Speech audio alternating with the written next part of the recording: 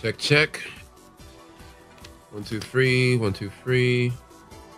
1, 2, 1, 2, 3. Okay. Oh. Okay. Okay.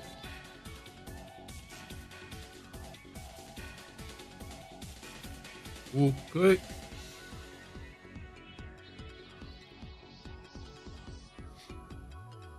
All right, let's jump straight in.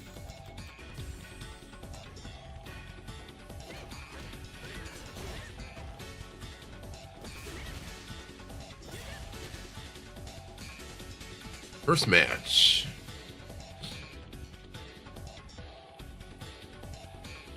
Oh, never mind. Okay. Anka-chan.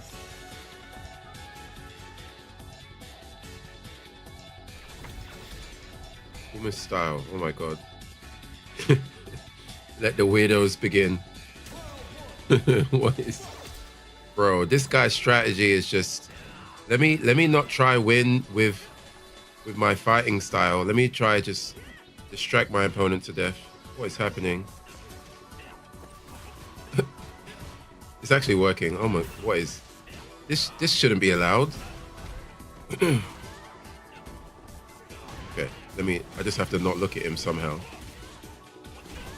He's got the DJ thing.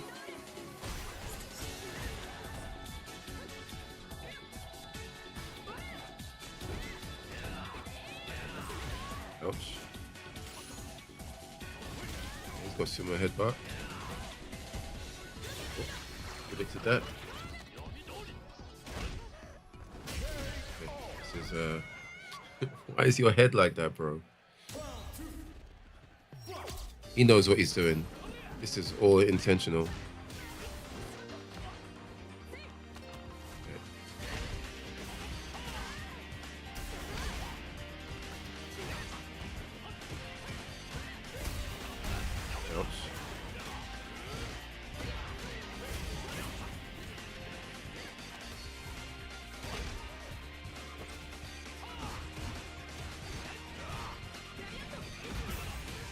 Bro, this character model is way too distracting, man.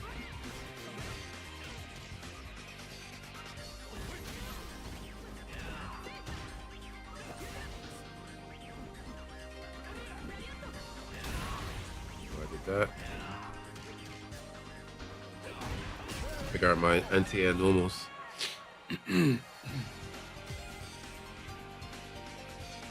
Super weirdo over here.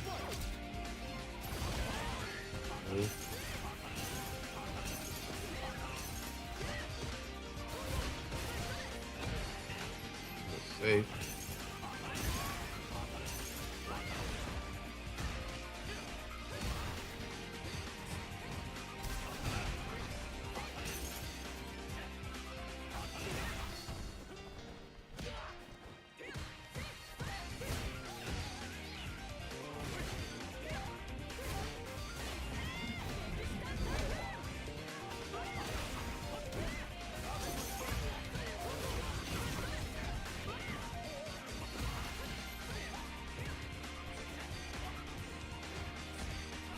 Okay, fucked him up.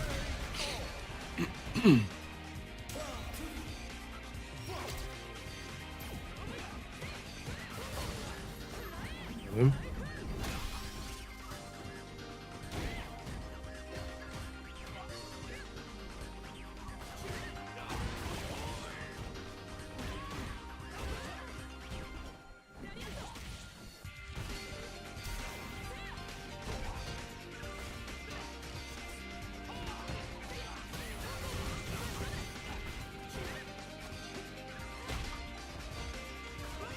Overhead. We're ready for that.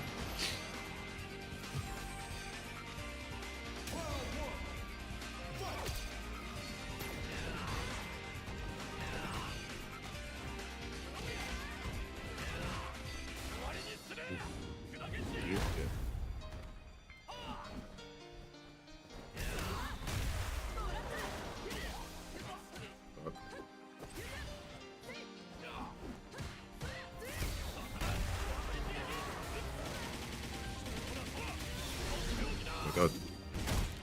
My god. This looks so silly with this. What is happening right now? This is just like I'm in a Rick and Morty episode. Oh yeah. Wrong button. Try to dash in, cancel, and then SPD.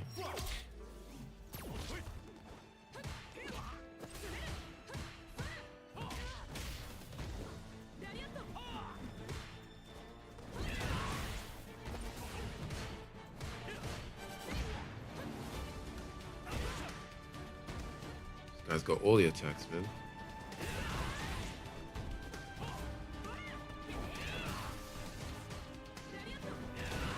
Okay, saw that coming. Ouch. See that coming. To the DJ finishing move. Okay.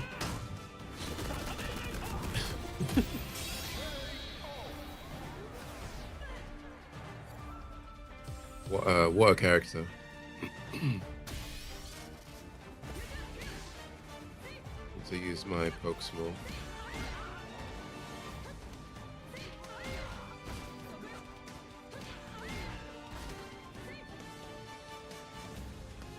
Figure out the execution.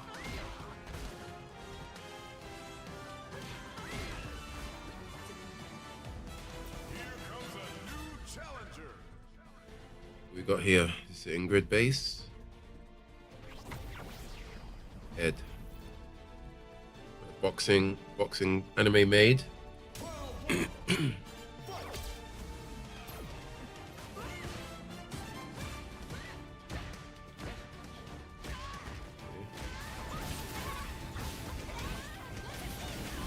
Alright. Okay, got Sweat Lord here. Okay.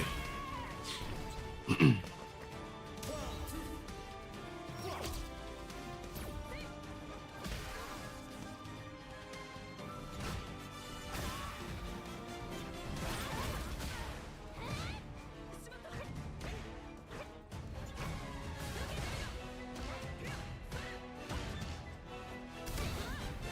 was a mistake.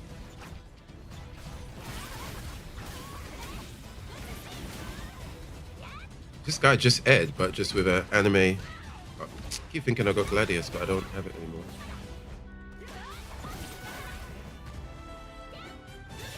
Yeah.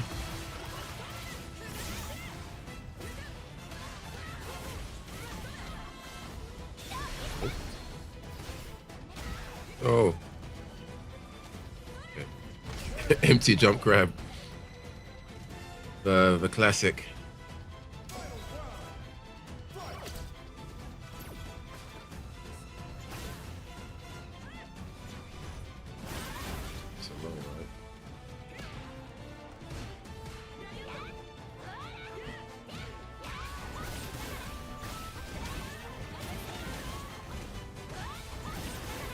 Grab.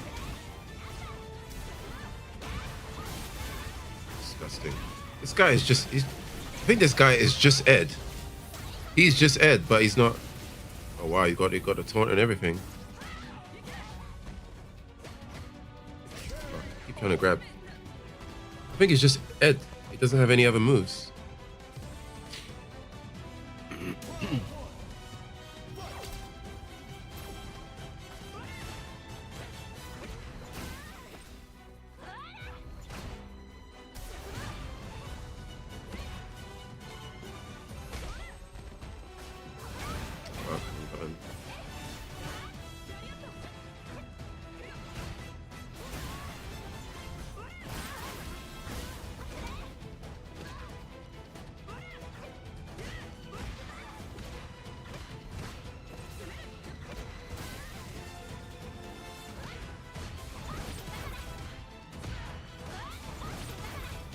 Okay.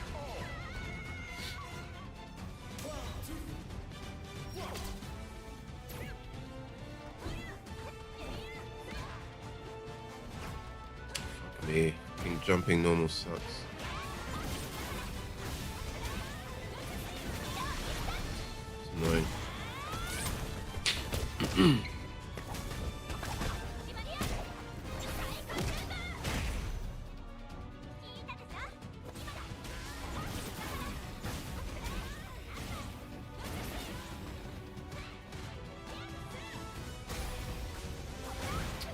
Don't want to do that. Okay. Too close. If I'm too close, then I guess I just need to stop earlier from doing that run. Okay. Yeah, that guy was he's literally just Ed.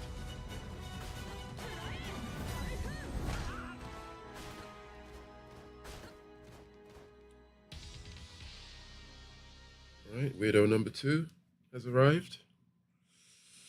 Wow. Honda, modern.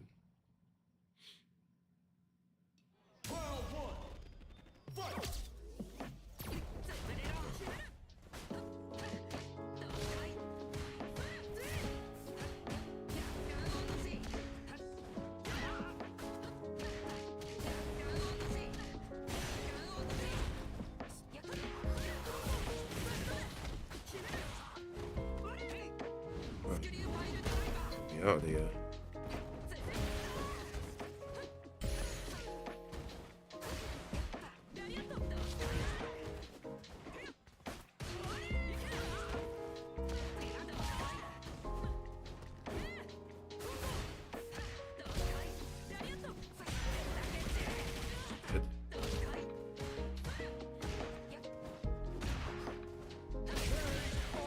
Headbutt.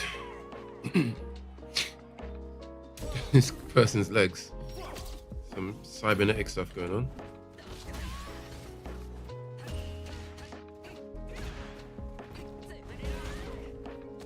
That's gonna cross up.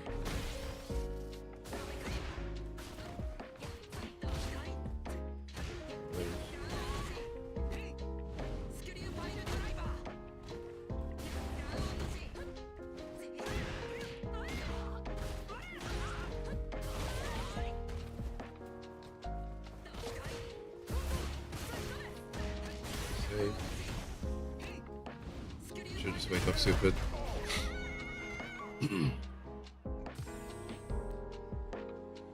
Try again. Oh, this guy was just ready for the air grab.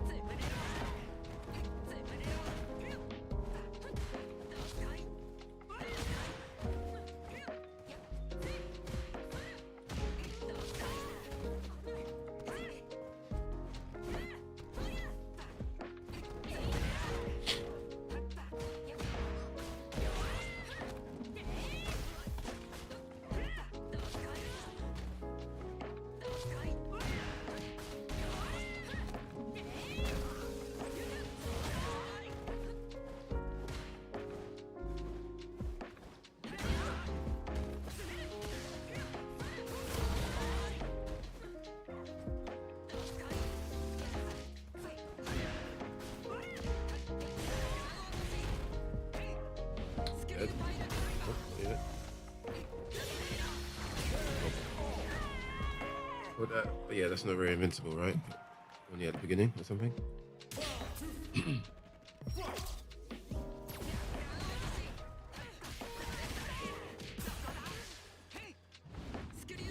Click combo reset. Jump.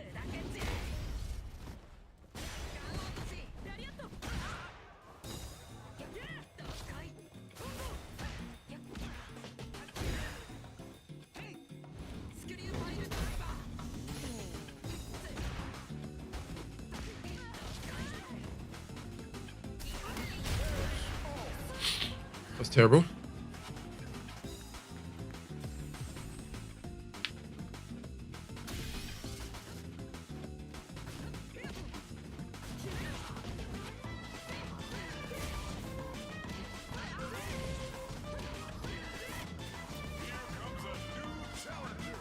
Guy's got the super default skin. What's it? Luke? Face Luke? Yeah, there we go. This guy probably just started.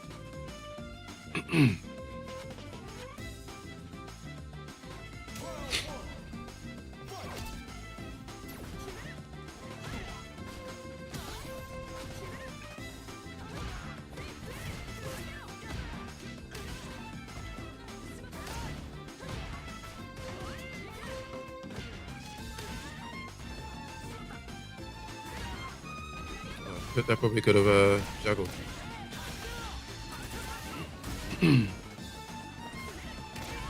Ouch.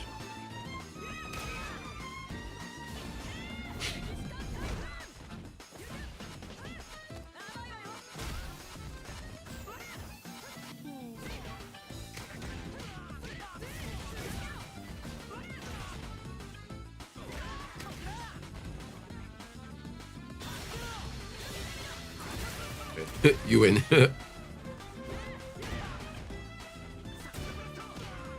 Come on, Adamant Flame.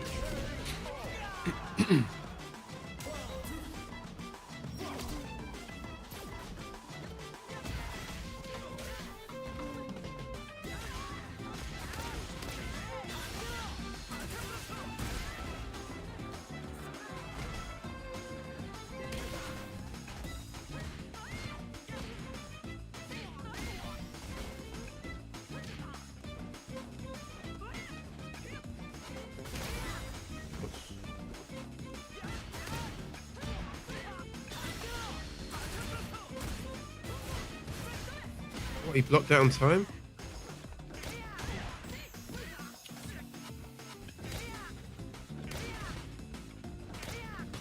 Not gonna hit. You're just fucking trying to jump normal and combo into it. What am I doing?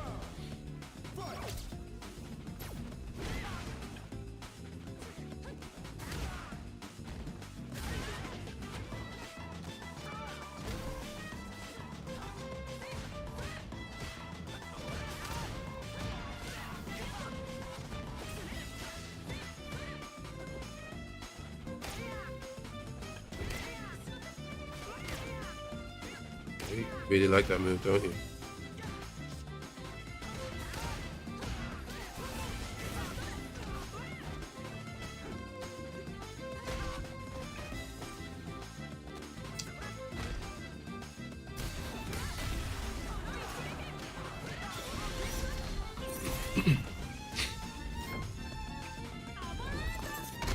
Not dead. Terrible damage.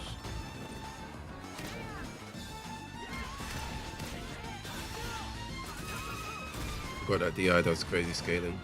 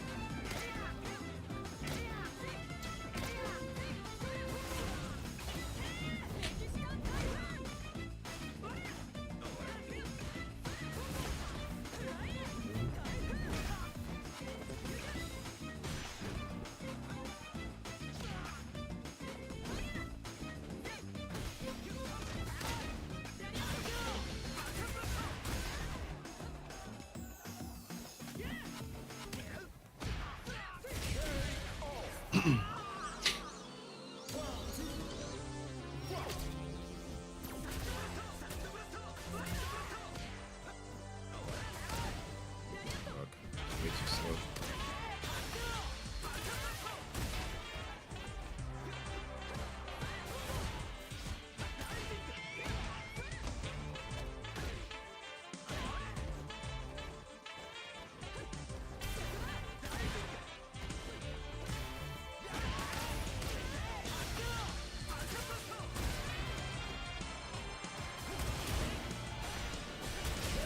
Chipped out.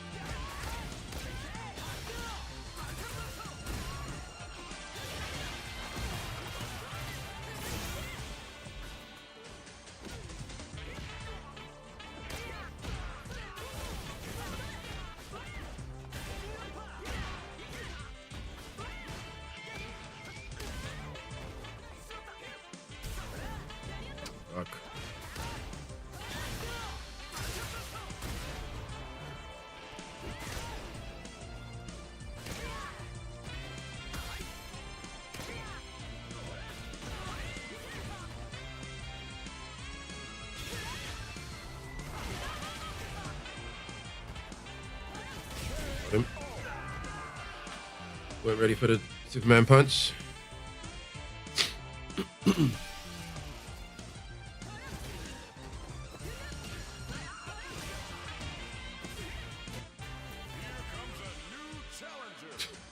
What pose?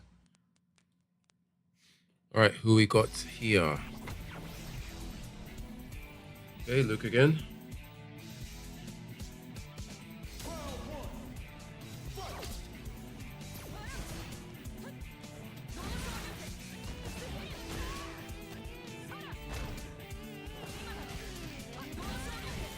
All right. Zone grab.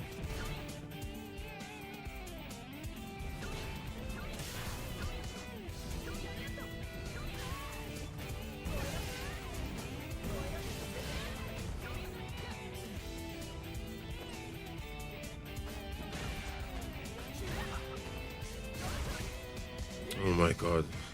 That's bad.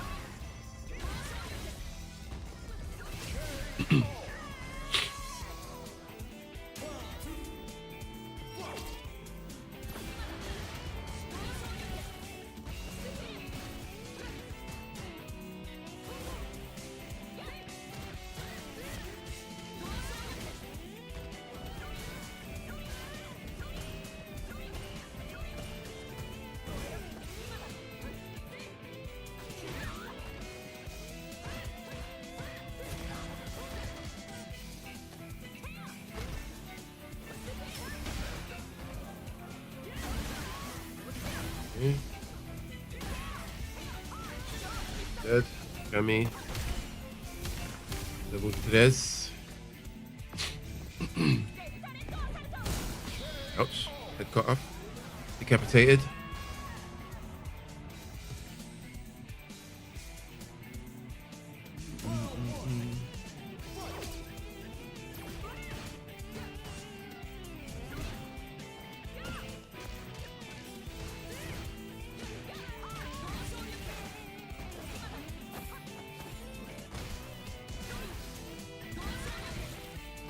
Man's actually playing fighting games.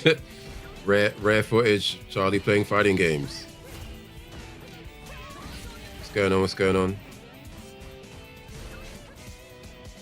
Oh my god.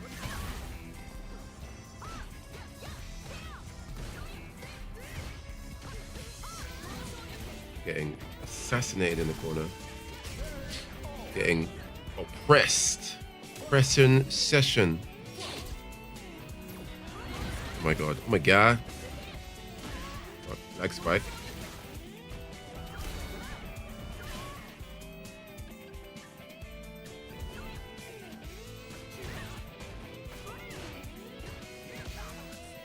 Come on.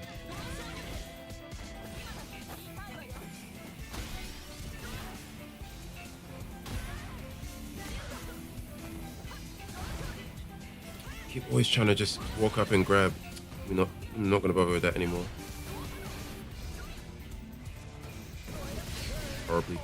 Horribly timed. Horribly timed jump.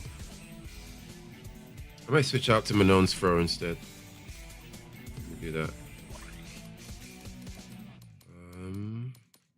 Wait, can I? Yeah, I should be able to, yeah. Okay.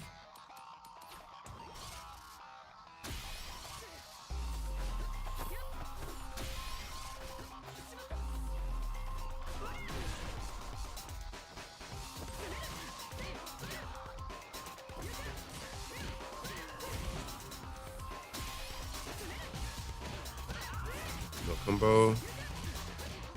With that. Okay.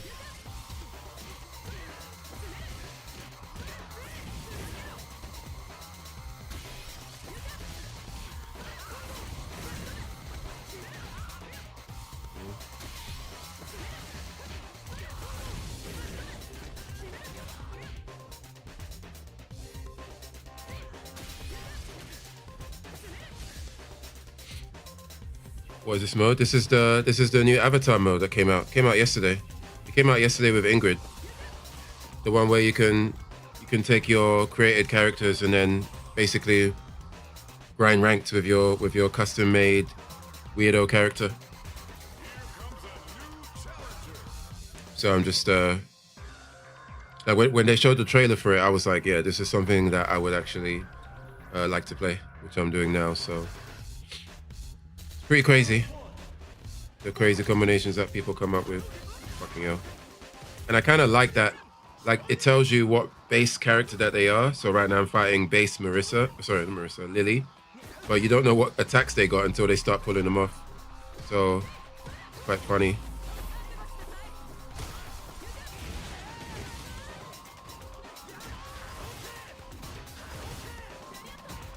Oh my god, that just went through my shit. Okay.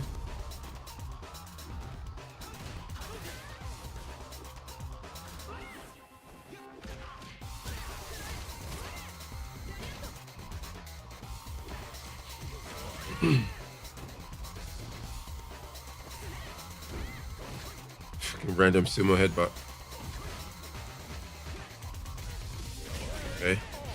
So yeah, it's quite random in that sense because you don't really know what you're up against, but it's a very, I would say it's a fresh kind of excitement because it just it keeps things unpredictable in a fun way.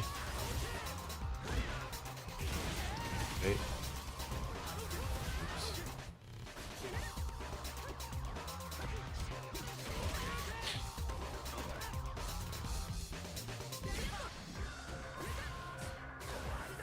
Terrible. Wait till you see my weirdo. Oh, you started playing, Gary? Oh my! I tried to do my. Oh yeah, I don't have Lily's grab anymore. I've got Manon's grab. You started. You created your character already. You should see my first match. I went up against some crazy Blanca. Oh, fuck, I'm not on that side. Some weirdo character. Like, I lost the fight mostly because the character model was just so distracting. It was crazy. Okay,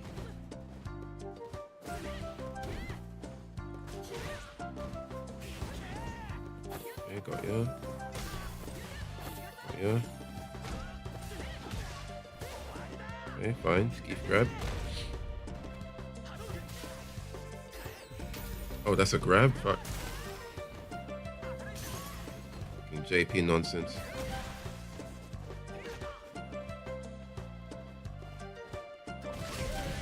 Oh, I tried to backdash. I was expecting a fireball. Not yet. I wonder if this plays well on Steam Deck, though. I think probably does. Worth a try, worth a spin. Oh my god.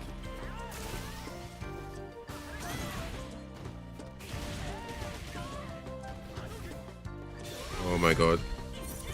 Ruined.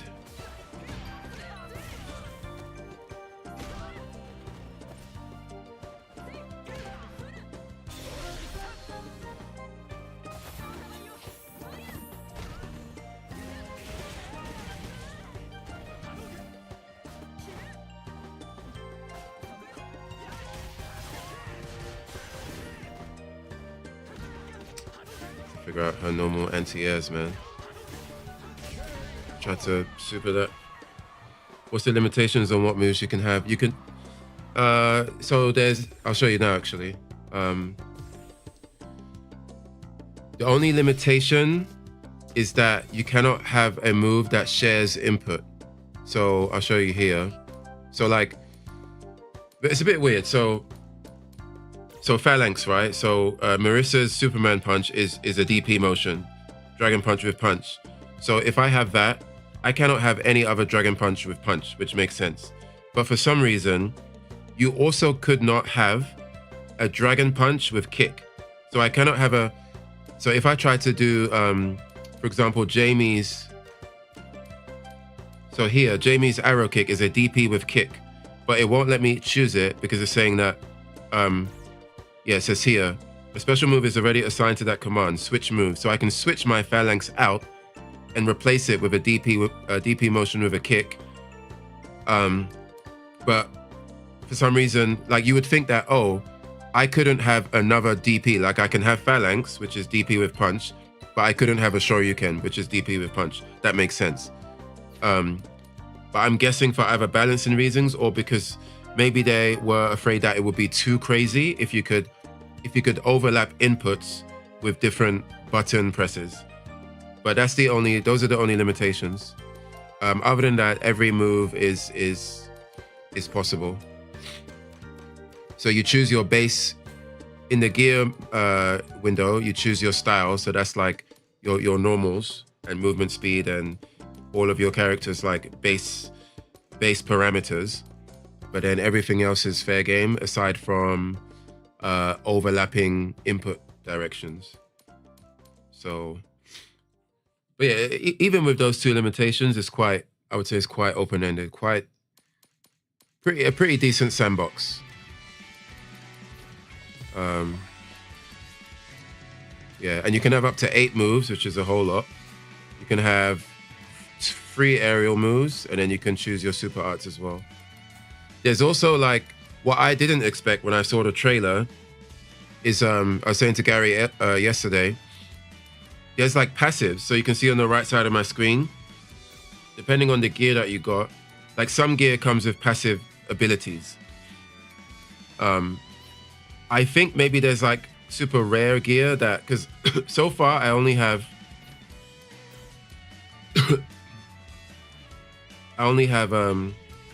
a few pieces of gear that actually come with passives.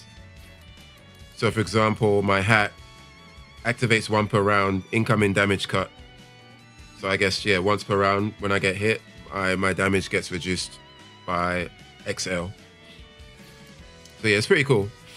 Like, if it didn't have this gear thing, I think it would still be a fun mode. So I was pleasantly surprised to see this. Kind of reminded me of, remember a while ago when we had an argument about, or a debate about different kinds of modes that can be put in fighting games and stuff. And I was talking about like a roguelike kind of thing could be interesting. Obviously this is not a roguelike, but having a completely separate mode that people can enjoy, that is separate from regular ranked, that can utilize different mechanics and stuff, I think is cool. Because I'm guessing that as you grind higher, you might get some rare gear that can have some more interesting abilities. Like here, high voltage says when your vitality is 70% or above, your gauge, you get increased gauge gain or meter gain. Your Jordans make you jump higher? Probably not. I think parameters like that they would probably want to stay away from. Like stuff that actually makes your character move in a different way, like move faster, jump higher. That would be that would be a nightmare for balancing. This is already a mode that can run the risk of being incredibly imbalanced, like imbalanced in a way that takes the fun away. So I think in order to not go too crazy with that, they wouldn't want you to like be able to move faster and stuff like that, or jump higher. Yeah, this seems far enough from a fighting game and more into whatever you class Monster Hunter as, but PvP. Yes, sort of, yeah. But there's sweat lords in this mode though, because technically this mode has kind of always existed in World Tour, because you could do this in World Tour, but you had to do it in the Battle Hub. So there's videos from 2-3 years ago of crazy people doing crazy avatar mode battles with crazy combos and stuff. But what this mode has done is that they just put ranked on it, so you can actually ladder with this mode, and you don't have to play through World Tour. Because before you would have to play through World Tour, meet all the characters, learn their moves. Like it was like an RPG. You had to like play through the RPG mode. But with this mode, everything is unlocked from the beginning, so you can just jump in and make whoever you want to make and just have fun with it. You know. What I found funny though, earlier today, like maybe 20 minutes ago, there was a guy that I played against, and he was just Ed. Like he was Ed, but it was his own avatar, and it was like a girl with like a maid outfit. But all of his moves were just Ed. It was base Ed, and all of the specials were Ed, and he was a good player. So I guess he's just gone into this mode because he plays Ed, and he wants to see how much people he can mash up with Ed, regardless of like them having crazy, overpowered potential stuff. I guess his idea of fun is like, let me go into avatar mode and beat people up with regular Ed, which is quite funny. Don't you have to unlock gear? Yeah, you can unlock gear. So like when I say everything is unlocked, I mean like all the moves are unlocked. You can play, you can use any move, any super, any whatever. But I think the gear, you can buy gear, like you can go to the shop. Let me go to the main menu. Fuck. Where is it again? Avatar room. You can go to the shop. In fact, I should check. Maybe I've unlocked some new stuff that I didn't even realize. Okay, unlock some stuff. You can unlock stuff for the bro. For the there's like a single player mode version of this where things are a bit different. So you can go into the apparel shop, obtain. So you buy your gear here, but not all of them. You see how you got your rarity? Basically like some World of Warcraft shit. So you got common, I guess common, just your stats don't really change that much. Rare, a bit better.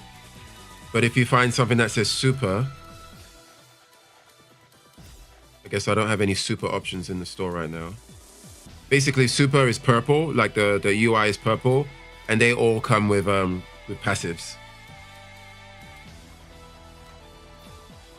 You can enhance stuff too. I don't know if enhancing means that. I guess it just increases the stats. And I think you can also get gear. You can also get gear from fights, I think. I'm not even sure.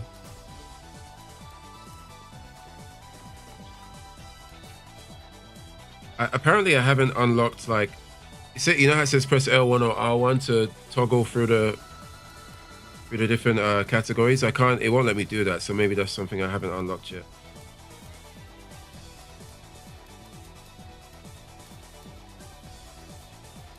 So yeah, you can do like some stat management and stuff like that.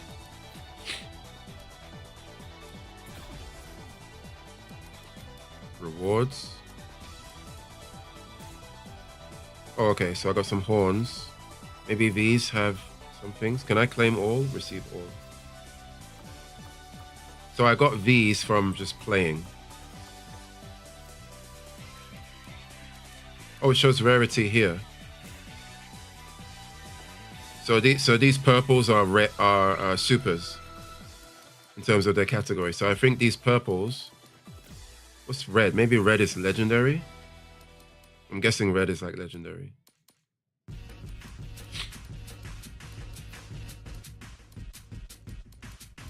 How do I put it on again? Status.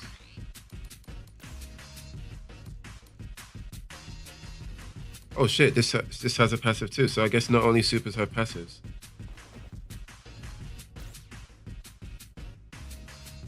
Ongoing damage boost, incoming damage boost. Okay, so I just take more damage and receive more damage. Fuck it.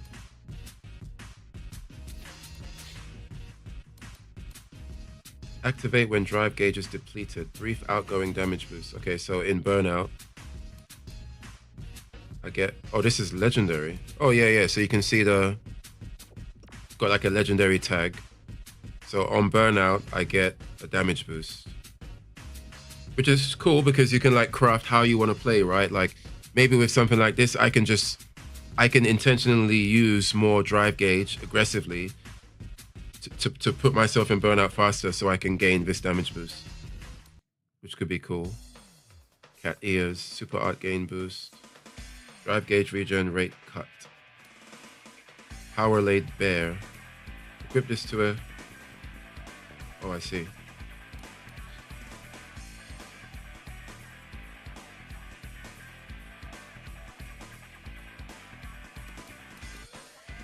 Okay.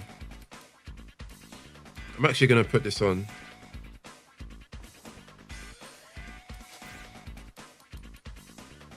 Activates after using drive impact, drive rush, or overdrive art.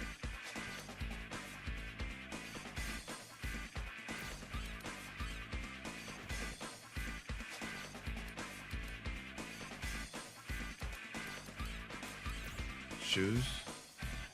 Active briefly at round start. Outgoing damage boost. Okay, fuck it, I'll put that on. There's one gear slot that I haven't unlocked yet. Gear appearance. I can turn off my...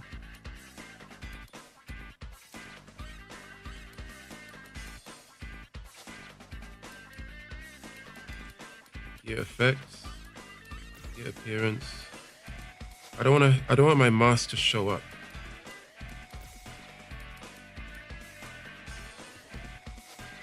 Oh, there we go.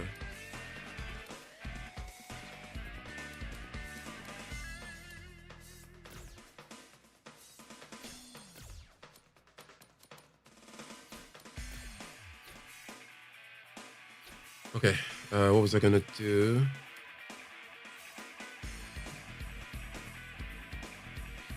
I was going to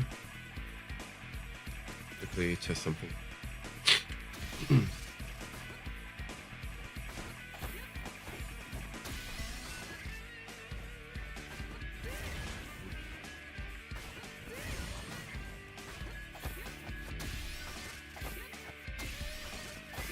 I just need to remember that I have this grab now, because I was using Lily's grab for the longest time.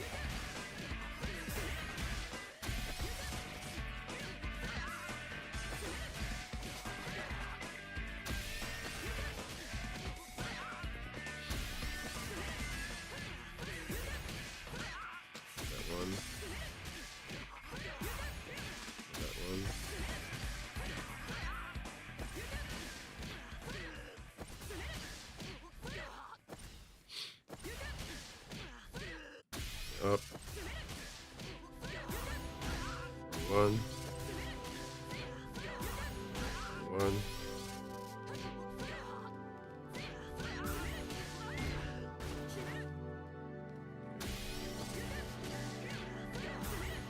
Again. And that can...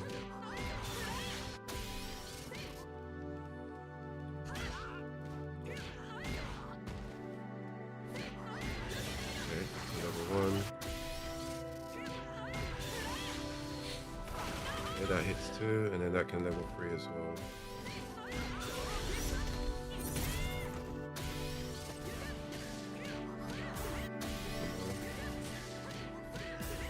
Fuck.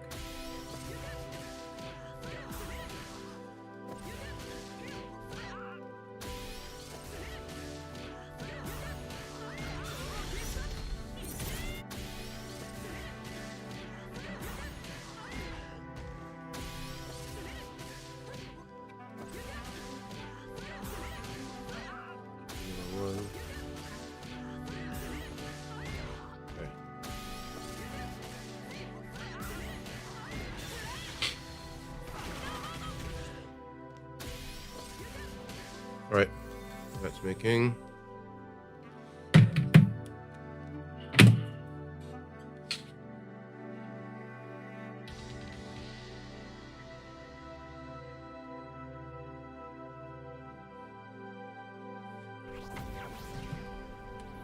Okay, Akuma style. We got a tiny chibi Akuma on the lineup.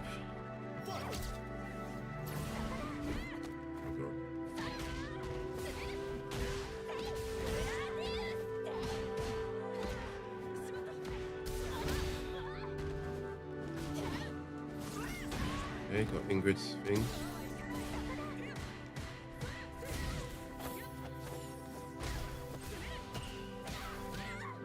Keep forgetting. Dive kick. Dive kick.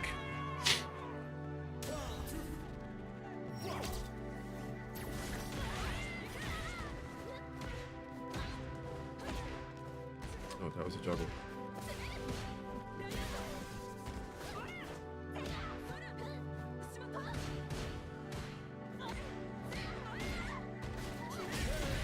Meaty slide.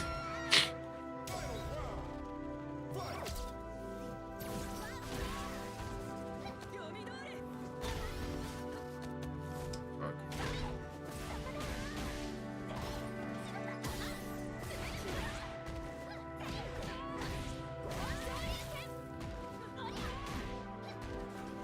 Fuck. Ouch. Big damn.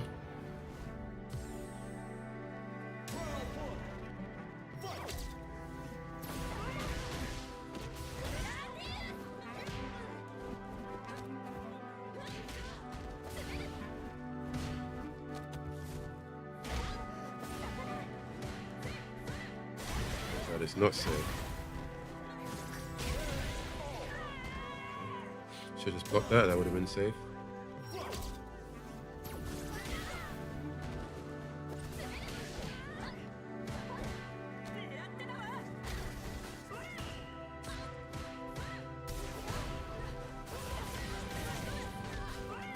Wrong button.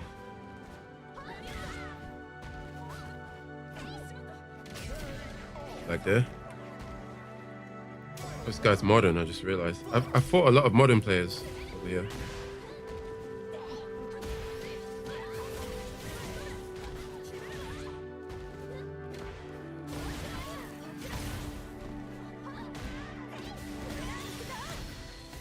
Oh, wasn't ready for the fuck up.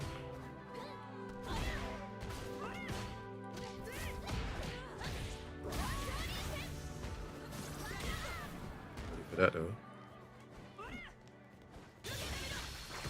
Oh, I'm dead.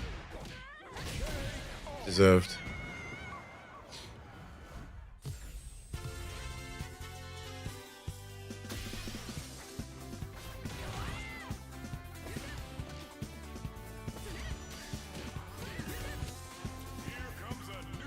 Quick matches though. So I'm waiting like 10 seconds roughly between each match. Pretty nice. Lots of people playing Elena style. Okay.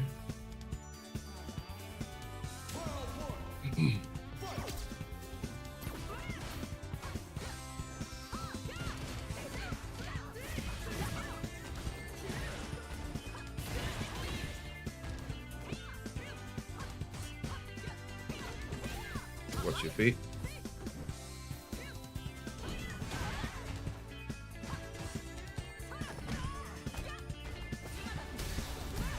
Okay, he was ready for that. Well played. Inside. Ouch.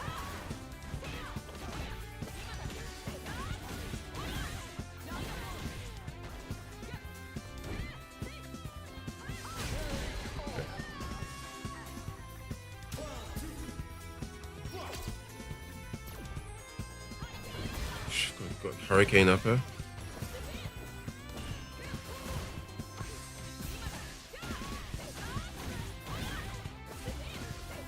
Combo's going forever. Okay, the overhead was not ready for that. Coming into a football. Ouch. It was over before it started. I just realized he's got a whole bunch of passives. I wonder what they do.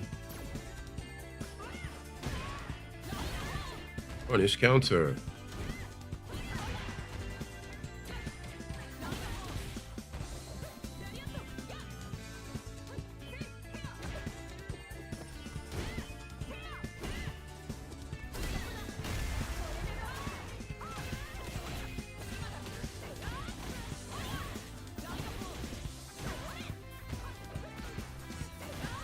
That was meaty as fuck.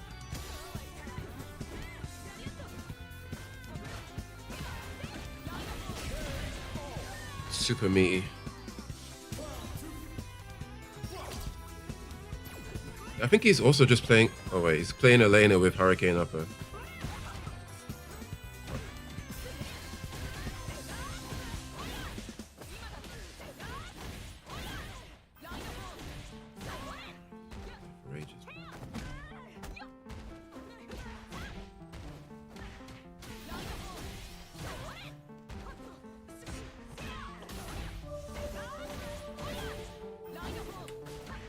Wrong button. Why didn't my super come out? Actually would have landed if it came out. I think, yeah, that guy was just Elena, but with Hurricane Upper, pretty much.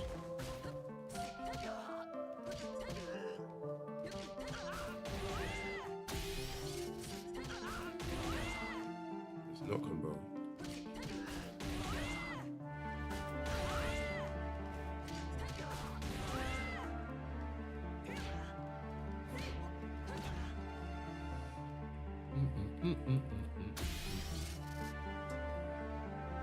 Okay, maybe not.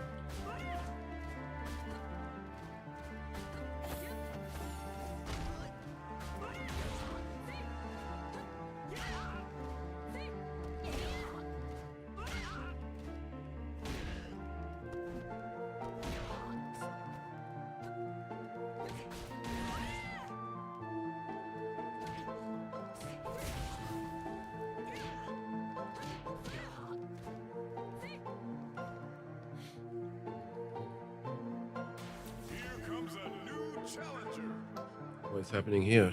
Silver Samurai over here.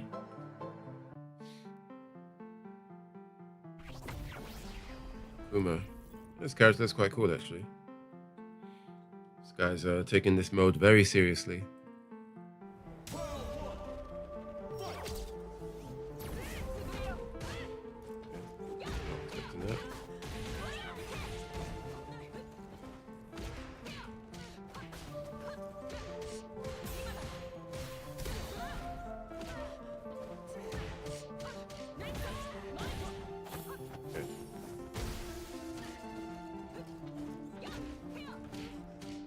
Mold. Okay. Mortgage.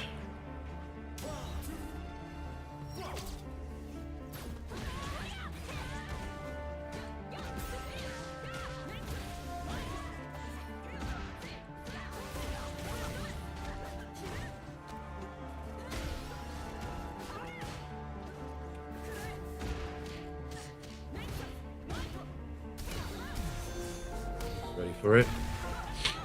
Oh my god. Oh, at least I got out of the corner. Kind of.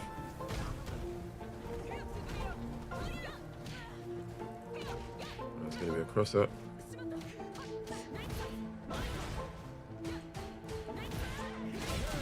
Oh, that's the guy. I thought that was Ken's one. That's the guy.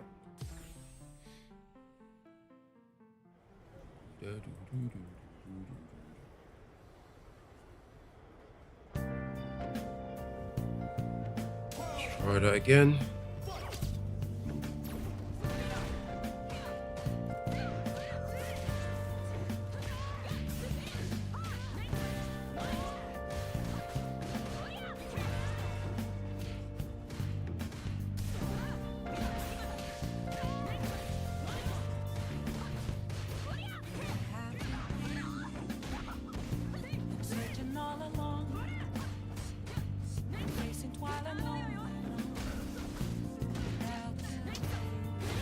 Oh my god.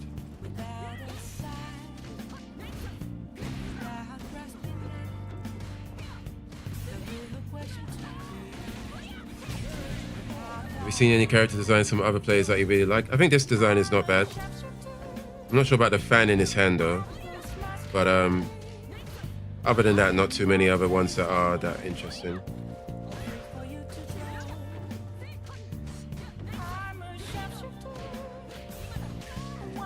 I just don't know any of the Punishers, man. Don't know what's safe, don't know what's not.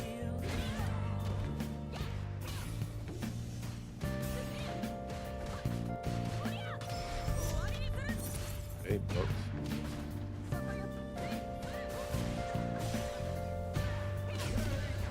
Yeah. Lack of knowledge.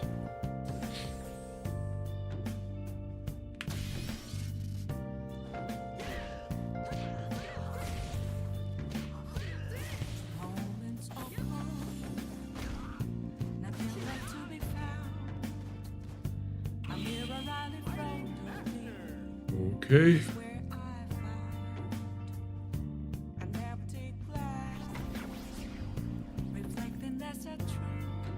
Very. This is the second maid outfit I've seen today.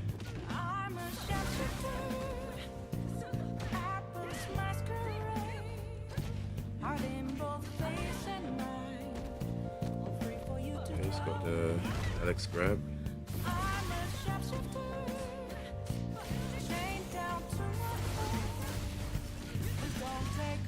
Oh, he's got the Bison thing. Okay.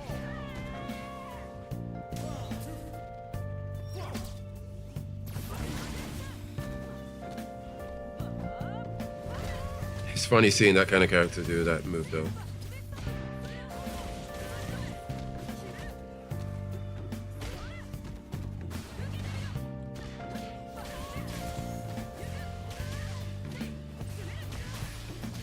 Lariat sucks, man. What the hell was that? Oh, tiger. Isn't that not? How is that? Is that safe on block? Ingrid teleport butt slam.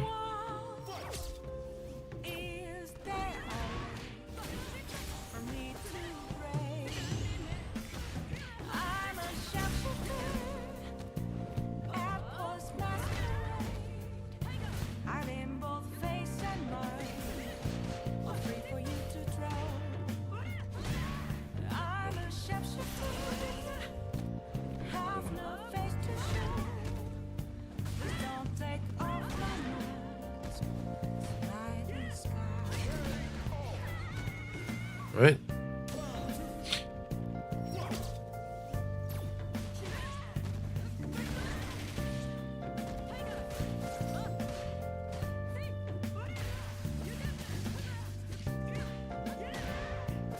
Normals are so stubby, man. Head.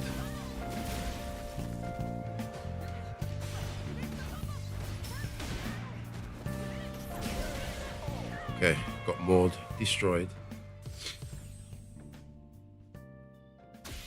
I imagine that some people playing this might, like, they've had their characters for a while, like in the other mode, and now they've got their time to shine. Or they're just good at the game normally, so it's easier for them to put something together that works.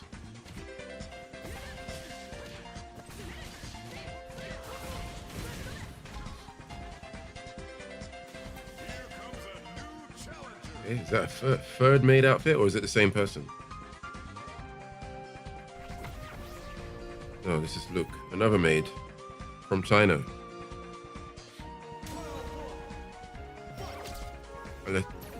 Wait, this is like the same exact character.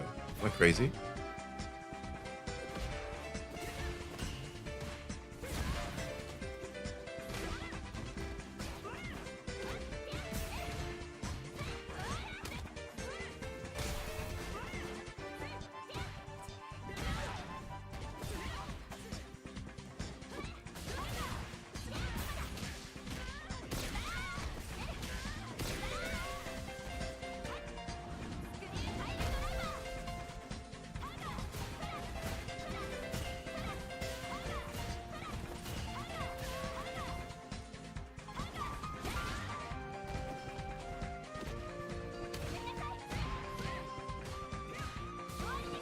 Fuck.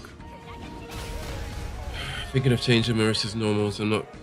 I think I'm not paying enough of a good footsies game with her normals.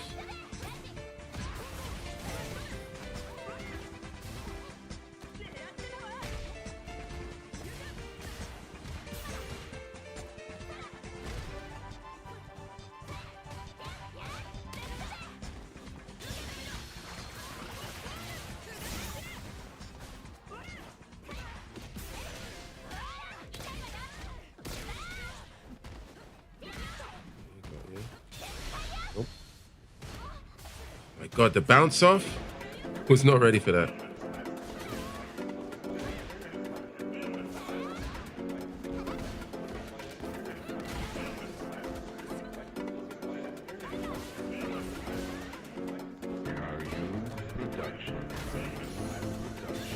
Oh fuck, his drive gauge just came back. I should have chipped him out earlier.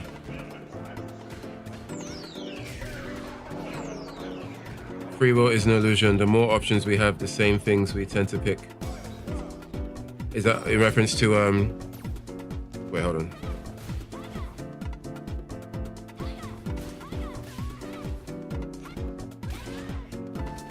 But yeah, you're right though about the free will thing and the illusion of what's it called? Not choice paralysis. The illusion of choice.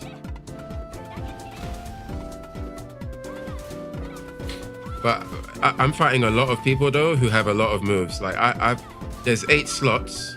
I'm only using 4 or 5. I'm seeing a lot of people with like 7, 8, maybe 6.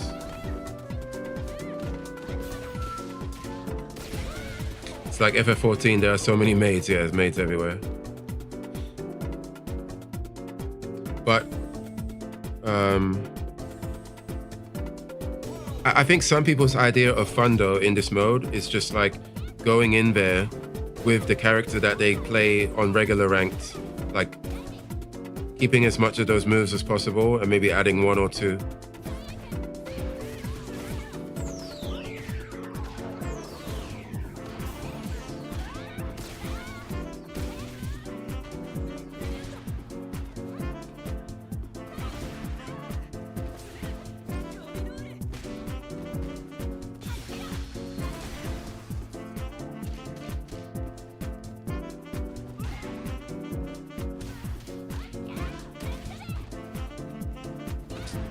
Bro, I wish I had better normal anti-air.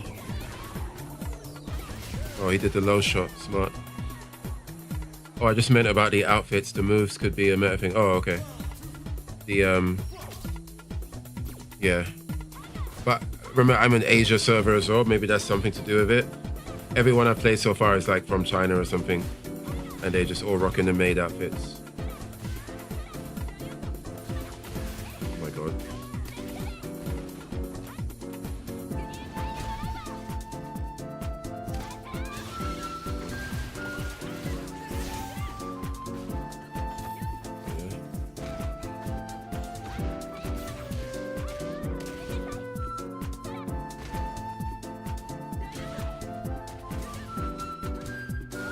Fuck me.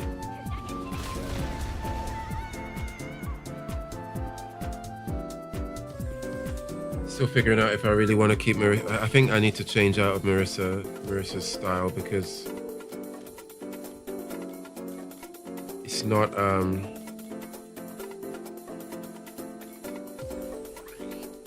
I'm not having a solid ground game the way I want to.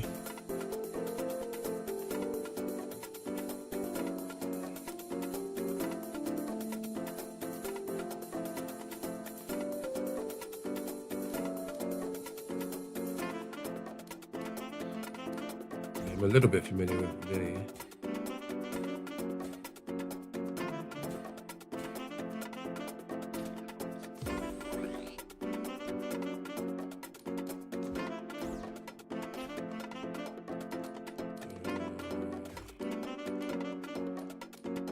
What did I have again? I had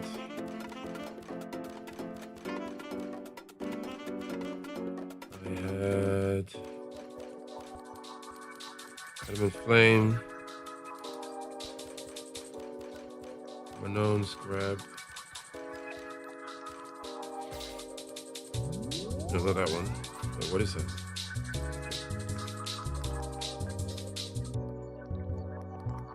No, not that one. This one.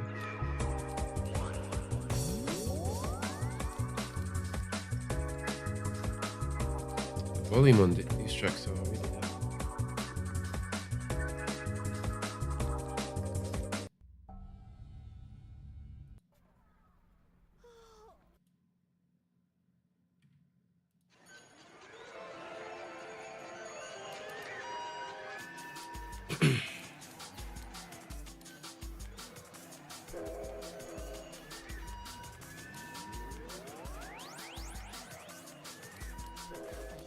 What did I have?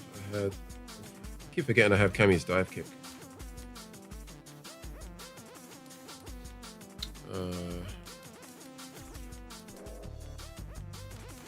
Marissa's Superman Punch, which I haven't been using. Need to remember that I've got it. Oh, and I had Ibuki's run thing. Not Ibuki, Kimberly.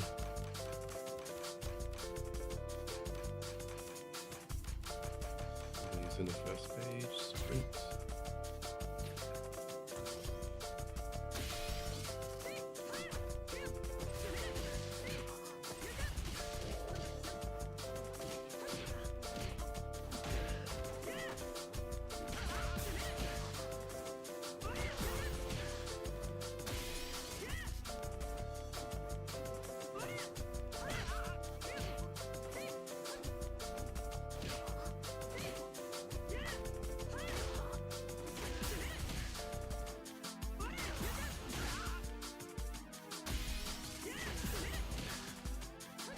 Forgot you can't cancel this.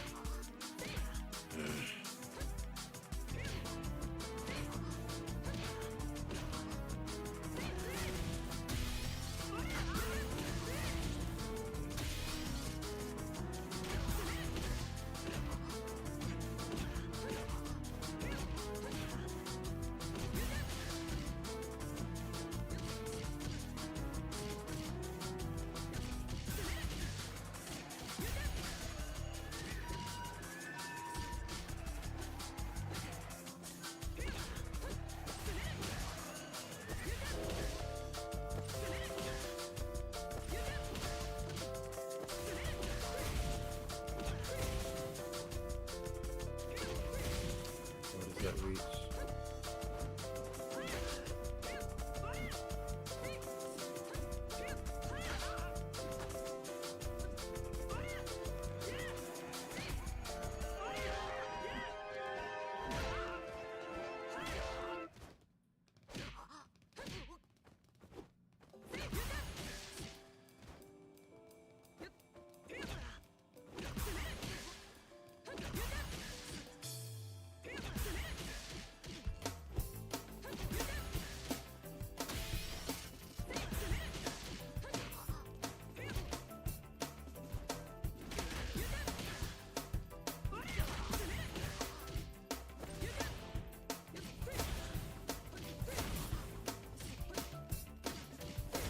Okay, that combo's still quite far, not bad.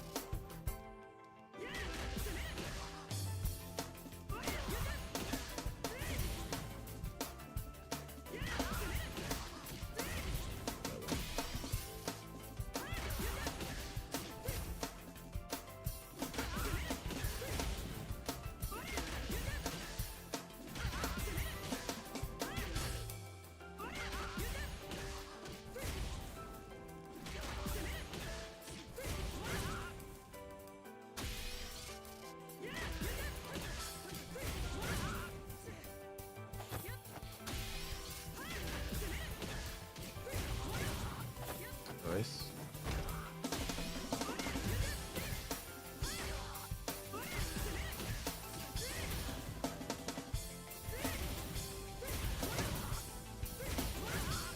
And EX.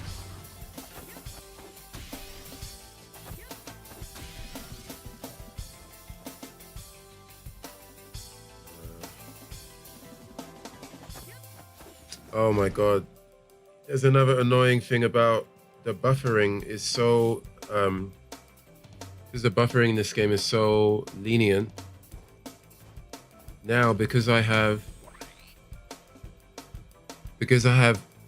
Adamant Flame, which is quarter circle back and punch, and Manon's grab is half circle back and punch. If I ever try to like walk forward and Adamant Flame like there, I got the grab. Oh my god.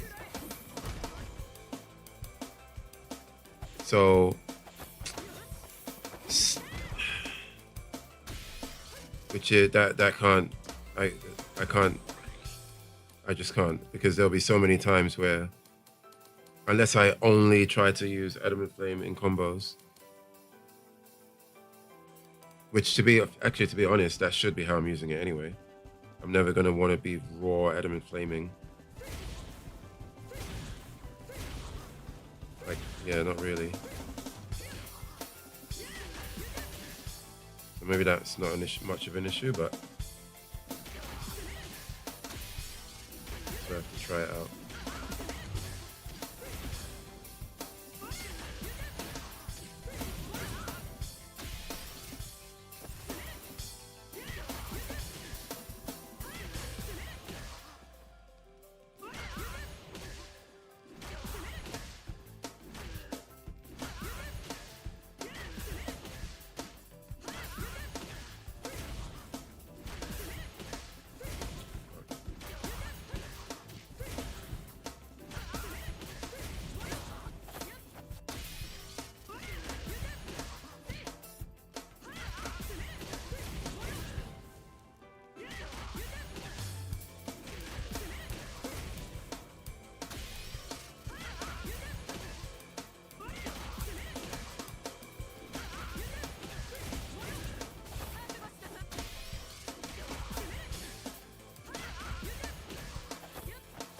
One.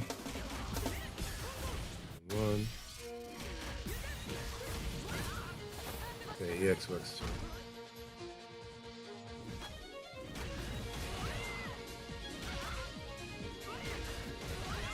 Yeah, that one works as well.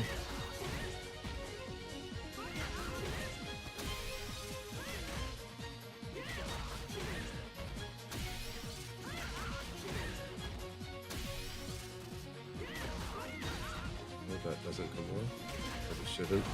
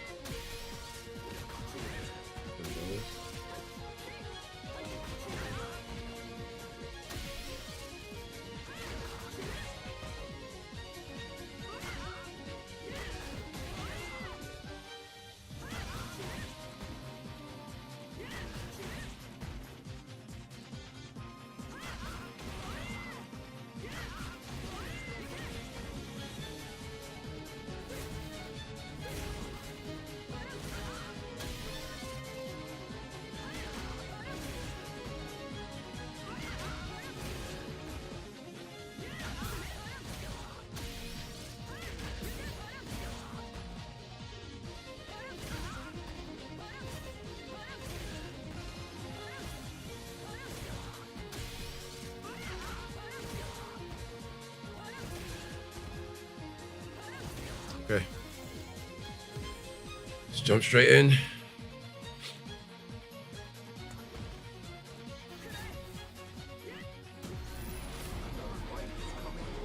Okay. Black Seth over here.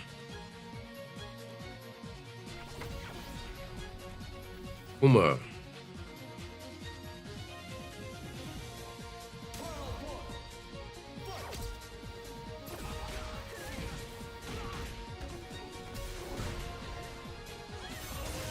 Okay, Ingrid beams.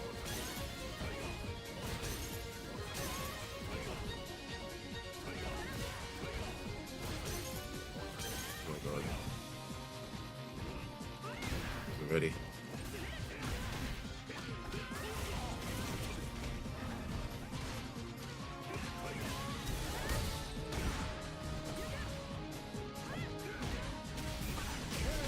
It's not ready. This guy's zoned me out.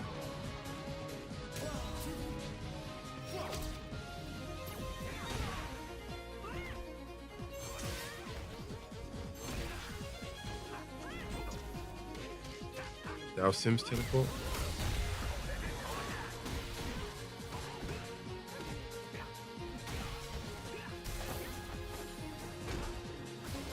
Wow. Got me out of nowhere. Really out of nowhere.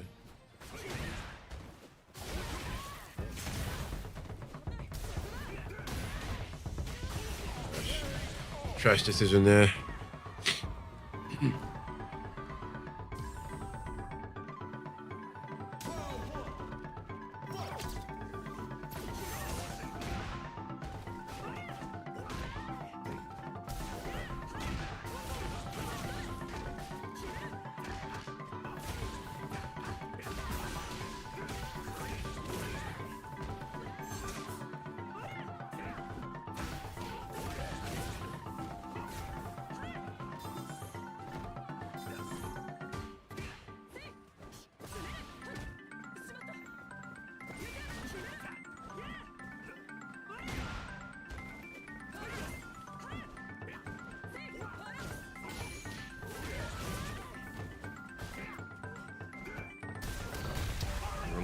Oh, did I not choose? I didn't set my supers. I don't have any supers equipped. I need to fix that. I literally have no supers available. Oh no.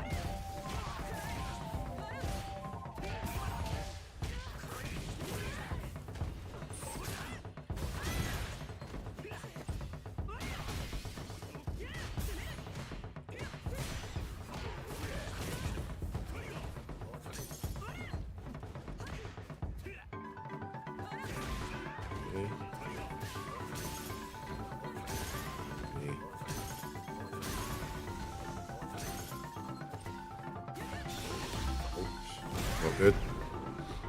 Randomly got Alex level 3. Let me go in my menu and fix that problem.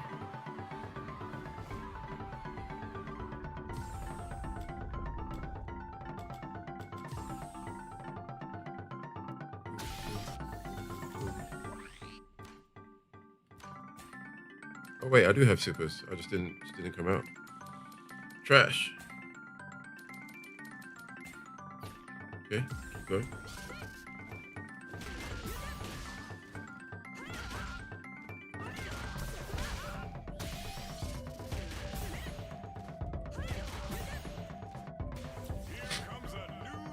Hold on.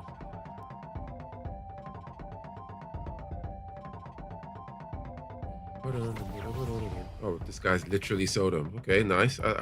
This is a good. This guy's like, listen, you won't put Sodom in the game? I'll make my own. I respect it. Oh my god. Okay, flash kicks.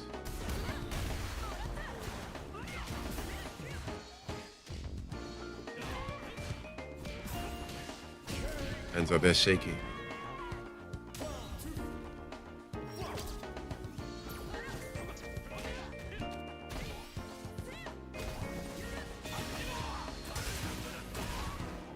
Okay.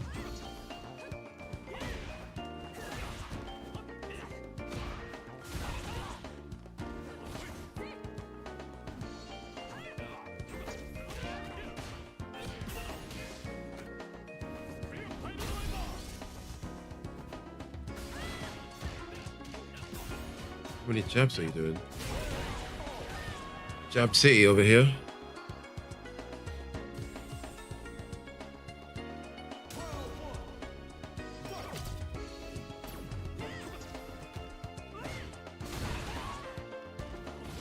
What's up? What's up, Alice? Sorry, I can't see your name properly. Thank you! Oh my god. Perfect. Oh, it's not. That was perfect.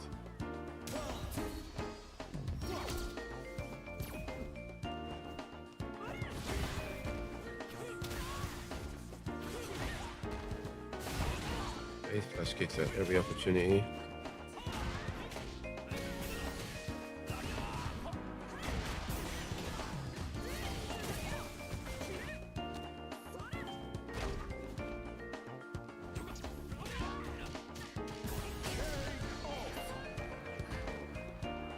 I am playing Street Fighter 6. What game are you playing?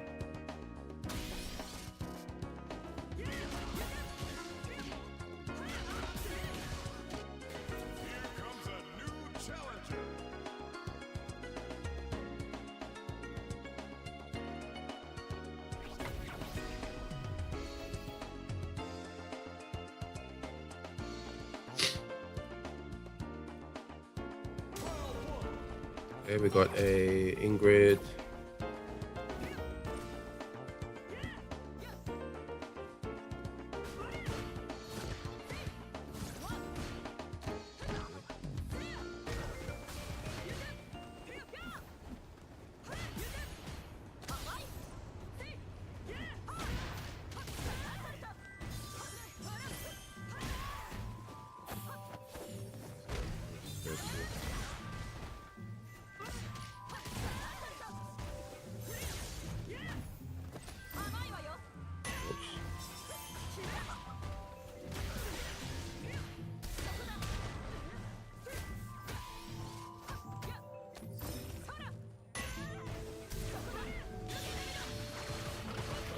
time.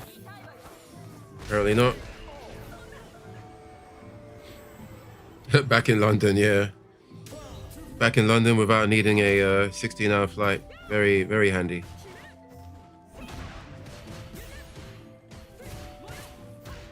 Very nice to not need a 16-hour flight.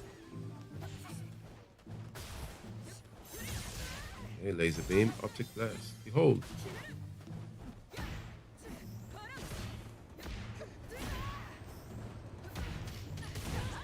Behold. This guy's charging all the lasers.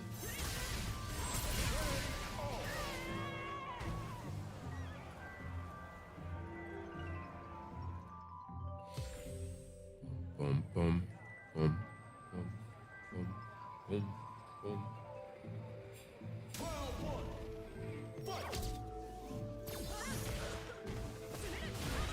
Okay, flash kick, random flash kick. Oh my god.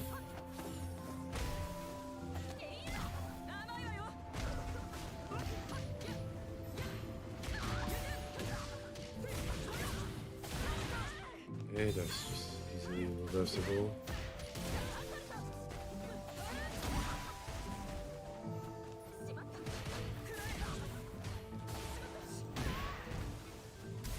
Oh, he read me like a book.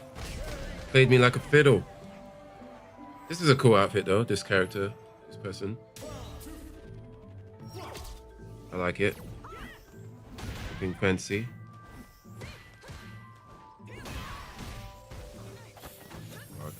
Read my mind. That's exactly what I wanted to do. Yeah.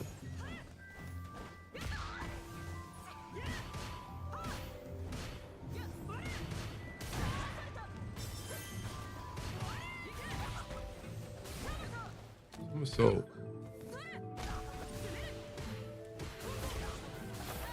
Yeah. No.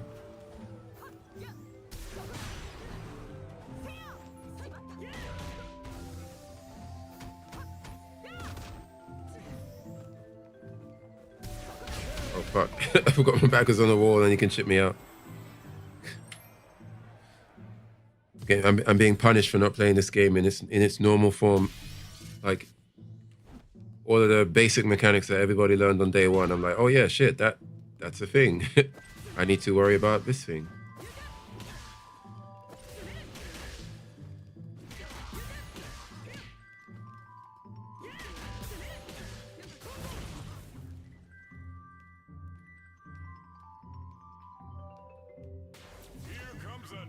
Challenger. Who's this? Who we got here? Who we got? JP Star. Great. My favorite. My absolute favorite. Oh,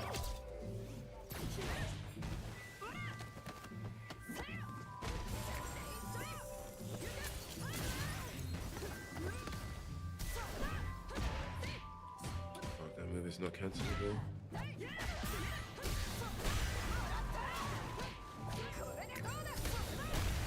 Unbelievable. What is happening?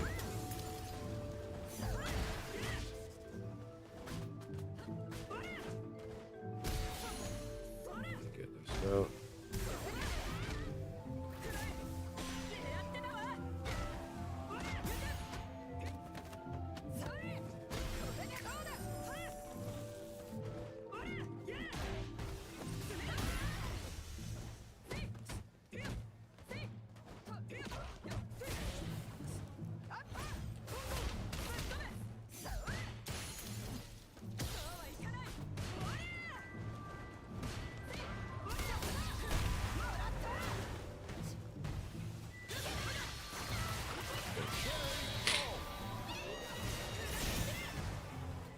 One round down.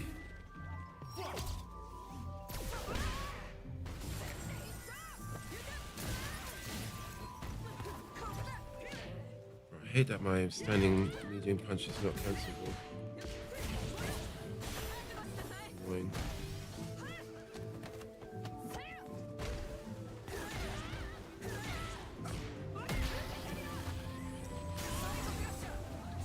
For sure.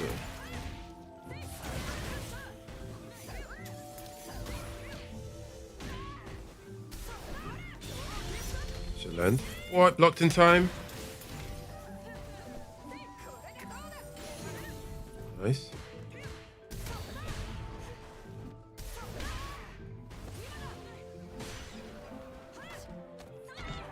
Dead. Take those. I need to mash jab. Not mash jab. I need to just use my regular jab more. My regular jab's not that bad.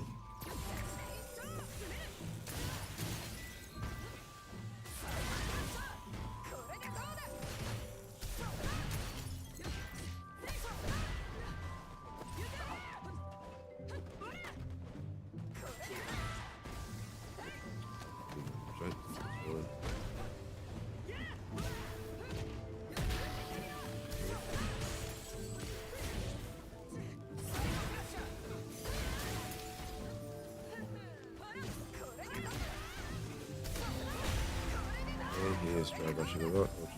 DI, I mean.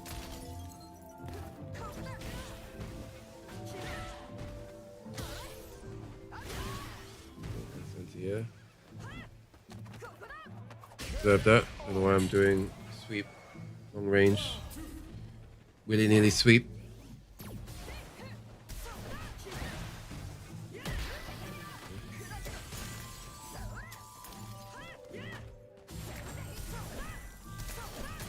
Why are you okay?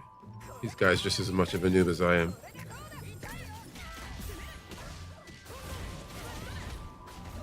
Just one button. Oops, didn't mean to do that.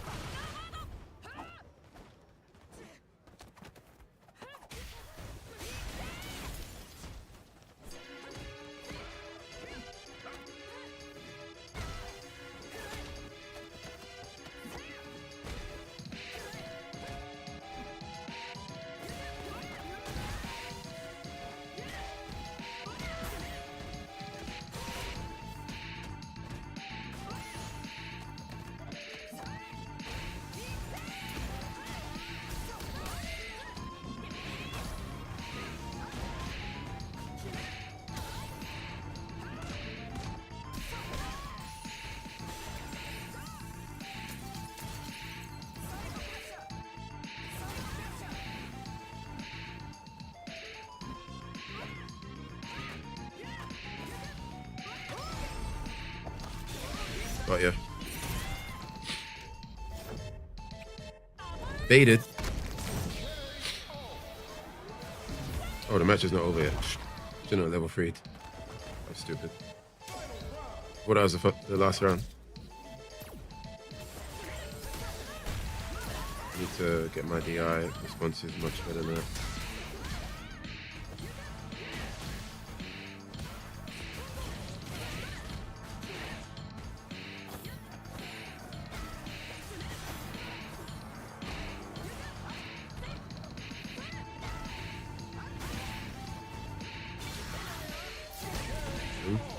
It'd be cool if they let each player write a custom bit of dialogue that gets displayed briefly at the start of a fight, and also if they let you create a custom victory animation.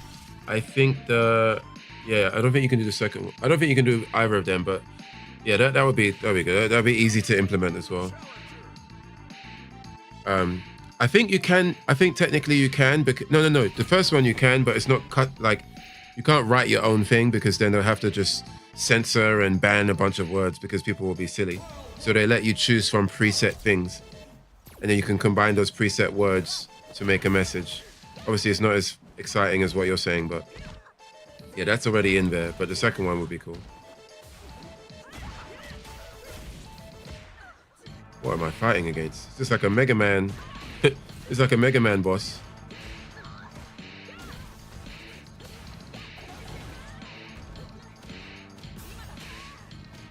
Oh my god.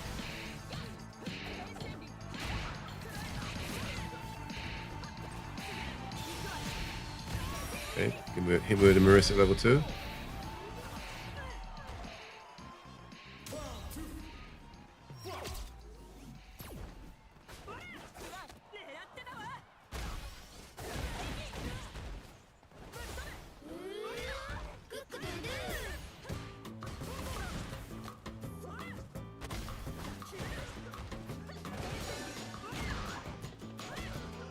Oh, terrible punish.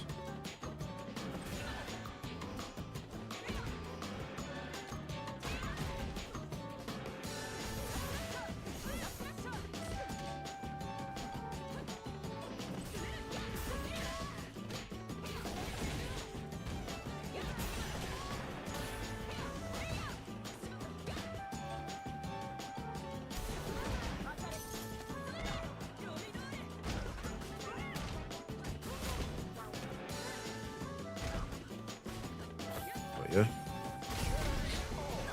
Got ya. Scoop.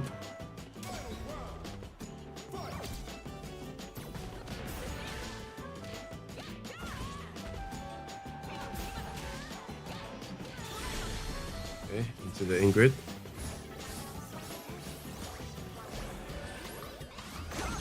It's pretty funny.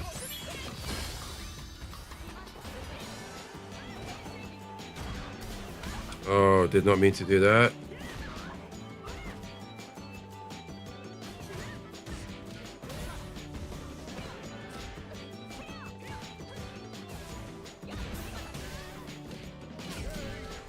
Such a waste of resources there.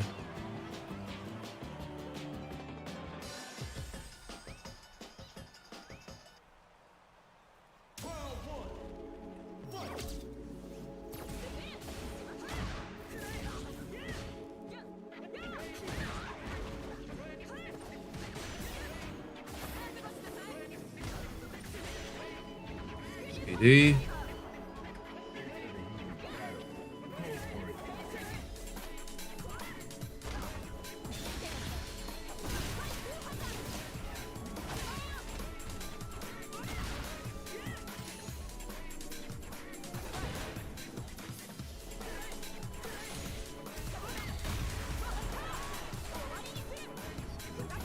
Ripper damage.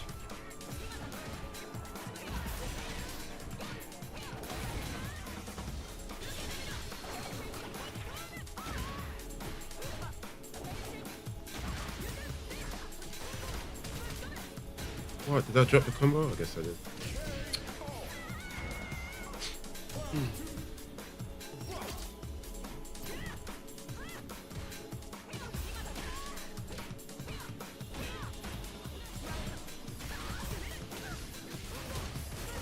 I keep dropping it.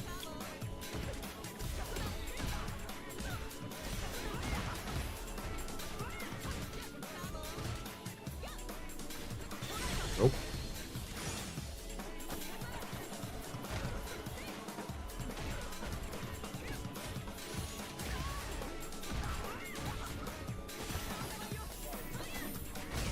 Okay. 4 medals. Better watch out for my grabs. Never mind.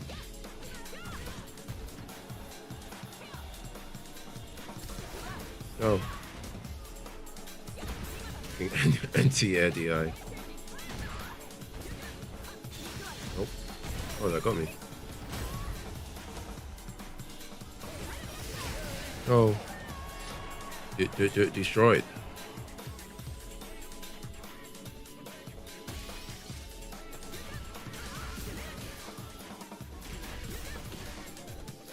Yeah, I shouldn't bother to trying to.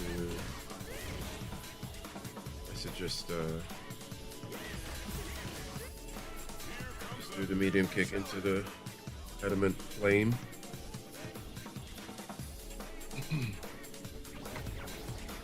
Jamie. Okay. Check. Right.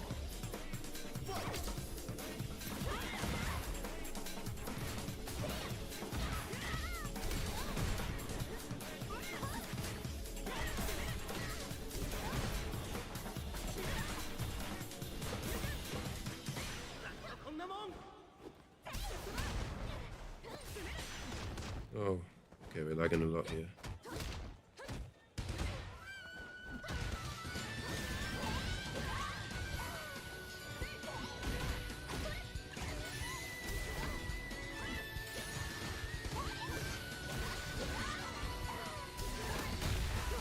That actually hit? What the hell?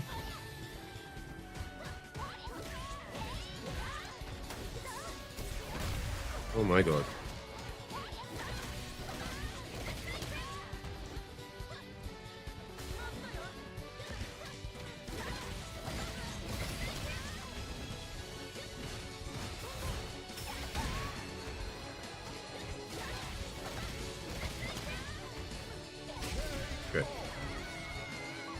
drunk Jamie.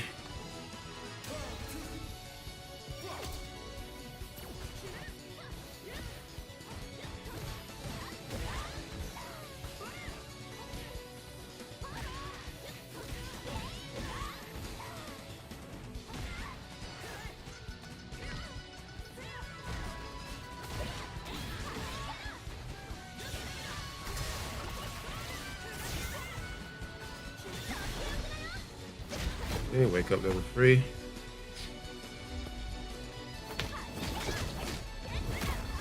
Barefoot in the face.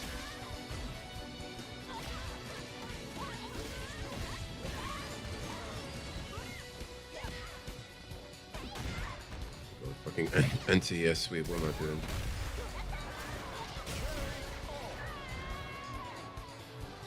Destroyed.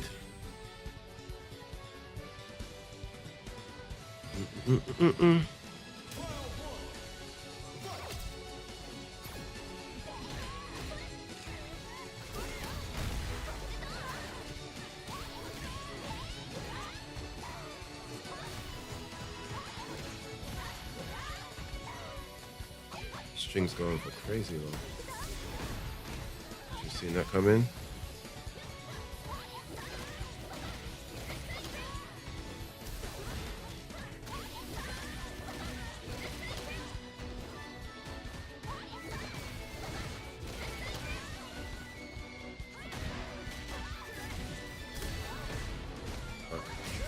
Keep forgetting. Need to watch out for DI in the corner.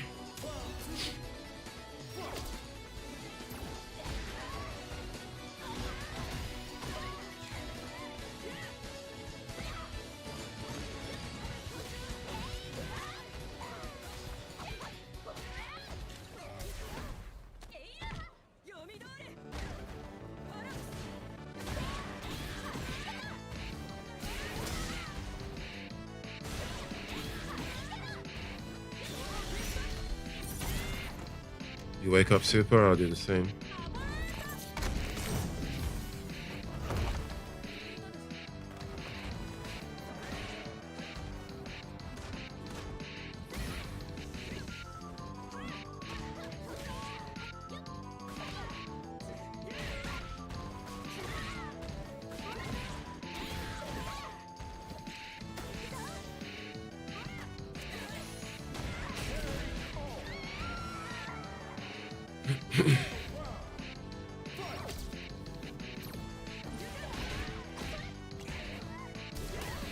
Oh my god.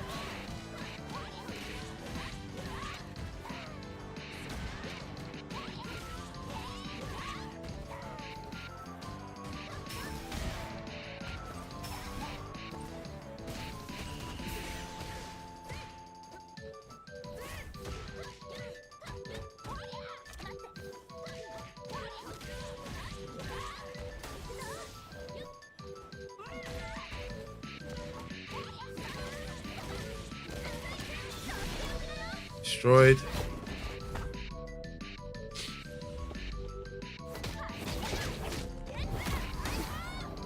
Still alive somehow. Not anymore.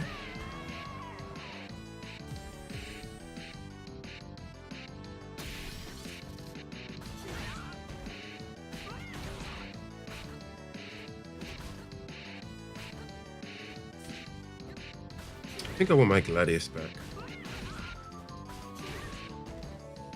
Right, let me try that. Wait, why can't I press start? What the hell? Here comes a new challenger. All right, we got maid number 5. 5th maid of the day. Hemi, also from China.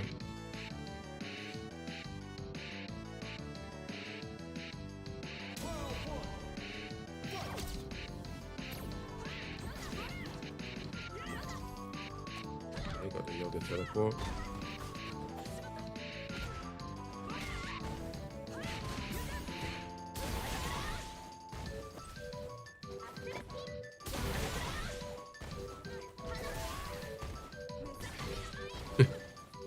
Okay, he's got at least 3 air moves, this guy.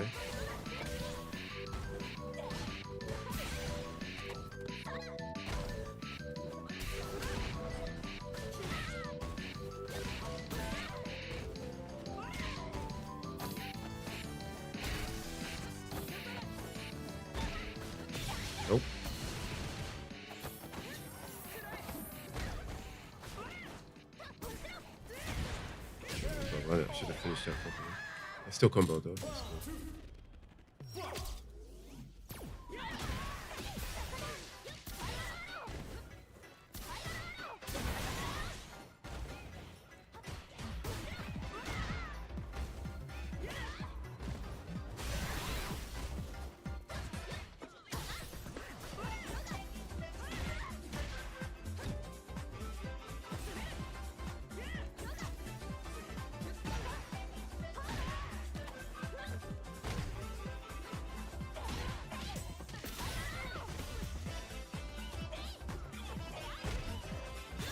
Oh. Terrible choice there.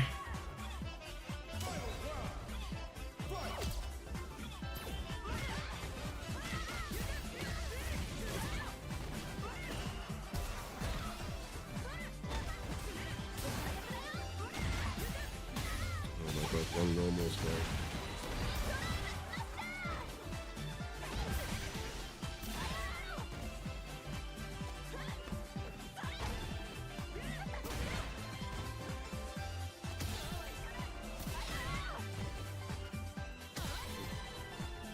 My lesson. Dead. Oh, CA, isn't it? Not dead though.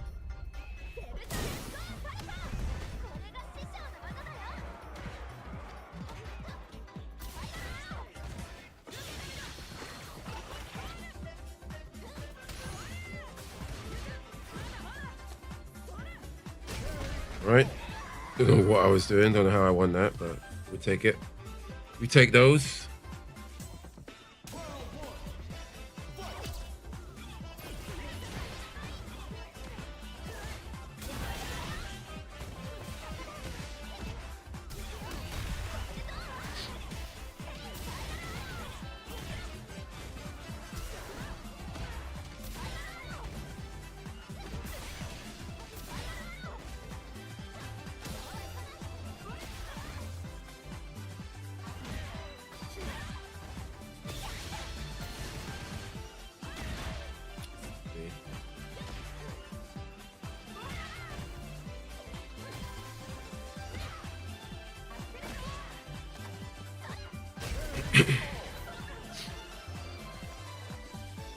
Yo, what's up, C-Man? How you finding Avatar Battles?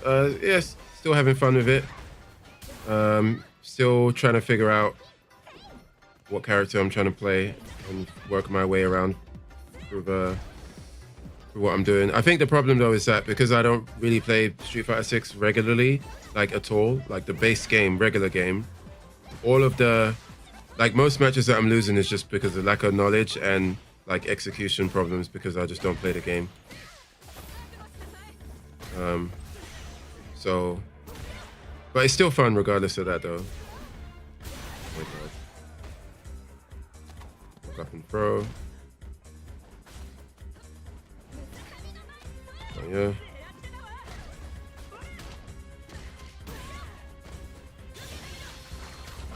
Chip.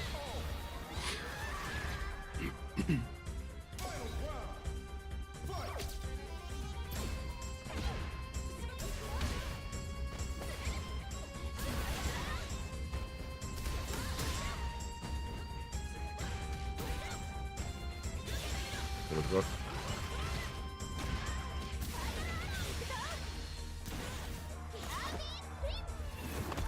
And for some reason, I keep fighting characters that are dressed up as maids. This is like the 5th maid I fought today, which is quite interesting.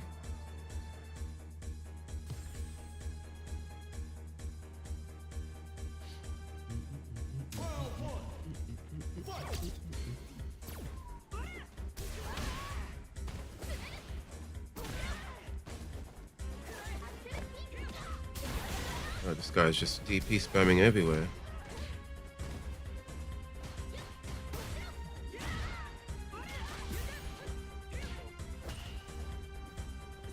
I hate that Marissa's, Lily's medium punch can't be. Fuck.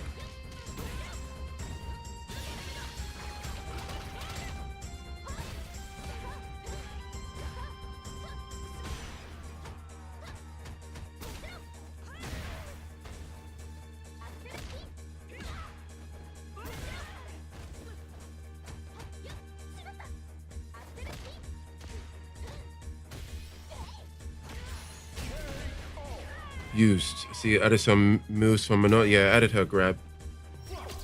Just her grab. Speaking of the devil. OMG.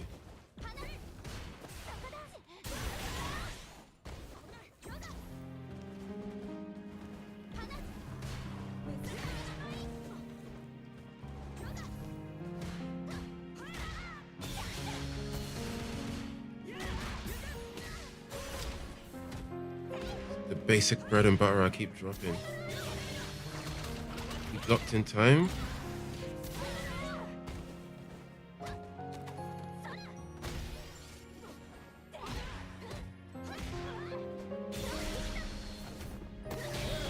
Oh, chip. They should add a mode where you can have avatar versus avatar, but the AI controls them. I think you can probably do that in Battle Hub. Maybe, but yeah, it's not like a dedicated mode. It's probably a mod for that though. Somewhere on Nexus mods, you could probably just mod that in most likely. But yeah, I'll be surprised if something like that isn't available in Battle Hub.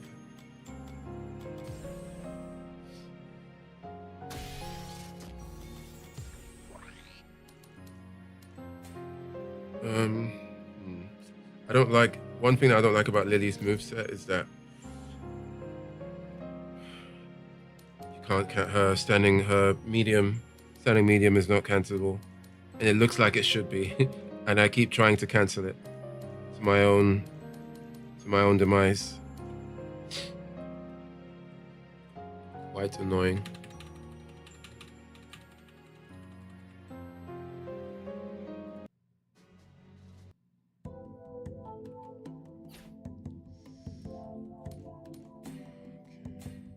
Okay, let me save.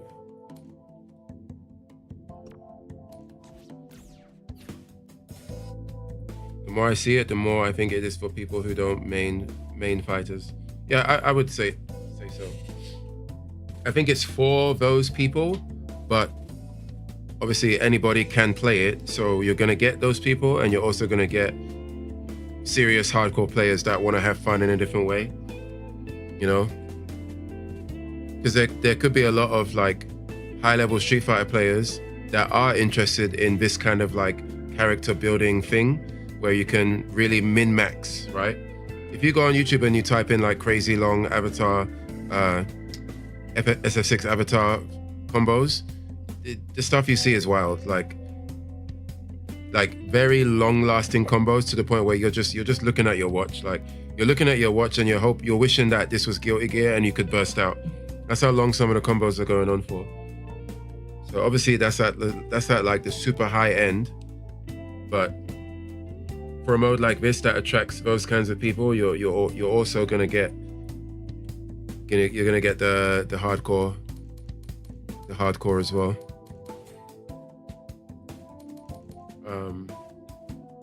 What was I doing? Oh yeah, I was looking at the styles.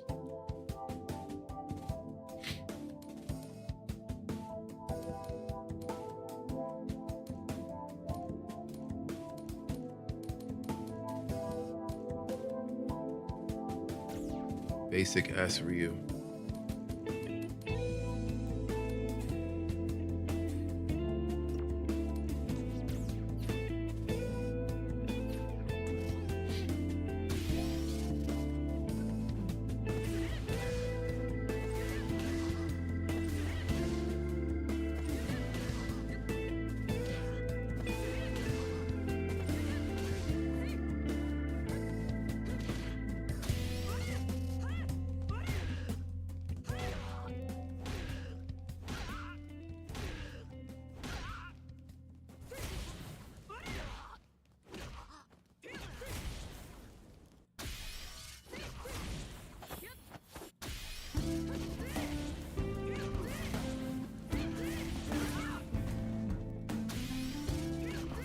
That's true, which is good. Which is good because it brings all types of players. Yeah, a mode that is able to do that is I would say is quite successful. But I mean, it's just come out, to be fair, and the real the real test of whether this mode has successfully done what you've said, like bringing all different kinds of players together. The real test is going to be coming back to this in 2 or 3 months to see what the landscape is like, because at that time it could just be a whole lot of like mostly sweaty people that are like a lot of the casual fan base could have been weeded out if it's if it turns out to be like, okay, there's a lot of hardcore regular Street Fighter players that are coming into this mode and just wrecking shop. 2-3 months from now, it could be that the landscape could be very different. But the matchmaking seems to be quite good in terms of you often match people that are at your AP, which is good, because I mean that doesn't guarantee that you're matching somebody at the same level, but it does what it can, Persona 5 hits, yeah. Persona 5 is. I heard that they leaked. Well, not they. I heard that somebody leaked Persona 6 details about its release date, which will be next year, 2027, and there was leaked images of the main character, or two characters, one of which might be the main character. I took a look, but nobody knows if it's true or not. It did look like legitimate Atlas style artwork though from Persona series.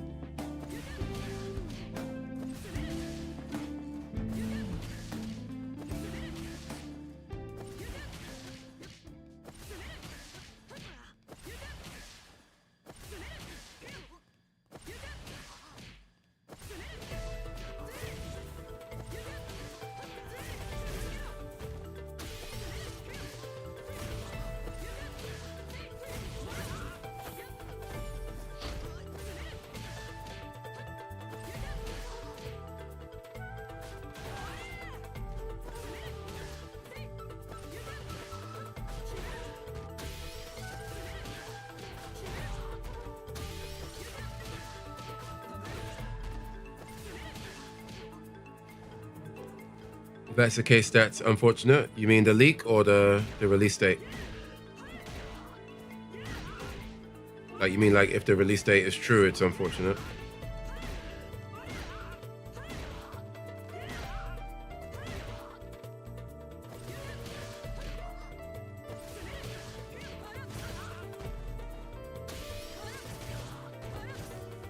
Oh, I wanted Gladius back. That's what I wanted.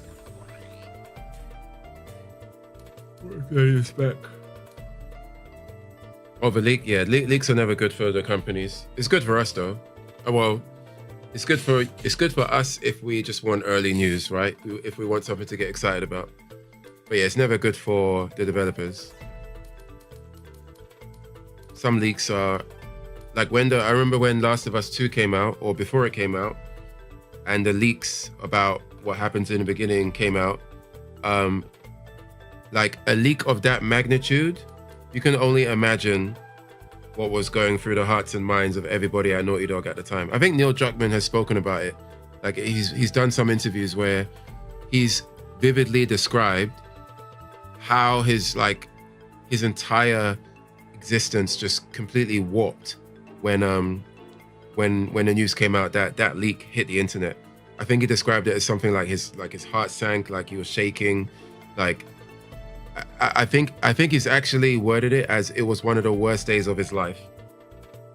Like on par with somebody, close to you, like passing away, or, some other kind of like big tragedy. Like he ranked it in the same kind of category as those kinds of life events. That's how earth-shattering it was. So yeah, leaks are not exciting for the people behind the scenes making stuff.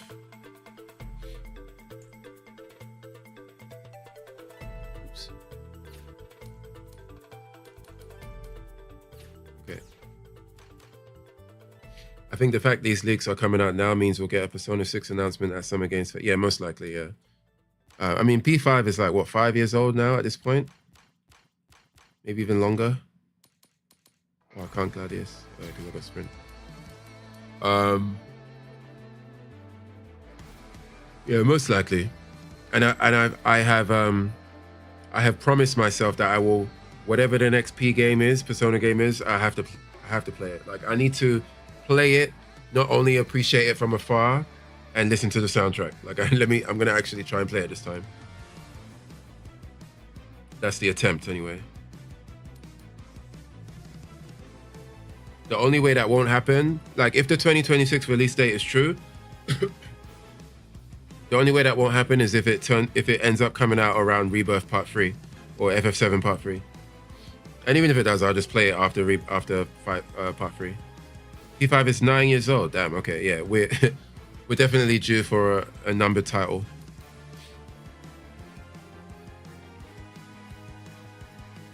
For sure.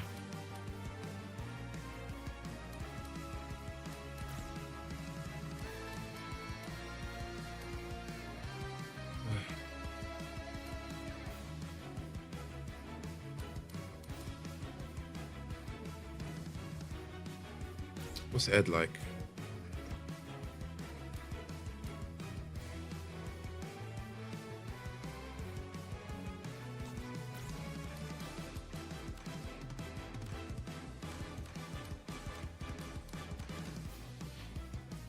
Yo, what's up, fighters? How you doing? Big up, big up.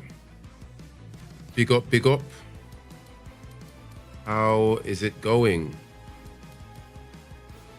Let's see.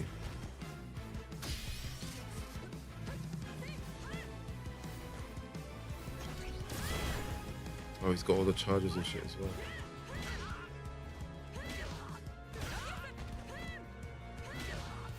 That's funny. Got 2 different kind of Superman punches. Wait, what? Do I not have it? No, I don't.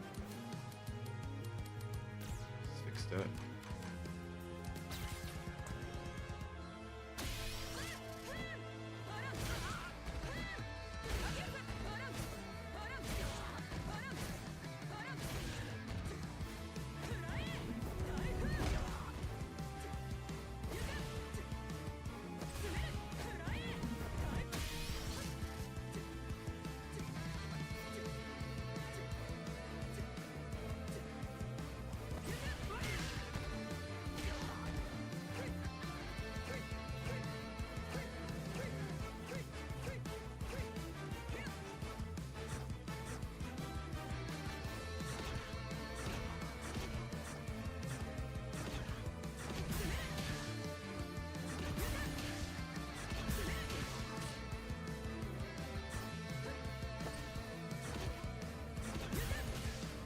It's gonna take me a while to learn all the Ed's normals. And I know he's quite mechanically intense as well.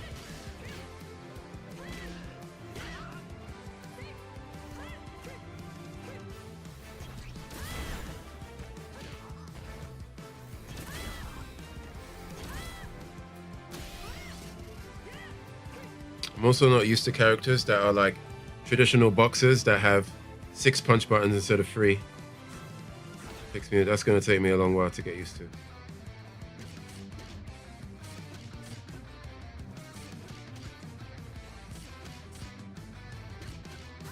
Yeah, I don't think it's not a realistic outcome for me. I already know.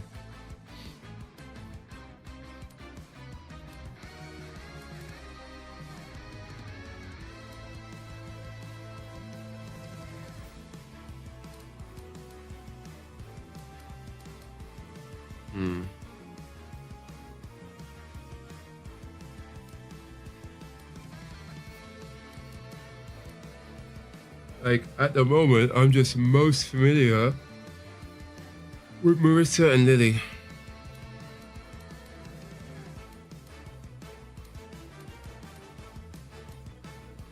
I just don't really like anyone else. That's the problem. Well, it's a mixture of not liking anyone else and also not having tried everyone and kind of being slightly daunted at the prospect of going through each style and then trying to figure out at least the specials. I'm familiar with like the specials from watching the game so much. Like I'm familiar in terms of what they do, not that familiar in terms of like how exactly to execute all the crazy shenanigans and stuff with those specials. Yeah, I think it's gonna have to be a Marissa thing.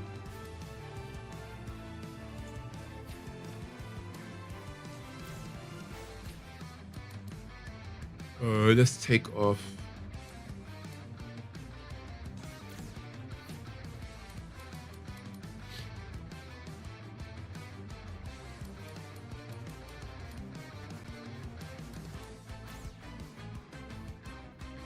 Maybe I can add this as a gap closer.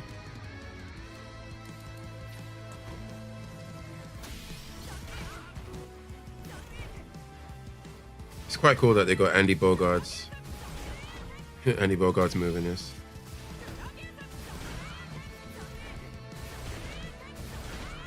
Just have to be careful with the input. Sometimes you accidentally get Gladius.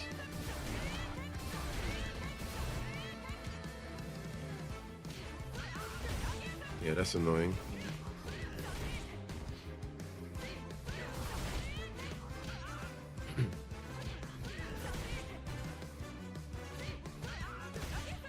Yeah, that's gonna... Bro, the buffering leniency is quite punishing for a mode like this. One slight misdirection input and I get the wrong move. Annoying.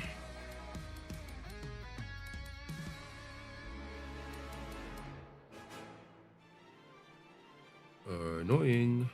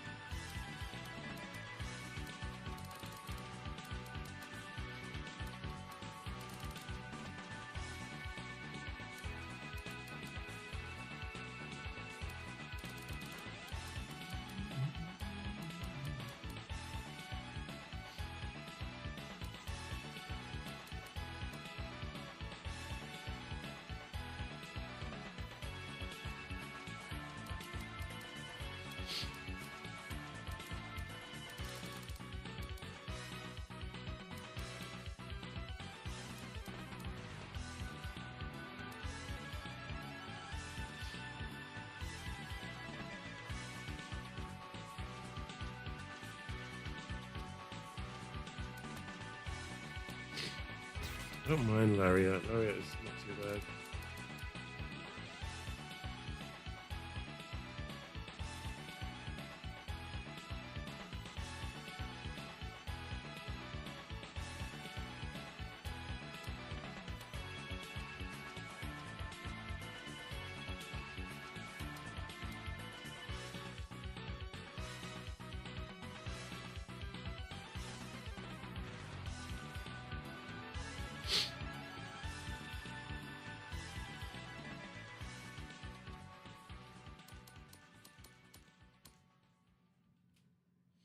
Can't have power bomb because it's gonna be an overlap.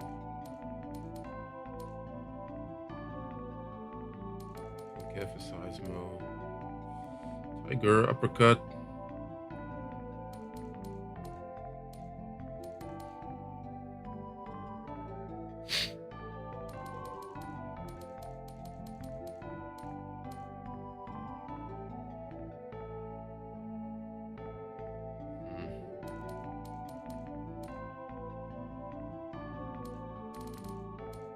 A rising tackle. Oh, okay, no. Right, Tiger uppercut does more damage.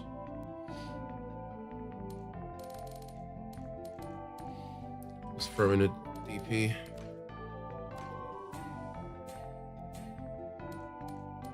Might get rid of Flash Knuckle. Let's see.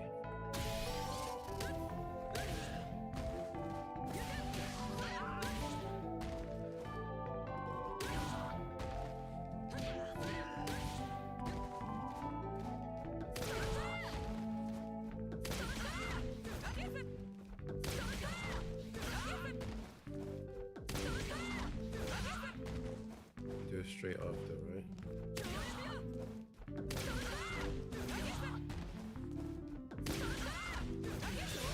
Too far?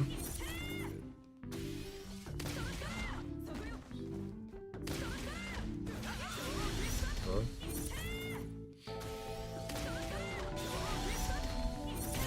That lands. That's not too far.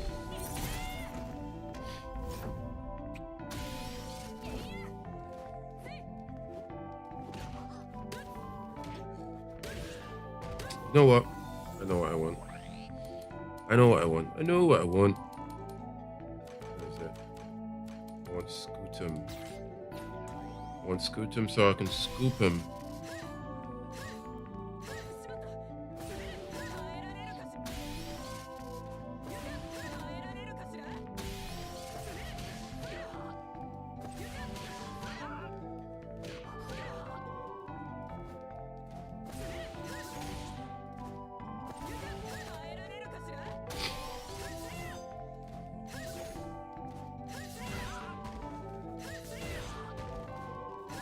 Super not safe though.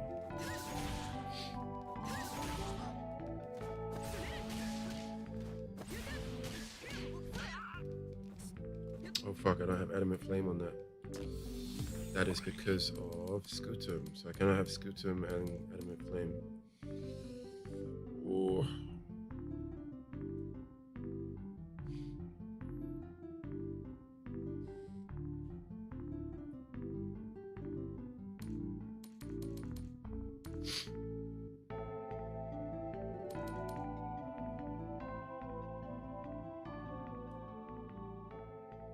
Yeah, let me put Adamant Flame back. Never mind. Never mind.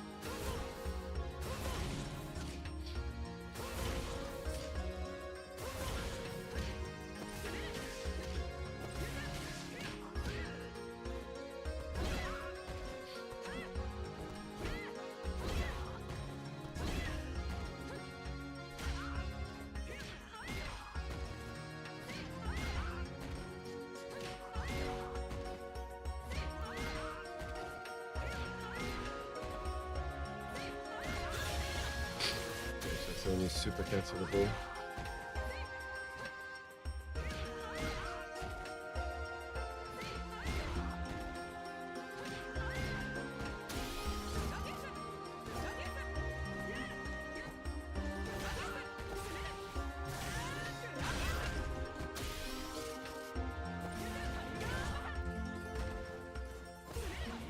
Okay. That's the problem with having a DP. So if I want to do the drive rush and then do Gladius or something, DP is very likely to come out if I do it too quick.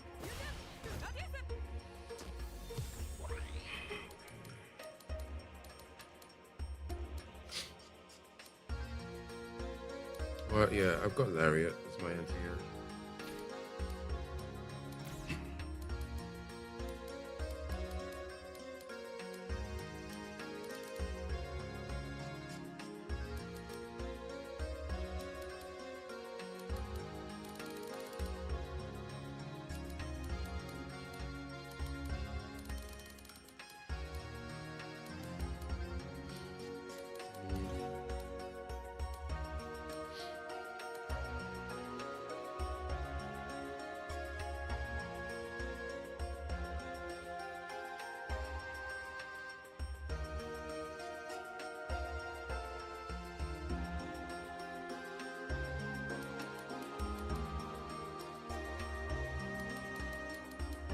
I can try Psycho Upper.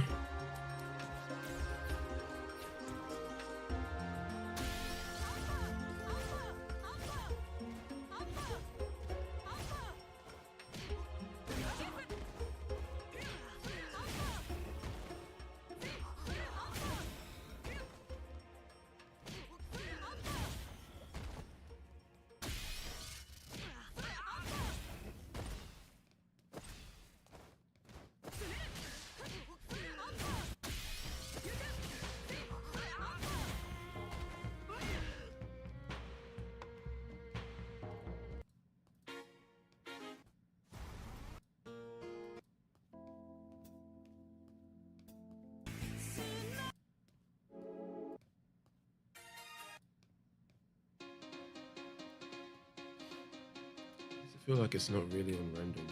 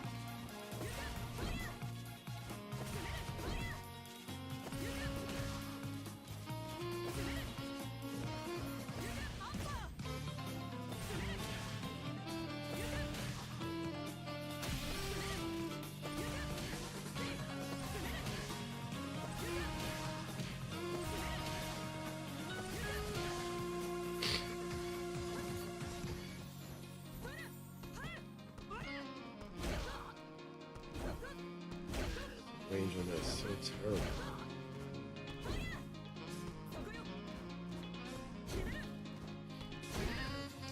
The issue with Marissa's normals is that like they're very strong, but the whiffs on them are just so lengthy. Just very hard to like other characters can have just as great active frames on their normals or just normal strength in general for like footies and stuff, and you don't get super hardcore punished on whiff. I mean, you can obviously if you're playing footies properly, but Marissa's just leave her open just ridiculously long. Just get punished a lot more.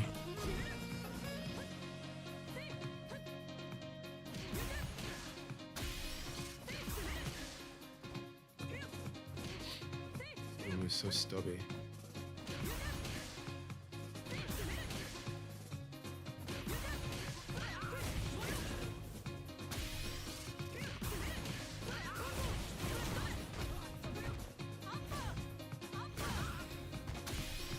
What else do I have?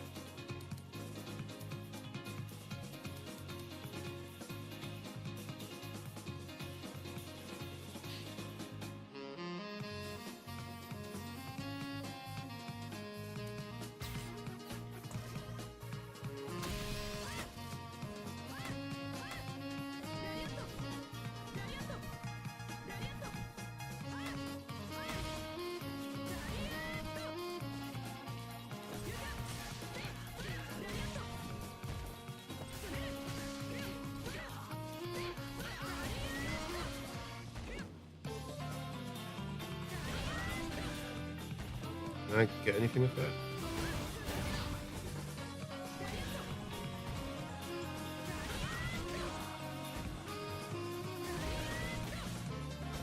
Probably not.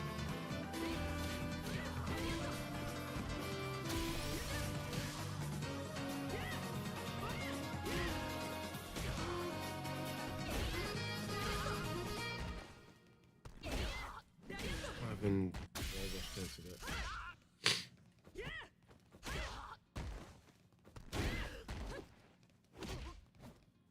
Let's control that.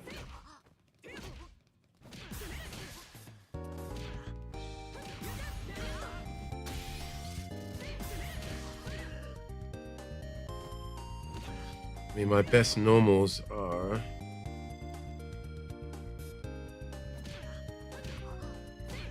close standing medium is fine.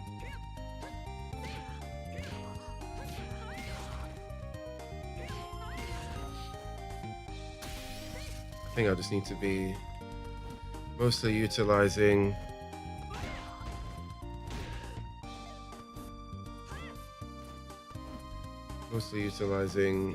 crouch medium, stand medium, and forward medium. Because at least that target combos into setup chances.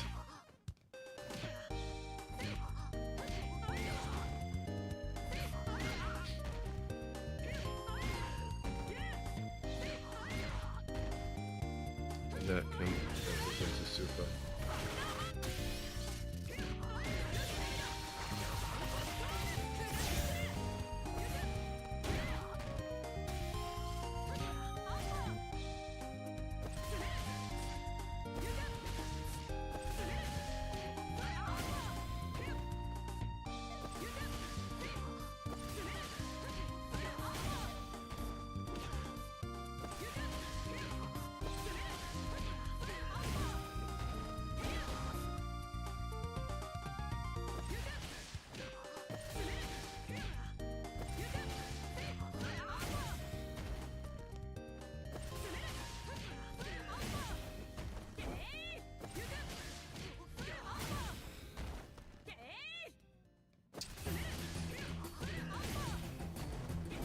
Was that missing?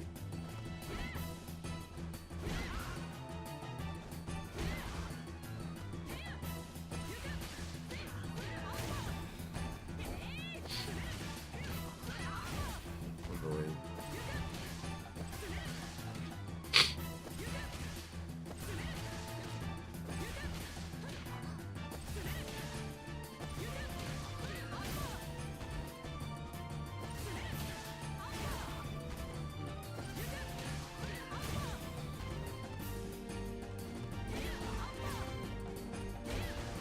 Why isn't that hitting?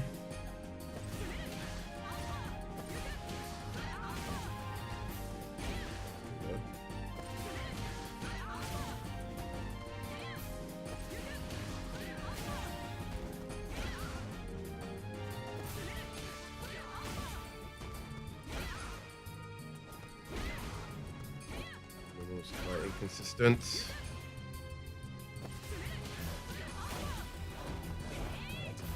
Jump in.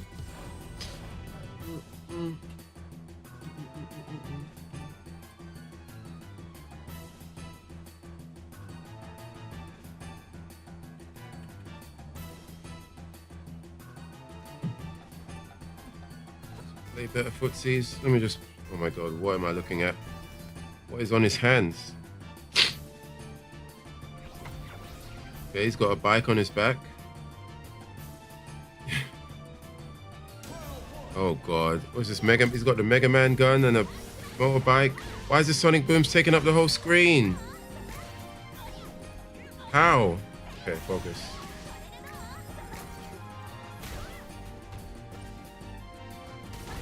Okay, let's kick.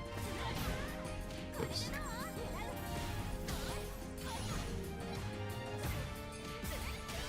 Oh my god. Everything's just happening at once.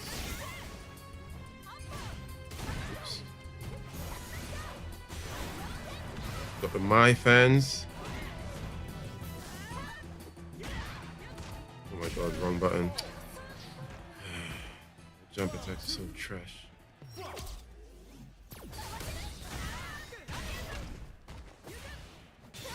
Oh my god. Wake up, Zangief, level 3.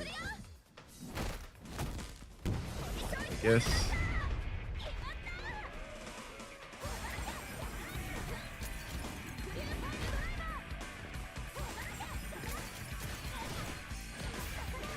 I'm just, bro, that bike on your back is just intentionally making this fight way harder. It's just taking up half the screen real estate. Bro. I feel like sometimes you can lose the match based on the character's like design that you've chosen. It's like there's two fights. There's the actual fight, like what we're seeing now, and then the fight on the character creation screen. That's also a battle that needs to be fought and won. Otherwise, you're gonna have a hard time. Oh my god. Scooped. Nope. What a mess. What a mess. What a mess. What a mess.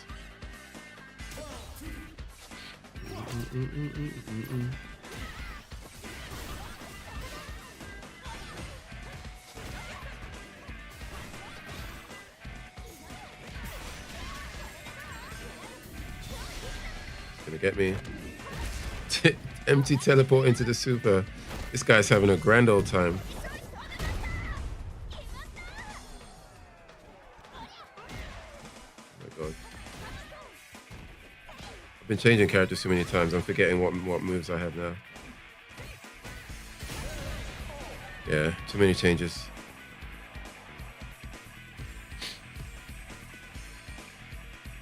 What do I even have now?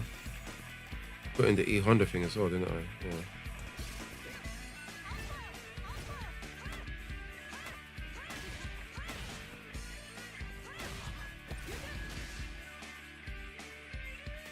Okay. Who's this? Got baseball bat.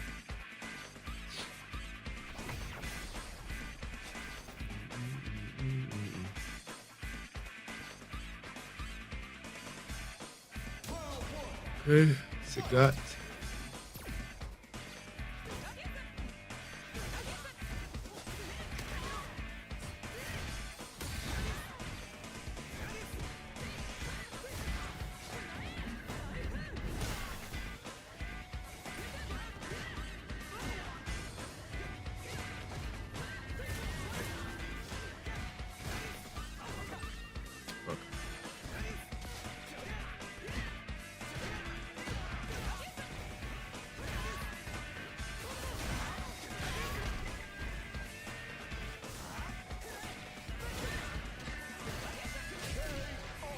Okay.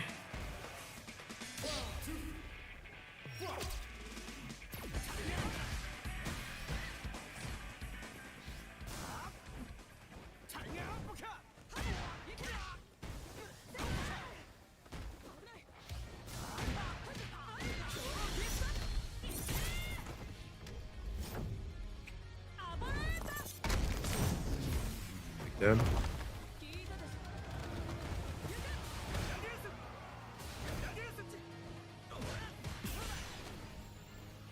Dash and throw.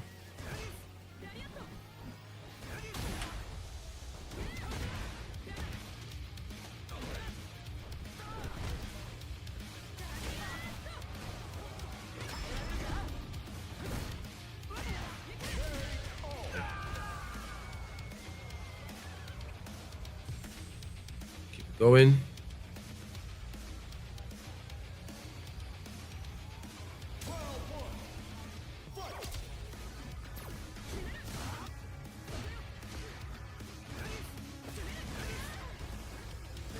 Really likes Gladius.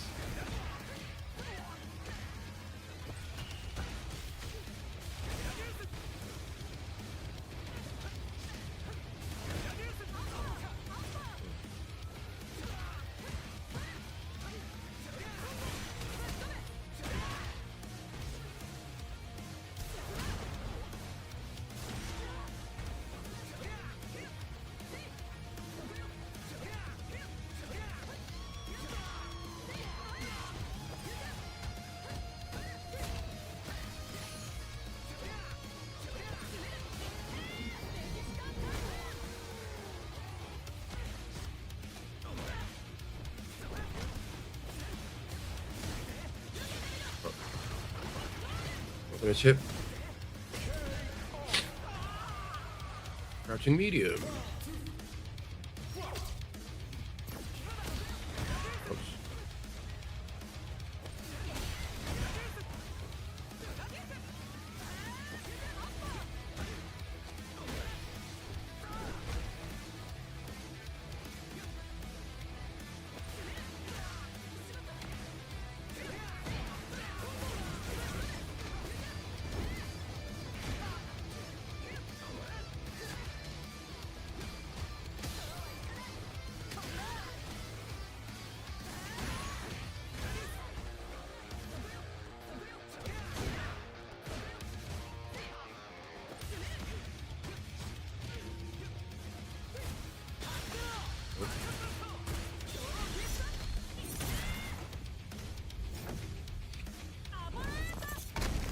I need to stop doing raw level 3.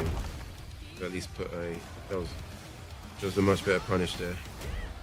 Oh my god.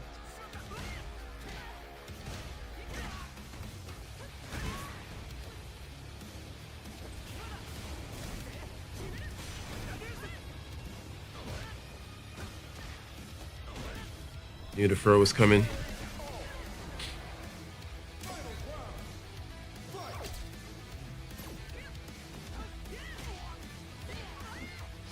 How did that miss? Misses on crouches.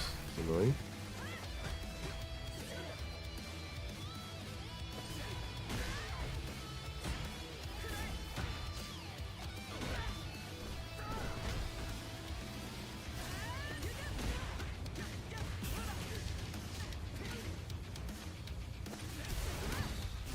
Oh, not good.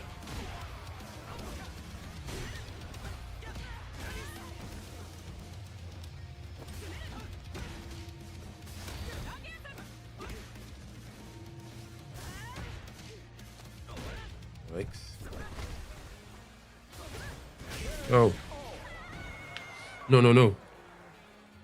Oh, I actually lost that one. Damn. Didn't realize that was round 3. Or round 2.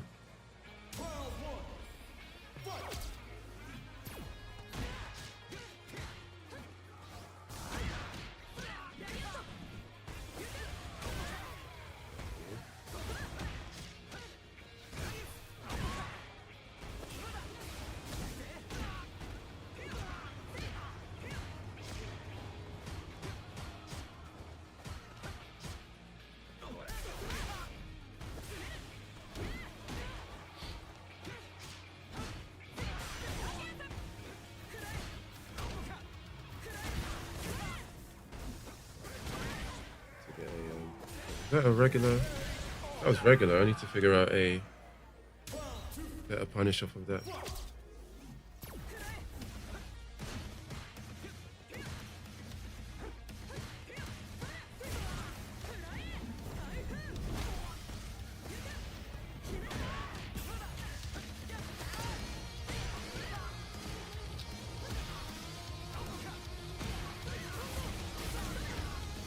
Oh my god.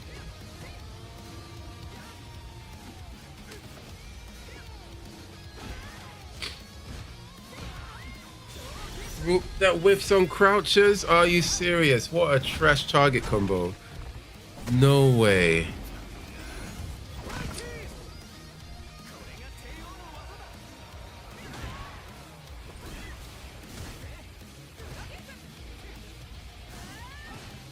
Unbelievable.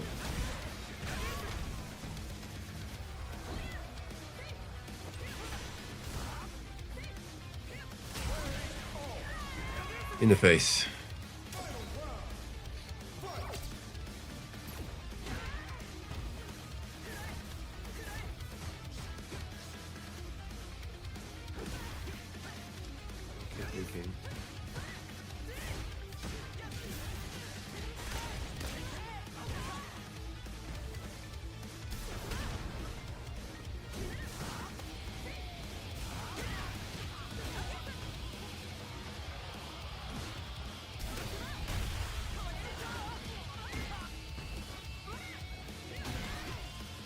That's anti-airs, but it does not. I need to kill that habit immediately.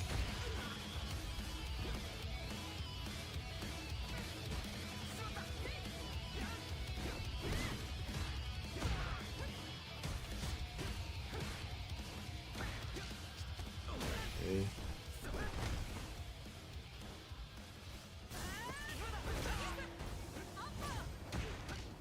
Don't need to do that.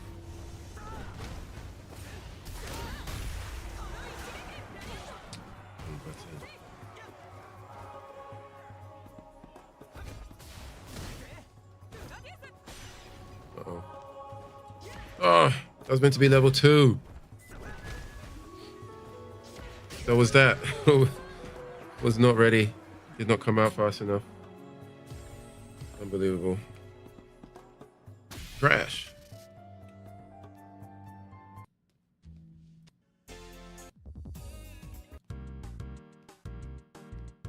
Trash.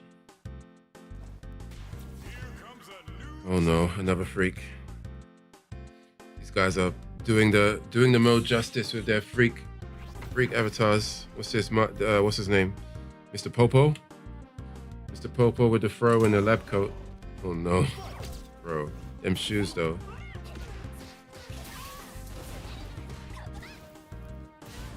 got Blanca. He's got Dalsim. Man. Okay.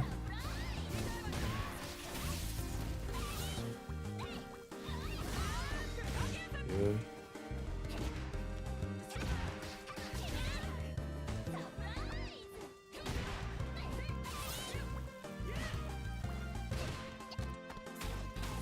Okay. Blanca shenanigans. If Mena RD picked up this mode and did his crazy Blanca shenanigans on top of having like a bunch of other crazy moves, that would be a sight to behold.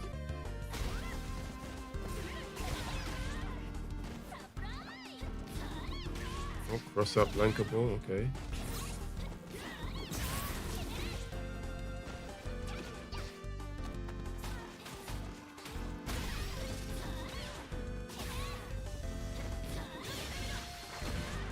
Did not work. Hop through, low. Too many shenanigans.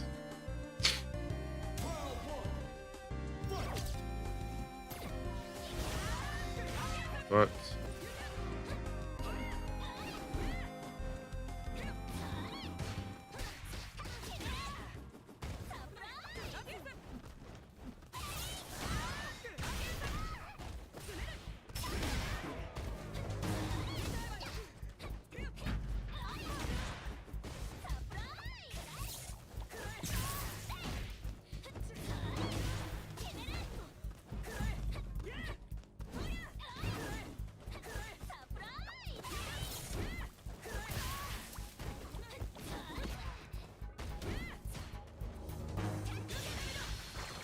I was in range.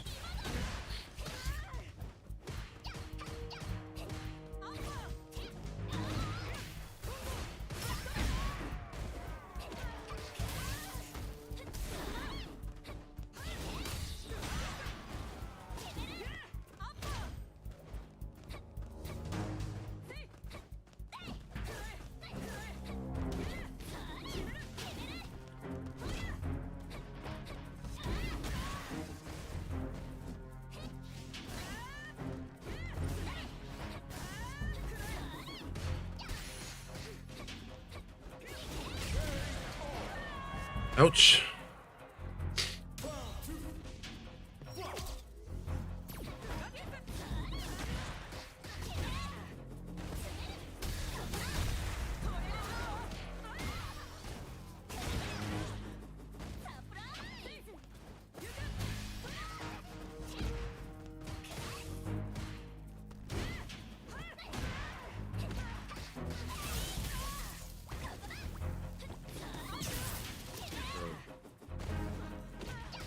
Go to the front.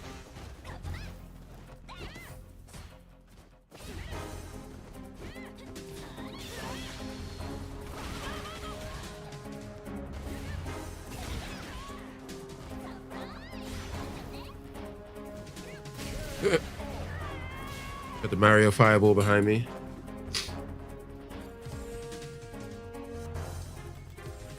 Let's back out for a bit.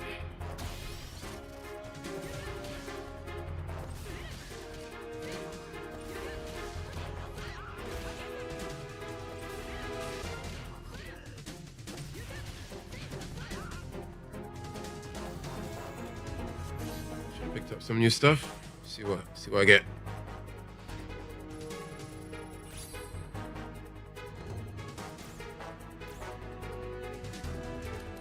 Make sure to double check your special equipped moves and gear before. Yep, got it. What do I get? Got some shades. Got some swimming goggles. And a fire extinguisher on my back. Oh, so this is where the guy got the wings from.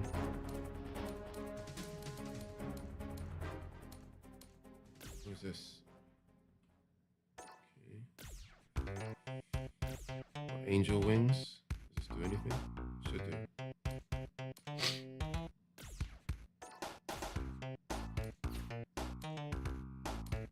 Rankings.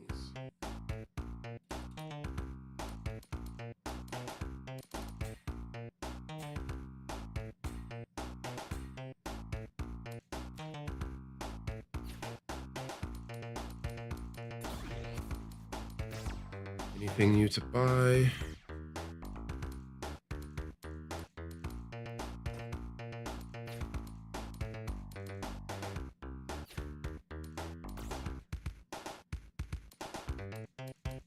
Can't I buy anything interesting? I don't get it.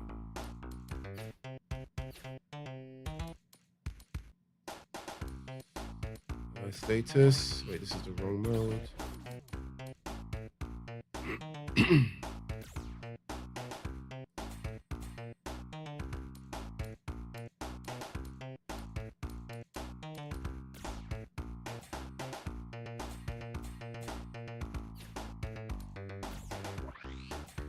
Yeah, twisted horns. What else did I get?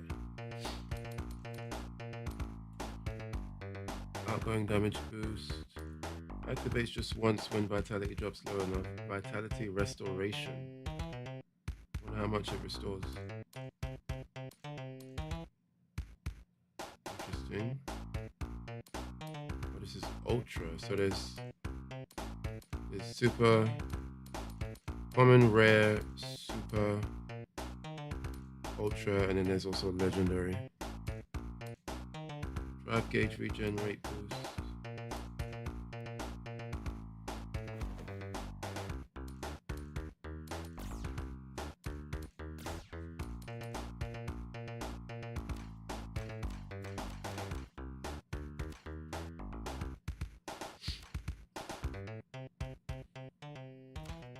Wonder how much that restores. Can I test that in training?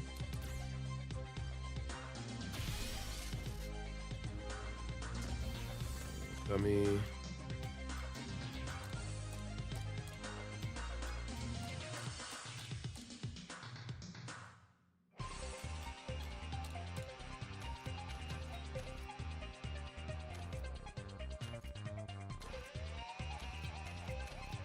I'm not just put the dummy on.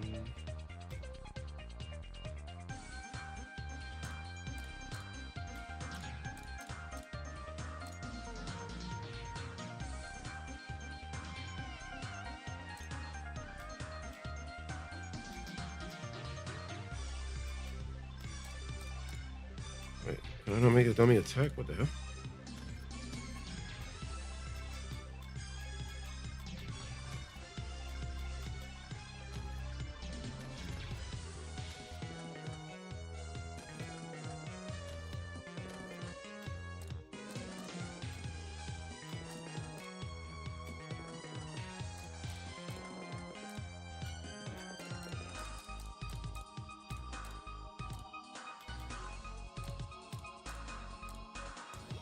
Let's get into a match and see. I'm curious how much health this restores.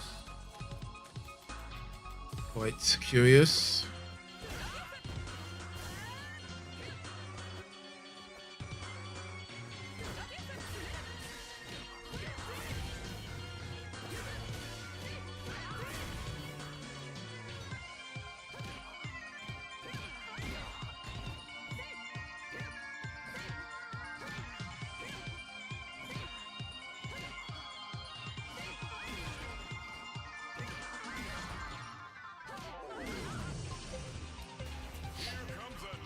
Right. There's no way that it restores that much. It's really, really small.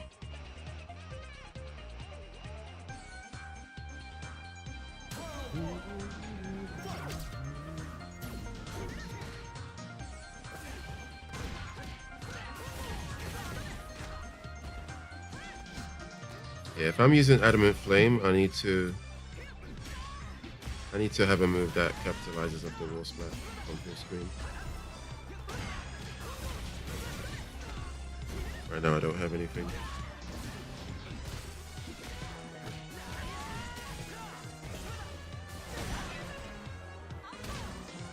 Oops, I'm dead.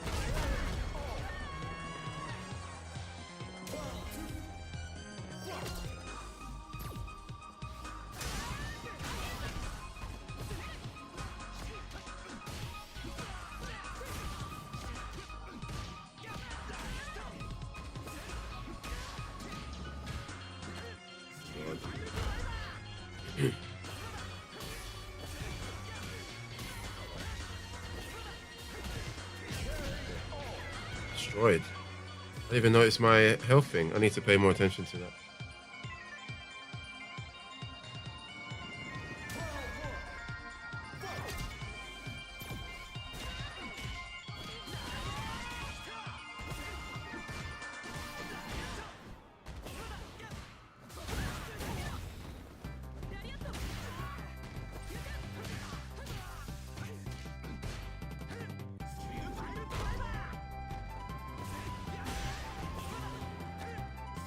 Oops.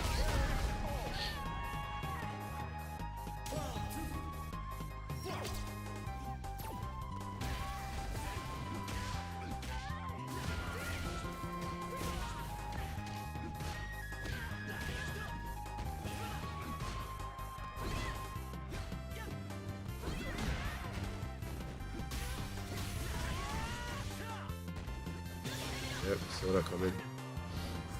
Destroyed. I didn't notice my... It must be super negligible. I don't even notice like a special effect on my character or anything.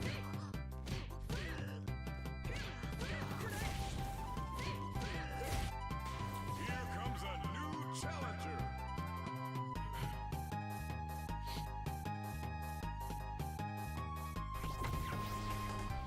Jury.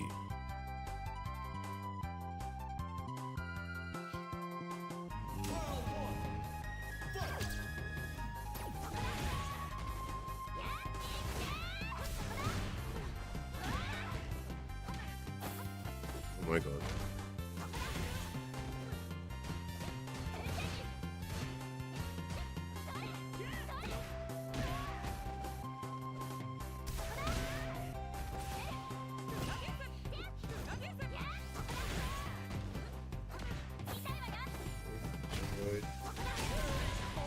And that low is, I'm pretty sure that's not safe and block. Oh, I should just block that and punish that.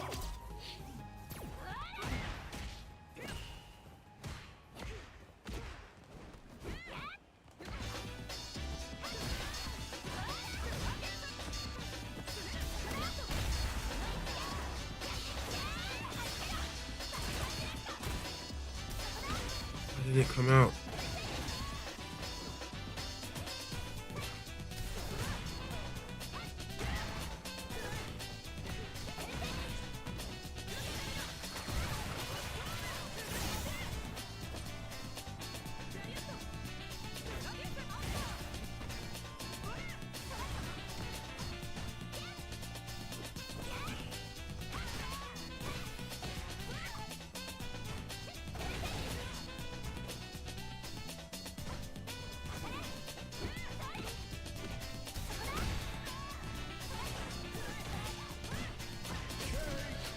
Terrible performance.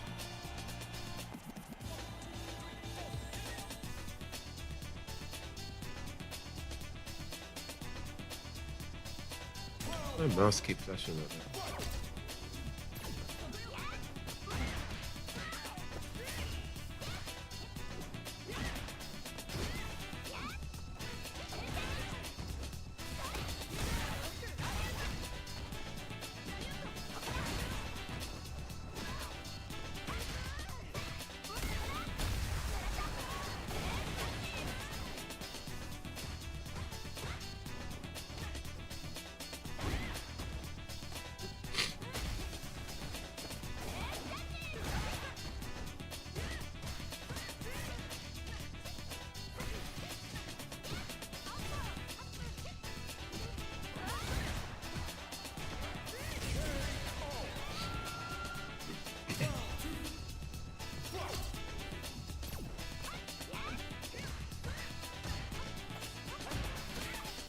Why isn't my adamant flame coming out?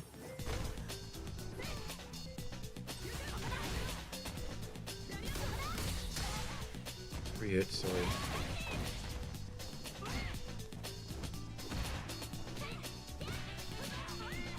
Bro, that is whiffing on crouches is crazy.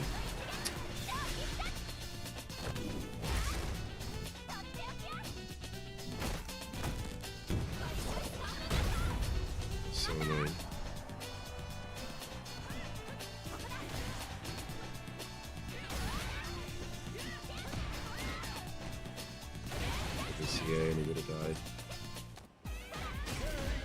Unbelievable.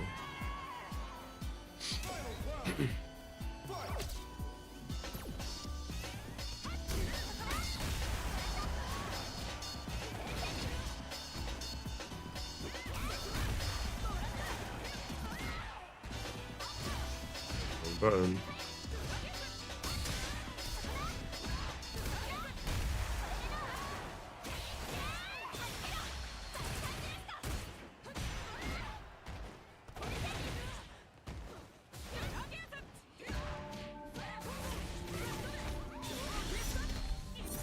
What does? Why?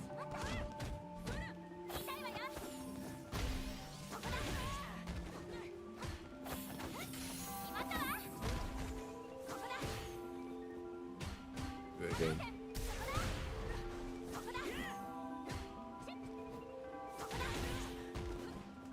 Needed it. Why do I keep getting it? I don't know how I'm not getting blocking that. Just need to keep locking my feet, which I just wasn't doing. Oh. Okay, we need to. Can't be running Adamant Flame if there's no way to combo off an EX version of it. Doesn't make sense. I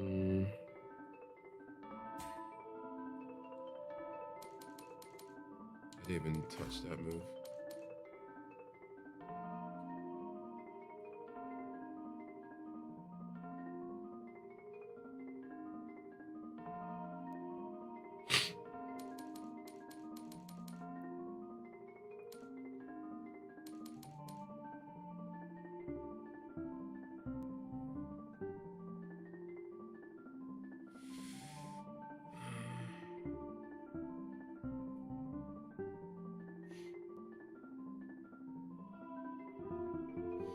Maybe I should be using Luke's thing with this because it has more synergy.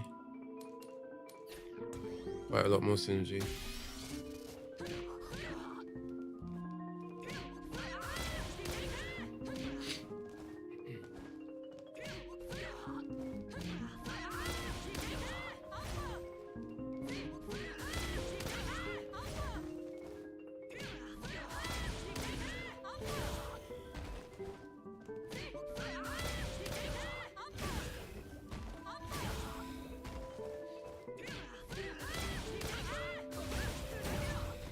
Okay, that worked.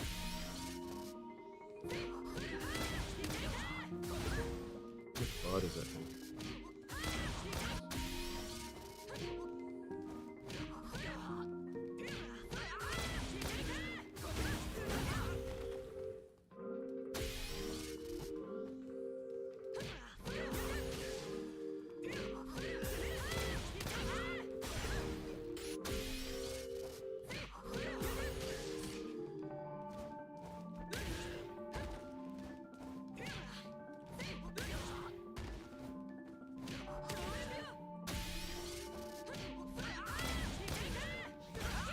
Goes into Gladys as well.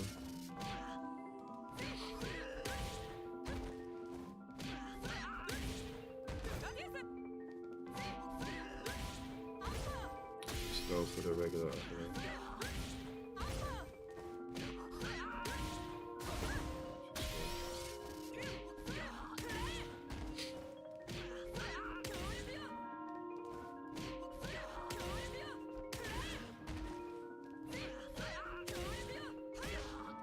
Not grab.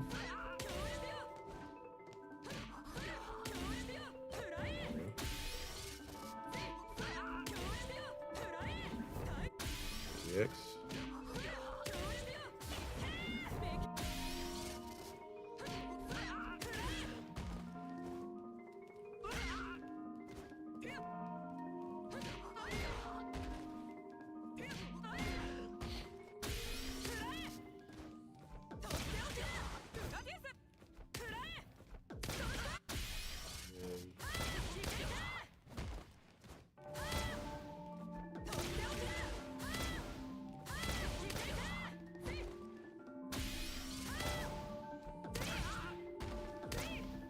Wait, am I thinking of the wrong? Isn't there one that wait, bounces off the wall?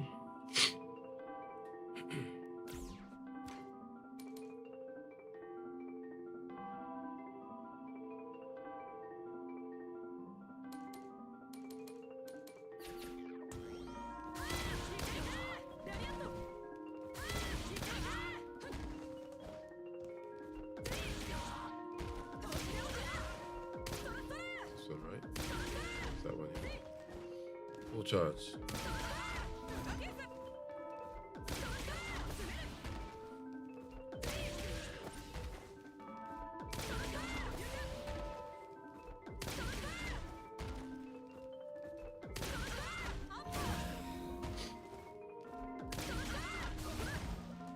got to time that better.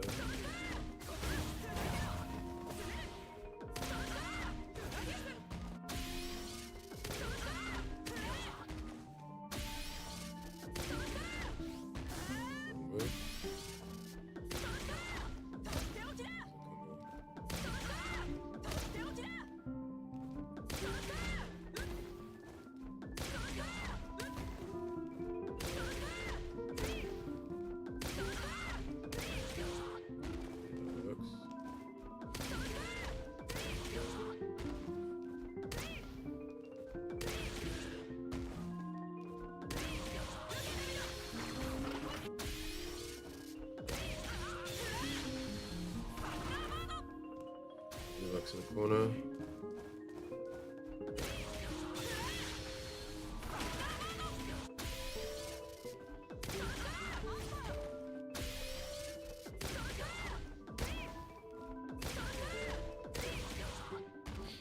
Cancel that into anything. Level 3. No, but he knocks it out.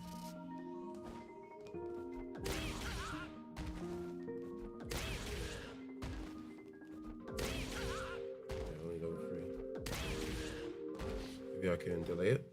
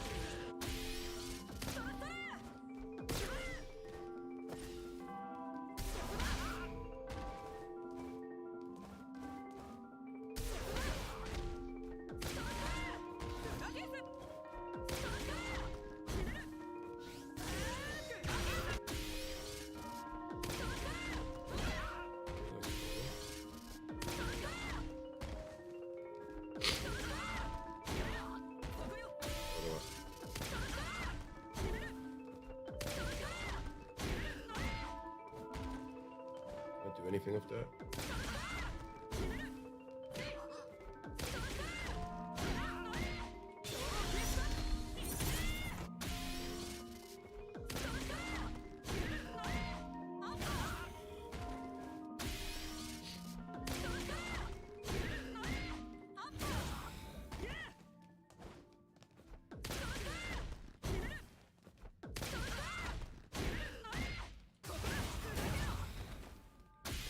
Bitch.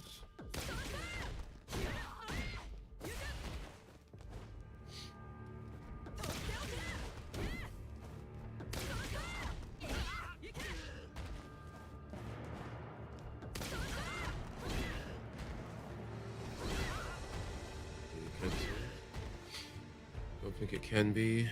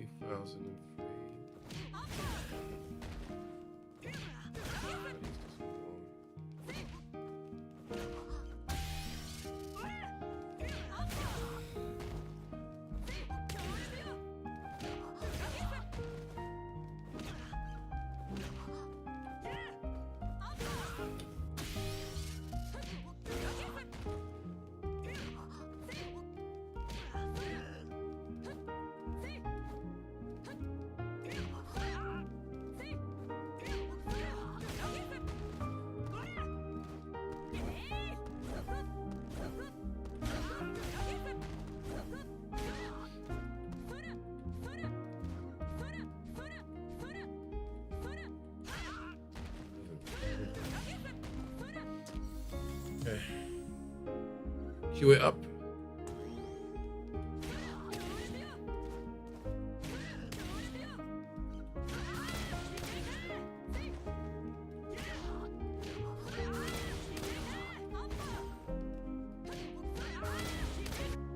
Here comes a new challenger. Yeah, we got a basic Johnson over here. Basic John Street Fighter. John Johnson. Oh wait, he's using my, never mind. And he's on a 2-win streak. Spooky. Oh my god, that stance with that model is not fitting.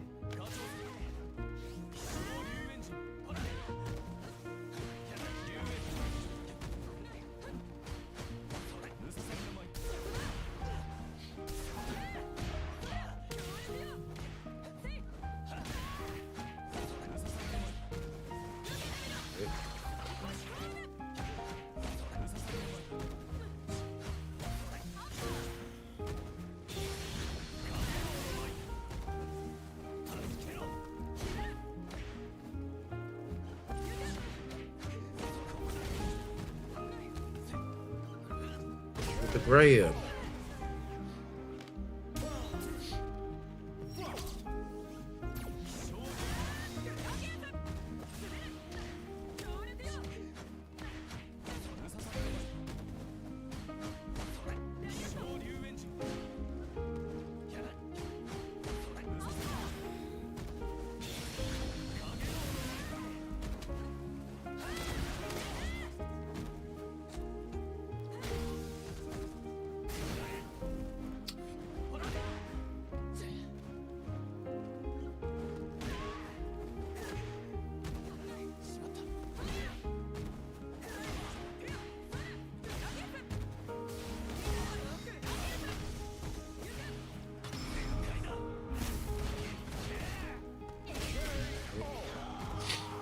Level 3 for you.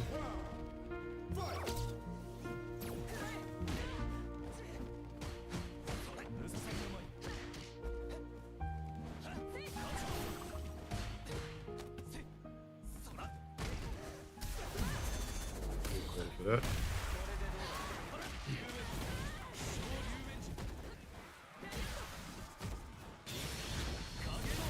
Get on, boy.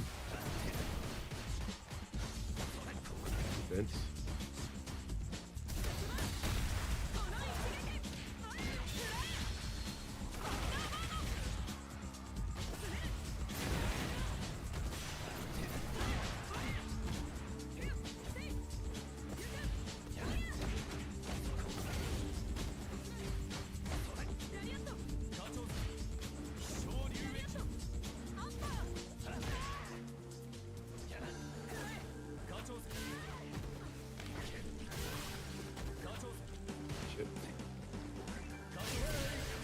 Okay.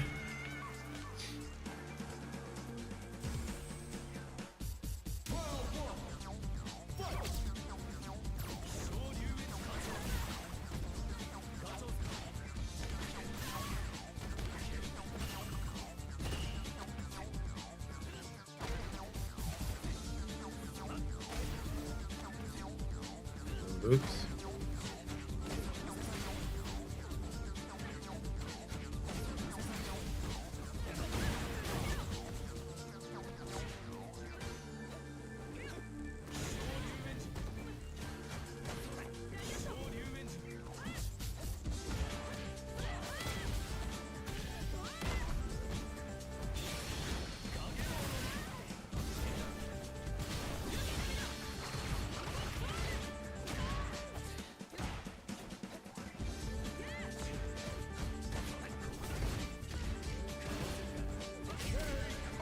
What a disaster.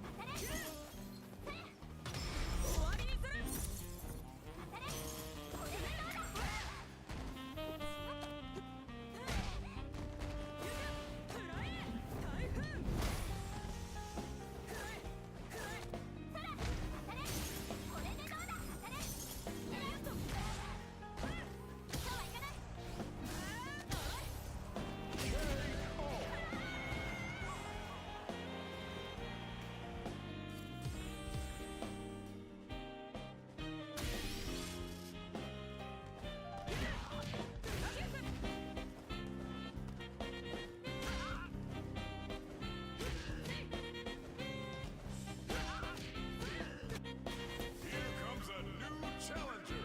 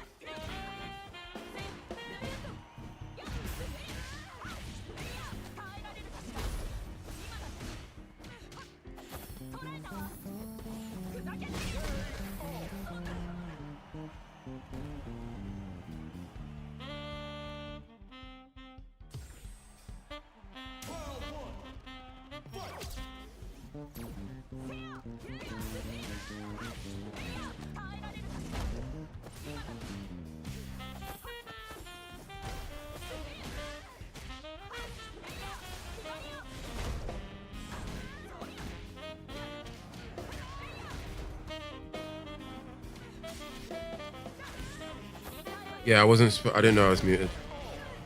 Yeah, I was saying, yeah, so question, do you think you can be ignorantly malicious so you can, for example, poison the well without having that intention? Let me think for a moment. So I think the answer is probably no, because I don't know if ignorant and malicious are two things that can apply in the same sentence. Because I think baked into maliciousness is intent, like intentionally trying to cause harm in some kind of way, and ignorant is called to call something ignorant is to mean that you are doing an action that you are unaware of. So I don't know if ignorant and malicious can coexist in the same sentence. So that would lead me to believe that you probably could not be ignorantly malicious. So, okay, so you can, for example, poison the well. Like, however, it's definitely possible to poison a well without intending to do it, but that would be different than something being ignorantly malicious. I think maybe I'm being like, also you're saying definitionally they can't work. Um, I think I think one I think a person can a person can poison the well without knowing, but I wouldn't describe that thing as malicious. I think that so it's like a two-part question. So for the first part, I don't believe one can be ignorantly malicious, but I do believe that a person can ignorantly, accidentally, not like poison the well without meaning to. But in doing so, the poisoning of the well without meaning to is not, that is not always going to be a malicious action. And I would argue, I would levy that in most cases it's probably not. Like the category of doing something, the category of poisoning a well without knowing, without realizing it, or without having the intention, it's not. I don't think that action is categorically malicious. I think it's another thing. Like there's probably 3 or 4 other words you can use to describe what that is, but I wouldn't say it's malicious. I'm guessing there's like a thing that happened, like maybe if I know about what you're referring to, maybe that would help. But yeah, just based on the question, that's what I would say.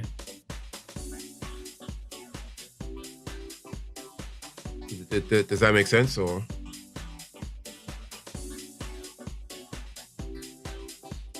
bro, I cut my finger at work like 3 days ago, and the wound is so deep, it just hasn't healed yet.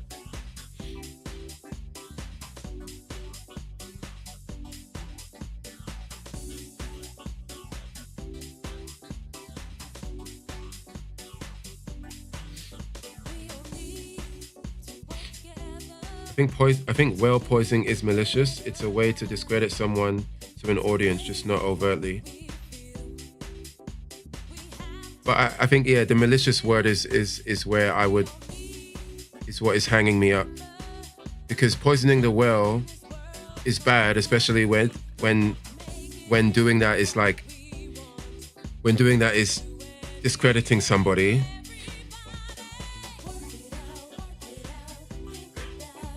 I feel like it can only be malicious if the person is trying to do that, if the person wants to harm the other person. It makes sense. Something happened with me and Chris G, and I'm thinking what I should do going forward. Is that some of the stuff he's been tweeting about, or is this something? I saw people saying that Chris G's been being cringe lately, or doing some weird, saying some stuff that are making people think like, why are you saying that, or what are you trying to do? I saw that, but I don't know if what happened with you and him has anything to do with that.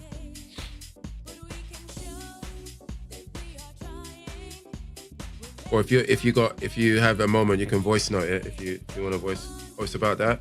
I don't know the details though. I don't know all the context. I just know that he's been tweeting or saying some stuff, and people are just looking at him like, bro, what's your problem? Like, what are you trying to do, or why are you being so cringe? But I don't know the details. I don't know enough to comment on it.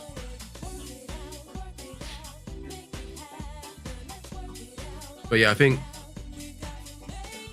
the malicious thing is just a word, like that specific word. It's just one of those things where I wouldn't, to describe what you're describing or to describe the situation. I can talk for a bit, or you can jump, you can call. Kind of tired of getting my shit pushed back anyway. You can, I'm guessing you're working, you can call on Discord. I am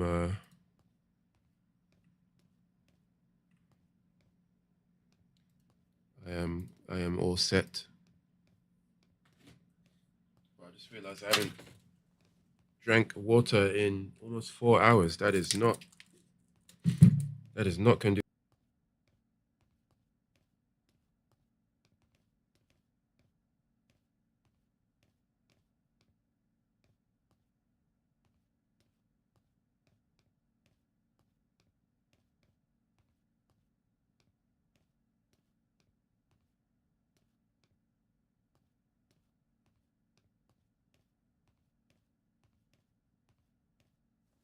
Golly, the settings must be wrong.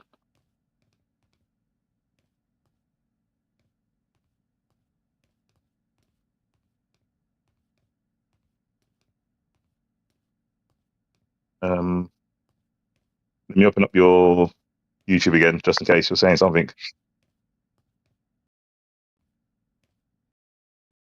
Check. I should be better now. I don't know. My mic sometimes just unplugs and it doesn't give me any Windows desktop notification warning or anything. Can't hear me in Wait, Discord. I can hear you now. You can hear me now? Yeah, there we go. Okay, yeah, I don't know why my mic is doing that. Stupid.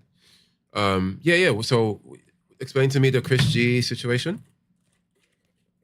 So you know what happened? Like, I don't even know. It's like 10 years ago or something. 10 years. When Possibly. he did something on Facebook. TLDR.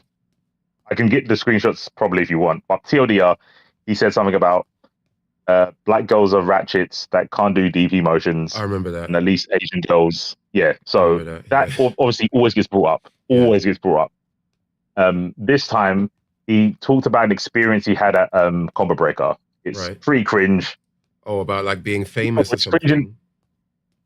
He was saying like, "Oh, these girls are weird. They're like talking about me while I'm like in ears when I can hear them. Like they're not talking to me. Yeah. They don't know I'm there, but they're talking about me." And I was like, Yeah. Sure, and then he cool. wrote like a list of things that he heard them saying or something. No, so that screenshot is a list of things he hasn't done. Oh, right. Okay. Sorry, I said it wrong. They're allegations. Yeah. And Okay. but some of them are so normal. It's like, oh, I've had an allegation against me that a girl wanted to have sex with me because she broke up with her boyfriend.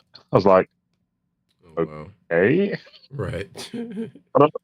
I don't know why you had to do this like 40 line list of things. Anyway, Yeah. so he was streaming this morning. So I guess like 12 hours ago or something. Mm. And I was in the stream, but this was like the end of like a 7-hour stream. So I thought everything's calmed down, no one's, heated. We've got all out of our system. And he was asking the question, like, why do people do this? Why do people reply and say like horrible things or whatever? And I said, well, it's Twitter. It's full of losers. They don't need a reason. Yeah. I think that's a fairly. I don't even think that. I think that's trivial. I'm actually mad that I did have to type that. I think it's obvious. Yeah. So I say that, and then he's got his head in his hands. I was like, I didn't say anything crazy. And then chat saying, "Oh my god, it's Mike Hollow's lapdog or it's like servant or something." Yeah. So I'm obviously bantering with chat, going, "Oh yeah, sure, that's me. That's the one." And Chris is going off, and I kept like drifting in and out. But basically, he was saying, someone in chat said, "You're the reason Epstein got away with it for so long." I went, "Nani?" Wait, someone in chat said that to you or Chris G? To me. He said that to me. And then Chris G was going like, "Yeah, so why shouldn't they have a reason?" I was like, well, if you're having a conversation, sure, people should have a reason to talk to people. But you had no reason to tell everyone about your experience. So people don't need a reason to reply to you. You put it in public. And it's like, oh, you're what's wrong with the world. That guy's right about the Epstein thing. I don't need a reason to punch you in the face. I don't need a reason to shoot people in the face. I was like, you've lost your mind, bro. Like, but the thing is, I feel he was poisoning the well by saying like, oh yeah, you're just like Mike's, like whatever, like sidekick, whatever. Right. And it doesn't bother me. But the thing is, I've spoken to Chris on Mike's podcast, and I'm super fair to him. When I went into his chat, the first thing I said was, yeah, people shouldn't do this to you. They're like sending him death threats. They're saying he should get banned. I was like, yeah, those people are dumb. Yeah. And he was going, the thing that got me was that he was saying, oh, you're playing devil's advocate. And I was like, I'm not. If I am ever going to play devil's advocate, I would just say I am. Yeah. But I honestly think those people are dumb for dogpiling you, but you're also socially inept. Both things can be true at the same time. I'm not going with the majority and lying about my position. But I think basically all this comes to say, I actually think now that when someone says I'm being a devil's advocate, for example, they're actually poisoning the well. They're trying to make it out. So whatever I say from that point on, I'm being dishonest because I'm pretending to hold a position that I don't. So I think that's malicious on purpose, hence why it's got intent. And I'm thinking, Can you ever do that by mistake? So with this context, I think that I'm still gonna say my answer is yes, only because, right? Well, not only because, partially because, so when you say that, so earlier you said that you are now starting to feel like when people say that you're playing devil's advocate, you're gonna kind of basically class them as poisoning the well because you feel like you feel like you're honest enough to let people know when you're doing that. And at this point, if people continue to say that, now you just feel like they're being dishonest, right? But I think that, um, like, there's even been times when I can't tell, maybe not so much recently, but in the past, there's even been times where I wasn't completely sure whether you were playing devil's advocate or not. And that's even after you might have said, I'm not being devil's advocate.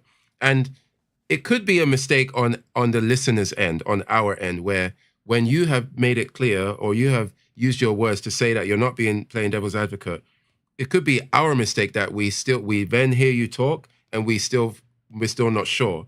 It's either our mistake or there's something else going on where it's either the way the discussion is being had or the words that's being used or the pressing of certain matters or whatever. There's something going on that sometimes leads people to not believe that you're not doing that, if that makes sense. And if that is the case, I would say that that is not malicious if they truly are being like, feel like they're in a vortex.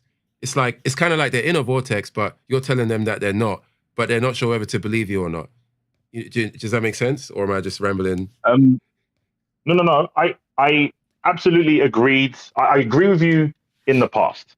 Okay. Like, I think talking to you made me understand that I can look like I'm just arguing for argument's sake. I fully grant that when I was talking to you. But I've made it pretty, I think I have, to the point where it's like, if I'm playing devil's advocate, I will say it. If you think I am, you should ask anyway, right? Because to say someone's playing devil's advocate is to be like, I am mind reading you and I know your position. So you can figure out if I'm playing devil's advocate by asking me my position. Yeah. Like, to me, it's so simple. There's no need to like mind read.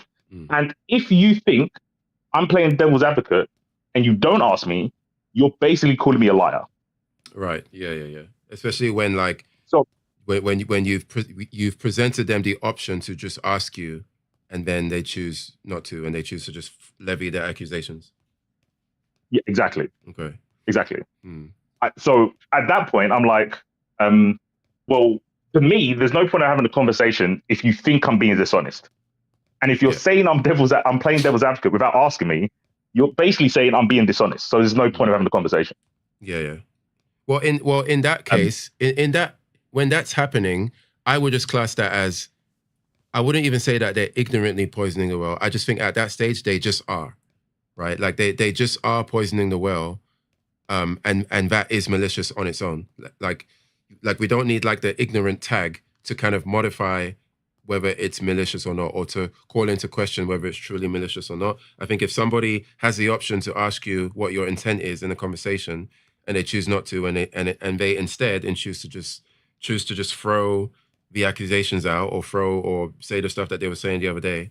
I think one could argue that that is just a person being like on the attack, basically being malicious. I think once you include, I could be wrong. Maybe I need to like do research on the language here, but off the top of my head, I want to say that the word ignorant and malicious might be an oxymoron. I think. I don't know if they can coexist. I could be wrong though. When you said it, I kind of broke down the words in my head because you said that, malicious kind of implies intent. And I'm like, it kind of does, right? And if you've got intent, you can't be ignorant. Yeah. I don't think. Yeah, I don't think. Yeah, definitely not. Yeah, so by definition, you can't be. Yeah. But that's off the top of my head though. There could be something in the language of the words that may make that not the case. But off the top, I think maybe. Yeah. So I was trying to, maybe there's a different word I should use. Can you be? So that's why I gave the example of, can you well poison without knowing by accident? Yeah, like that without can knowing. happen. And I'm like, yeah, for sure, that can happen. So So the thing is, one reason I'm being more like, oh, it could be ignorance, is because Mike was saying sometimes people are just stupid and they don't know how to have a conversation. Yeah. And I'm like, okay, sure. So if someone's like not very good in, like, I'm not the best social butterfly, not even close. I'll call myself like 5 out of 10. I'm very mid. But if someone says something like you're playing devil's advocate, they've got enough of an insight to know that that is meant to be a bad thing. You mean Maybe they don't know exactly what it entails, but if that's not like a compliment, even like the stupid, like to a dumb person saying, "Oh, you're just playing devil's advocate," is condescending. You mean like they're trying to? Are you saying that somebody saying you're playing devil's advocate is them trying to condescend you? Or yeah, something negative. Maybe not condescend, or they're trying to discredit any of those things. It's never a positive. There's never been. No one has ever said, "Oh, you're being devil's advocate" as a good thing. Yeah. Well, I think maybe neutral at best. Maybe neutral at best. I think that what in my experience when I see this happening is that when a person says, "Oh, you're just being playing devil's advocate," what they tend to be doing is that I think it's a fear tactic where they don't want to. It's like you're saying something to try to call into question or to highlight something using a different argument or using a different set of items or whatever, right? To prove a point, right? And then because maybe they don't want to, maybe they don't want the risk of being proven wrong. They then say you're playing devil. It's kind of like the analogy thing, like all the hypotheticals. It's like sometimes in debates, right? When somebody can't answer the hypothetical. Like, or they'll say, "Oh, you don't need to use a hypothetical. Just stick to the point. Like, why are you trying to bring up hypotheticals?" Normally, when that happens, like as I'm sure you've seen many times, they do that because they know that the hypothetical runs the risk of crystallizing where they're wrong. So I think when people do the devil's advocate thing and say, "Oh, you're just playing devil's advocate," it's kind of like that where they're trying to not allow you to use another method of showcasing why they're being silly or why they're wrong. So they try to discredit that by saying, "Oh, your devil's advocate attempt is meaningless. I'm not going to let you do it. Like you can be the devil's advocate over there. Fuck you. We're over here in reality."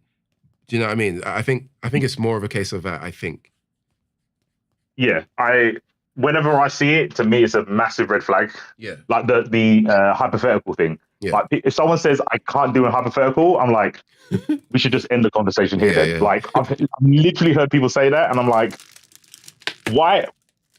I had this feeling when the last time I was on Mike's podcast, and I was like, I get that you're trying to get ahead of the argument, but it makes you look.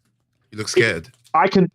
It makes you look scared. It makes you look scared of the trap. It's like maybe I'm not come against a like intellectual juggernaut, but I love traps because I want to see if my theory can beat them.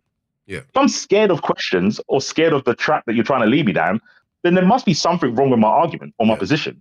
Yeah, pretty much. And yeah, I do think like what you're saying. If you have to go, I don't do in hypotheticals. That means, oh, I haven't thought about my position enough because it doesn't. There's clearly like a hole in it, and I don't want you to show the hole. Yeah. And I think, like you said, devil advocate is saying, oh, you don't even believe what you're saying, but it's like even if I don't, does it not mean the point can be right? Yeah, you can still engage with what you're trying to bring up without, like, you can still engage with it, right? Yeah. Like, just what you said. It doesn't really matter at that point whether you truly believe it or not. Like, I can get why it can be annoying if you're talking to somebody that truly, like, 10 times out of 10, everything that comes out of their mouth is a devil's advocate position. Like, yeah, at some point that does get tiring, but like, you're not doing that, right? So clearly, it's a fear. I think it's highlighting the fear that they have when engaging in certain arguments. Yeah, and to like, well, I was basically talking to Mike, and I was saying like, I don't think I want to just. If people think I'm playing devil's advocate, I actually think it's pointless me talking to them because one, they're thinking I'm lying off rip. They're going to come in thinking I'm lying. Yeah. And at that point, what's the point of me saying words? Like literally, there's no foundation. And two, it takes the fun away Yeah, yeah. because now I think they're dishonest. So we're both. It's just two liars In talking to each other, and it's like this is kind of dead. This is just boring. This is yeah. not interesting. No, yeah. So that was my thought process. And he was saying, I don't think Chris did it on purpose. I think he's like in defense mode and he's just attacking people, blah, blah, blah. Yeah. And that's when I was thinking, can you accidentally or, you know, is friendly fire malicious? That's basically what it is. Because I do think what people are doing to Chris is over the top. It's way over the top. I don't think he's racist. I don't think he's a misogynist. Everyone's calling him that. They're saying he should be banned from tournaments because of a cringe tweet. I think that's all dumb. But he clouds me pretty bad, and I can shrug it off. Did you try to ask him to talk on voice? Like, did you ask him, let's chat, or it was? Oh no. Okay. It was. I was typing in his stream. Yeah. Yeah. He's going to be on Mike's podcast apparently, and Mike was saying, "Do you want to be on it?" I was like, "Nah, so I've got nothing nice to say to him." Yeah. So I think it won't be productive. Maybe I'll call at the end, but yeah, me being on, I feel is just going to be a shit show because I don't want it to be about me. And I'm going to bring up the situation with me, and it's not about me. It's about him and the community. So. Right, but I think it's not. I think it's not I don't think it's a fool's errand for you to go on, but just for, even if it's just for you to like talk about the devil's advocate thing, because I know you said like you know, if you do that, it might be making it about you, but I think there's also a greater point to be made about how people engage with devil's advocates, and how just because you're presenting a devil's advocate doesn't mean that you don't believe what one is saying. And then I think you can go down that path to bring up the different topics of the Chris G situation. I think there's a way you can have that conversation where you are talking about the disagreement that you two had for like maybe 30%, but then the rest 70% of it is actually still on topic of like the Chris G discussion or whatever. And like you said, like you guys seem to be cordial before, so it'd probably be a shame to like completely burn that bridge over what was probably a misunderstanding, because he was, you know, you're in the text chat and he's like on the stream and he's just mouthing, and like Mike said, right, he's probably been all day hearing nonsense from Twitter, from chat or whatever, so he's probably in defense mode and not really thinking straight, you know. You're right. And like I would say if you got the time to, it's probably worth doing it. I think what you said is probably worth, like, even if it's a case of like before Chris comes on, like for 10 minutes, I just talk about how I've changed my mind. Because honestly, yesterday I was like, yeah, this is like really wrong what they're doing to him. Now I'm like, I don't give a fuck. Fuck him. Yeah. I'm like, yeah, bully him, because this is clearly the only way he's going to learn social skills. Yeah. Because he doesn't think his tweet was cringe. He doesn't think it was weird. He thinks it was normal. I'm like, oh, you've not assimilated correctly. You mean the tweet about these are the things I have not, these are the things I've been accused of and have not done. Yep. He looked at that and went, perfectly fine. No fire in this room, just all good. And the combo breaker tweet. He thinks it was normal. What was the combo breaker one? Oh, that was the thing that people say about him to his face or whatever. Or... Yeah. The awkward interaction. Right. He thinks like, he was like, oh, well, if a girl says that, no one's going to say anything. I was like, no, they'll both be cringe. Well, he didn't say this to me. He was saying it in stream, and Mike said it as well. And Mike said, oh, the one thing between me and Mike is he cares way more about hypocrisy than I do. I really don't care about hypocrites. Yeah. And he was saying, well, if a girl typed this out, no one would bat an eyelid. But it's because it's a guy and it's Chris G, people are like trolling him.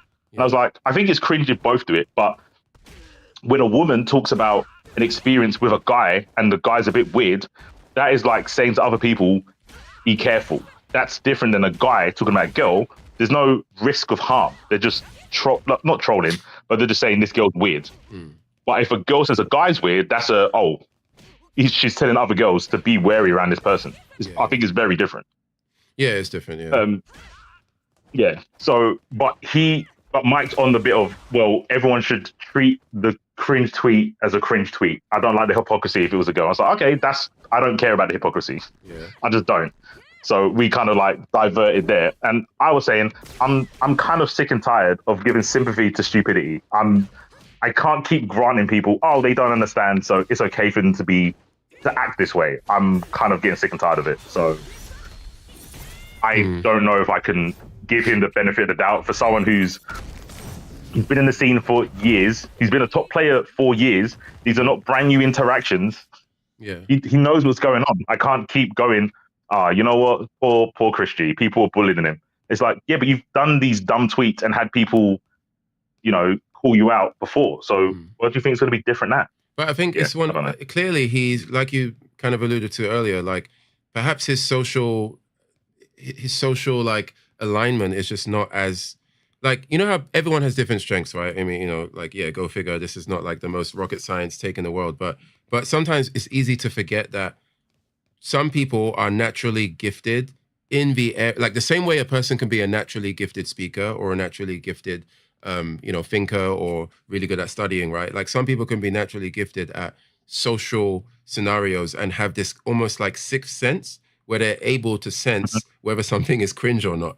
And perhaps perhaps his sense is not honed, like not that honed in that area. And I think it is interesting, right? Like we can say like, oh, this is weird. This is double weird for him because he's this, he's been in the scene for a while. He's got a lot of fans. He's been a top player. He's been in like moments of where he's in the limelight. However, all of those things that I said doesn't automatically conclude or allow somebody to actually be skillful as a social person, right? Like it would be different if like Christy had a past in social work or being a teacher or working with children or working in like, I don't know, places where you have to speak and hear people out and see interactions between different people, seeing things go wrong, like therapy, shit like that, right? If he had that background and he was making these cringe tweets, then it's like, okay, what's happening?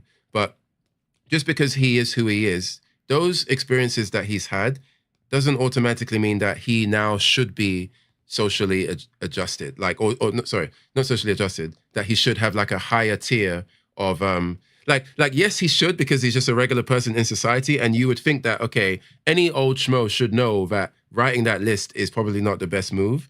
But clearly for him, something that has transpired in his life or the social circles that he's kept himself in has not taught him those lessons somehow.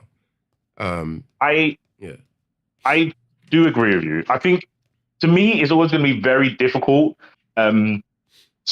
for someone who's been in like the arcade scene to be like not, you can't read the room.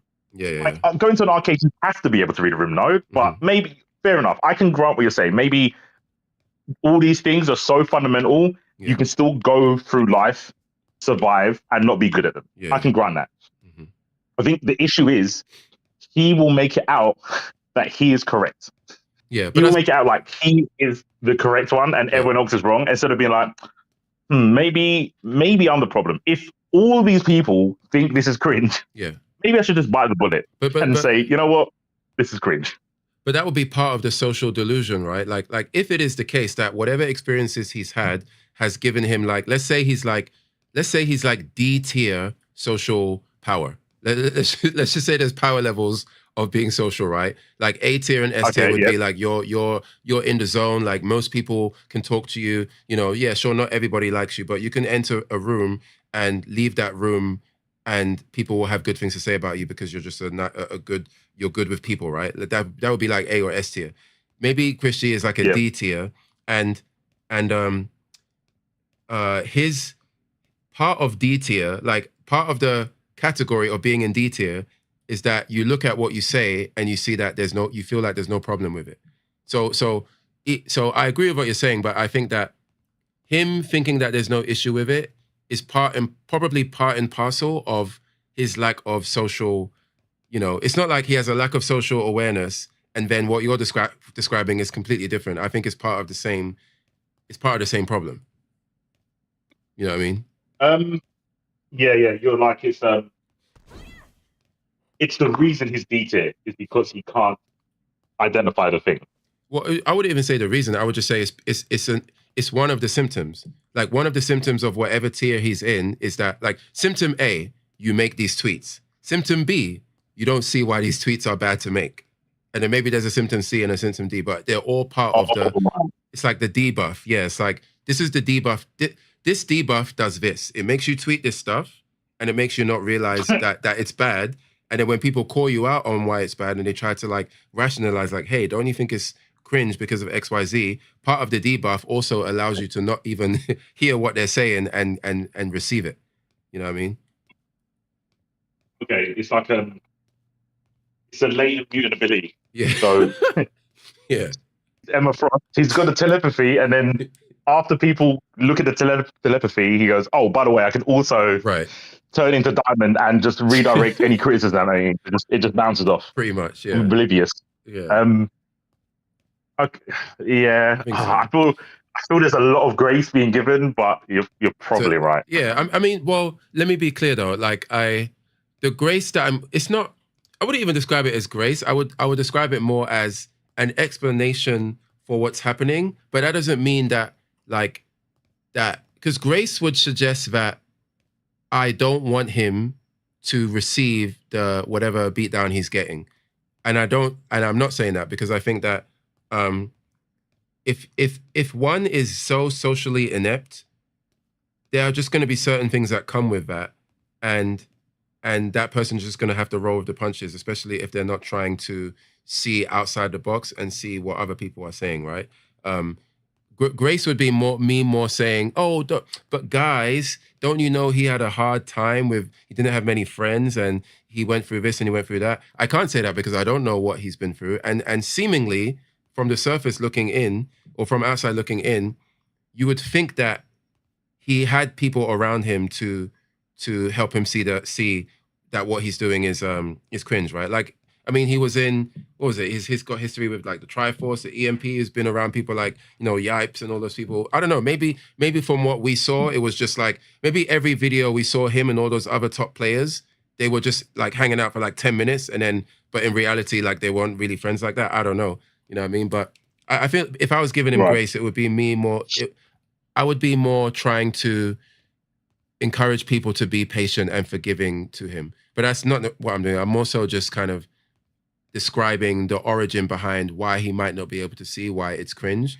But no, I get it. I think I have a bias for when people say stuff like, "Oh, but it's because of this." Yeah. Normally, when I hear that, it's like, "Oh, you're trying to excuse, not justify it, but you're trying to like, I don't know, soften the blow." Right. Yeah. It does. I can acknowledge it. It there's a side to what I'm saying that comes off that way for sure. Yeah, I can acknowledge that. I think though it just comes down to what. Just having a hate boner. Say again. I could just be having a hate boner. No, so, I think you're right. Like I think when people generally speaking, when people create a reason or present a reason as to why somebody, it's kind of like apologies, right? You know, when they say like when you apologize, you should just say the apology. Don't say, "Oh, I'm so sorry. It's only because I XYZ." The moment you do that, it comes off like you're trying to soften it. But technically though, like that might not always be the intent, but it's hard for the other person to not hear it in that way. You know? So I think it's a similar thing. But I hear you. I don't think it's just a hate boner from you. I think that anytime a person provides cover in this way or gives an explanation as to why somebody might be that way, they run the risk of looking like they're running defense. Yeah, I don't. And obviously, I know that you've got no reason to like sweep for Chris. Like I know that. Yeah. It just feels sometimes. I think I'm fairly. Everyone's gonna laugh. Well, you're gonna laugh. I think normally I want a peaceful result. Right. Normally I want a peaceful result. I don't want to like butt heads and have war all the time. But I feel normally to get a resolution between two parties or myself and someone else, you even to your detriment have to go, "Oh, you know what? That was my fault. My bad." Yeah. And when you, not like you, but when people say that, oh, that person was too young, how are they meant to know? And I'm like, bro, they're on the internet. I'm just not buying it. I'm sorry. Mm. I think you, what's it like, infantilize certain people's intelligence. When I'm trying to say, no. To get to this point in life, to get to like 30 or even like 25, right? To get to 25, you know enough. I think you know enough to interact or to navigate social situations, even if you're terminally online. Like, for an example, right? The last when I was talking to that perfection guy, he didn't understand how screenshots worked. Now, to me, that was I had a spider sense moment. I was like, this is dangerous. Yeah. This literally, he said, hold on, that screenshot, that must be fake. He was like, oh, how do you know that? He went, because that situation happened 2 years ago, but on the screenshot, it's got Sunday. Yeah. And was like, okay, so the screenshot got taken a week on the Sunday of, the same week of when this was written. He's like, yeah, but that was like 2 years ago. It should say 2024 Sunday, whatever the month is. It was like, wait, do you not know how screenshots work? Bro, we had to explain it to him and he still didn't understand it. Yeah, that's weird. This guy works at Ford's. He's minted and he doesn't know how screenshots work. Could he be lying or like pretending like he doesn't? That's crazy.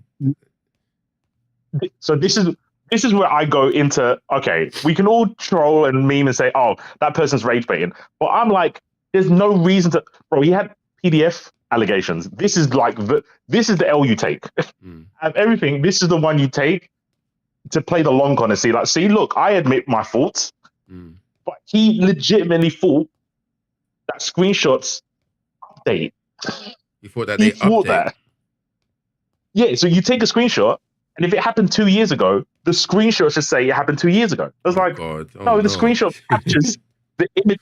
Oh, this is what I'm saying. Yeah. I did so much mental gymnastics to be like, okay, me and Mike must not be saying it correctly. Right. We must be the problem here. We were not the problem. He just doesn't understand it. And I'm like, there has to be a point where someone is forced back into education, into the education system. You can't live your life not understanding how that works and work at Ford. That scares me. Someone who doesn't know how screenshots work is making my cars. Yeah. To me, that's a concern. Yeah. And that's why I'm like, we need to stop allowing people to be like, no, maybe it's just one thing they don't know about it. It's like, okay, how many more holes are there, bro? Yeah. But I think that, I agree that something as egregious as not knowing how screenshots work is a wild, like, that's like, even me with all my, trying to be fair and understand people, the only way I can imagine myself defending a person that doesn't know how screenshots work is if I'm talking to like some, 80-year-old like turbo boomer. Like, I can imagine a turbo boomer thinking that, right? But it makes sense, right? It's a boomer. But the moment you're Gen Z, millennial, or anything from our generation, and you think that screenshots work like that, like even in my galaxy brain of trying to understand how people feel and think, even I can't think of a scenario where that can be actually like, oh, it's because of this. Like, no, I can't think of anything why you would think a screenshot would work that way. So I think, but that's something that's a lot more.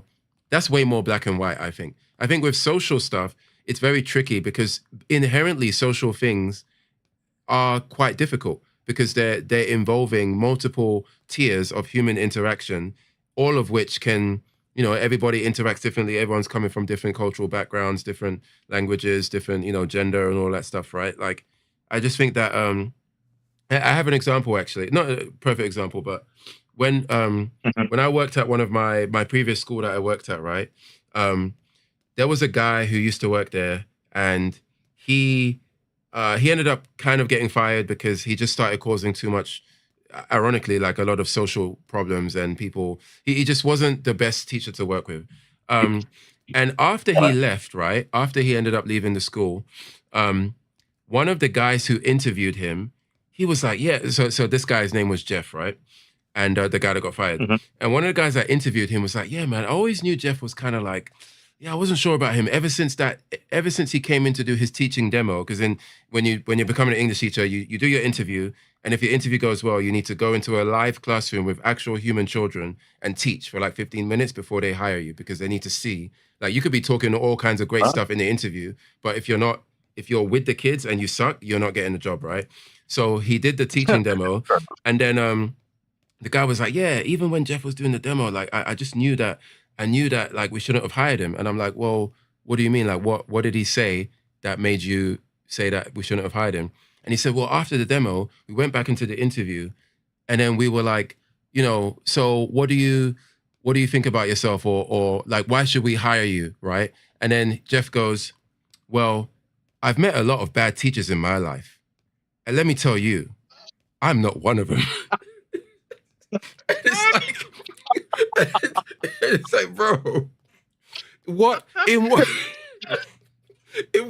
in what universe? Even if you're joking, in what universe do you think you can say this and then get hired? Now, mind you, he ended up getting hired. So the school was the one that made the blunder.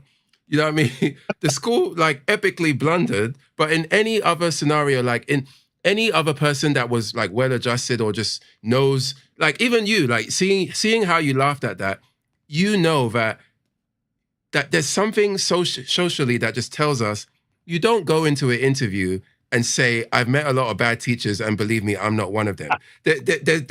We've all been adjusted in some kind of way that tells us that that's not the way you do it. But him, I don't know what life he lived. I don't know what parents he had or whatever thing in our brain that tells us not to do that was not in his brain. And I don't know what the source of it was.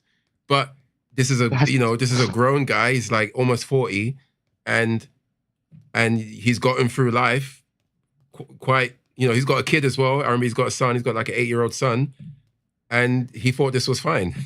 So I don't know. I think situations like that, it's like, and you might you could probably ask him, like, do you think that was a good idea? Like, why did you say that? And he might give you some confident response, like, oh, well, I've lived my life like this, and I'm a confident person. Like, I don't think it's cringe. Like, it got me the job, didn't it? And he wouldn't be wrong, because we can't say it got him the job, but he said that and he still got the job. You know what I mean? So maybe he'll go forward in life thinking that things like that is not really that cringe because it got him a job in the past. I don't know. Yeah. I agree with you that I think there was a couple of points of failure. Yeah. Him answering like when he said it, I automatically pictured if the Joker was applying to be a teacher. Like that literally sounds like something the Joker would say. And it's like, God. bro, all the positions, even if you're trying to be funny, like say this is like the episode of The Office. Yeah. Sure, like that would be funny in the episode of An Office. Right. But you're a teacher around kids. You probably don't want to joke about being a bad person. Right. Like, it's crazy. So yeah, fair enough. He thinks that's fine. Maybe he thinks it's a joke, or maybe he's being literally honest. Yeah. Right? And you said about the school kind of having a massive blunder. Yeah. Like actually hired him after someone said that. Right. It's crazy. Which is crazy. But I also think, as a group, as a society or whatever, that person should be, something should be imposed on them to reform, whether it be bullying, pulling them to the side. I say bullying just because it's easy, but obviously I don't want people to get bullied, but to me, bullying is the quickest way to get someone to conform, which sounds horrible, but it's a society. And if you can't do it the nice way by explaining it to them, then obviously this person, I don't know. Yeah. This person maybe just needed, someone to pull them aside and be like, don't say it that way. It's a bit weird. And they might go, oh, well, how should I have said it? And then problem solved. Yeah. I think there's a responsibility that we help people have the bare minimum social skills. I guess they don't really teach it in school, do they? They kind of expect the experience of school to teach you social skills. Yeah. But we all know that there's bullies, there's nerds, that it's you can't. I think we do need to teach this to people. I don't think we can just go. I agree, though, live your life and learn on the way. But I think one thing that I've noticed is that so I think what you're saying needs to be done by I would say it needs to be done by that person's group of friends, like the people that are closest to them. However, nowadays I feel like there's an epidemic of people who enable others. Like so many people just Yes. it's Yes. like they are afraid of potentially ruining the friendship, so they don't want to say anything that could potentially harm or make somebody feel bad. And I don't know if it's because of the online era we live in, but like I think people are just way more cautious about potentially doing that. Whereas I feel like when we were growing up, friend circles were more, they weren't as concerned with this. Whereas now I just see enablers everywhere as far as the eye can see. So that makes me feel even more that, like when you talk about the bullying, the people who should be doing the bullying should be the friends. But if you have friends, if you have the kind of friends that are not the kind of friends that challenge you enough or hold your feet to the fire, then it's no wonder why certain social kind of lessons are not being learned, because the people that are supposed to call you out are not doing that. They're just enabling the behavior, or they're doubling down and confirming. They're helping you to confirm that, yeah, that tweet, that's fine. Oh, it's cool. Like, yeah, it's a little bit weird, but it's you. Just be yourself. Like, don't let anyone tell you who you can or can't be or whatever. I think that's part of the problem. No, that's a good point. There's a whole lot of enablers now, I think. Yeah, I think. Yeah, no, you're right.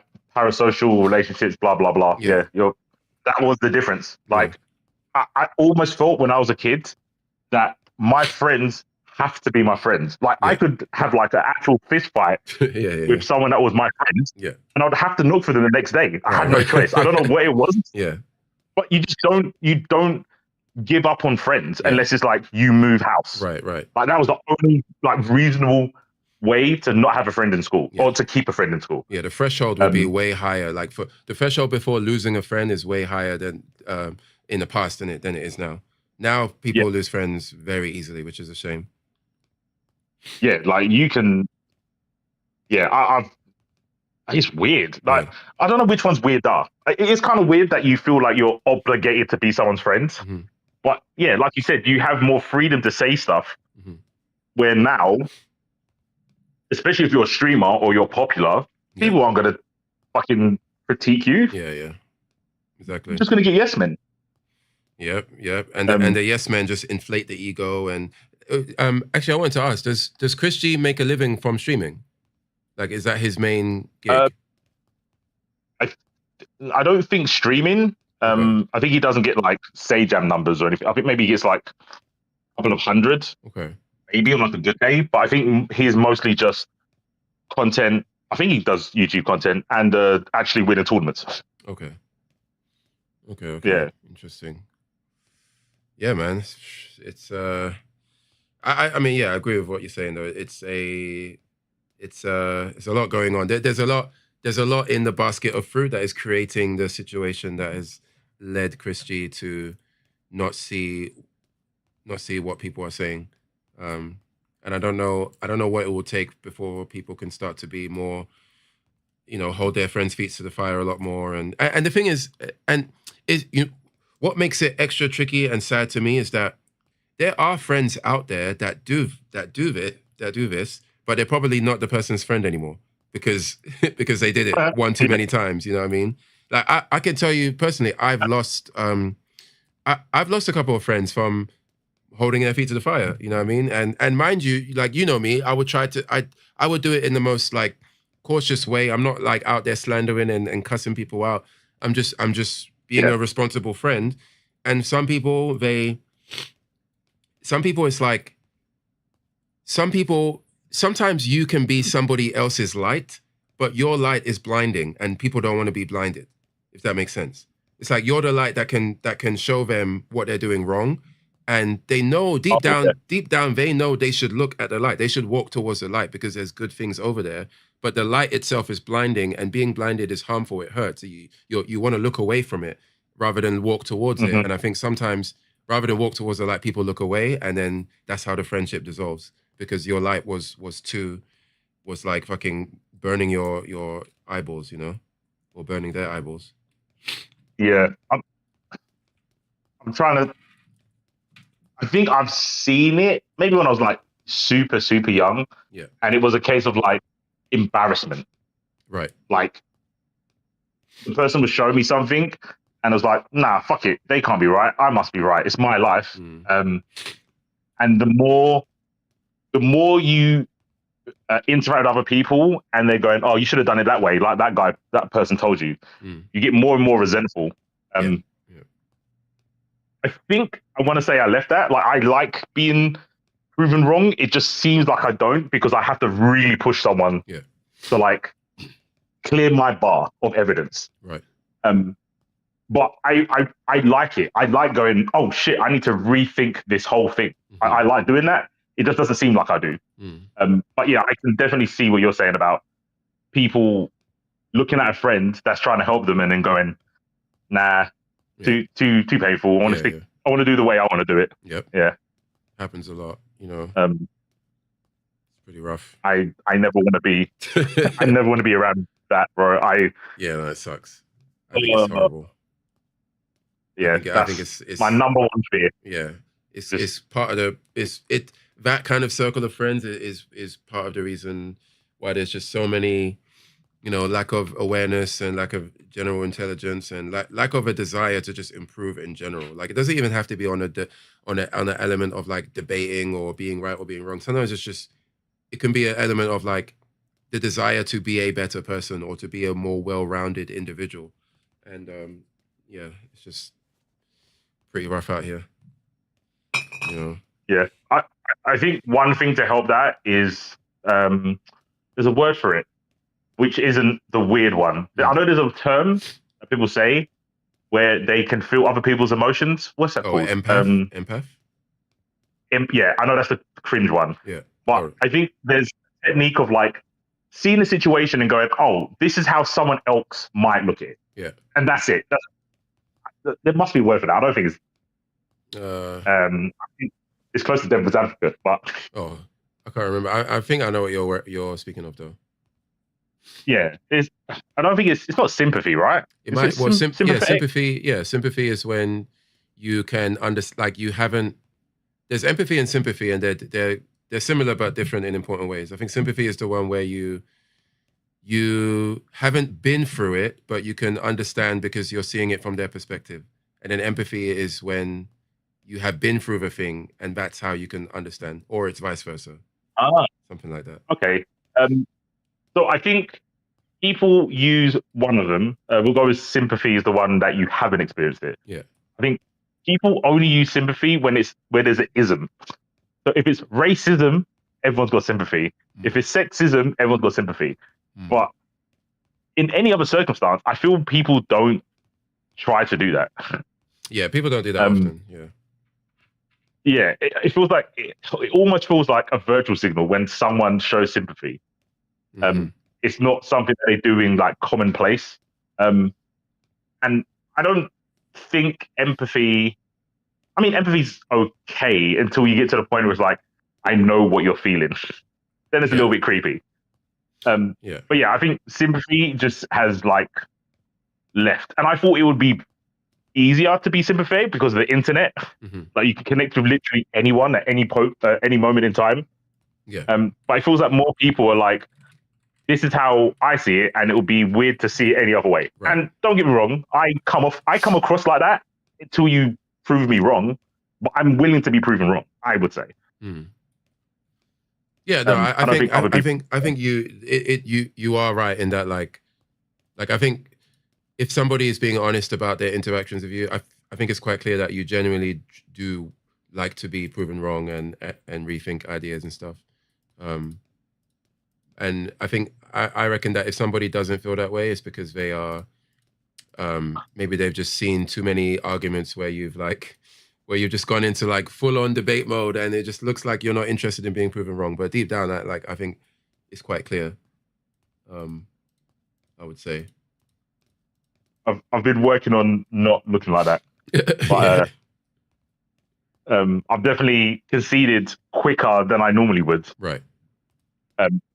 Just so I think the rigmarole of like prove it exactly like this grates on people, and it's like I'm trying to make an impossibly high bar. Yeah.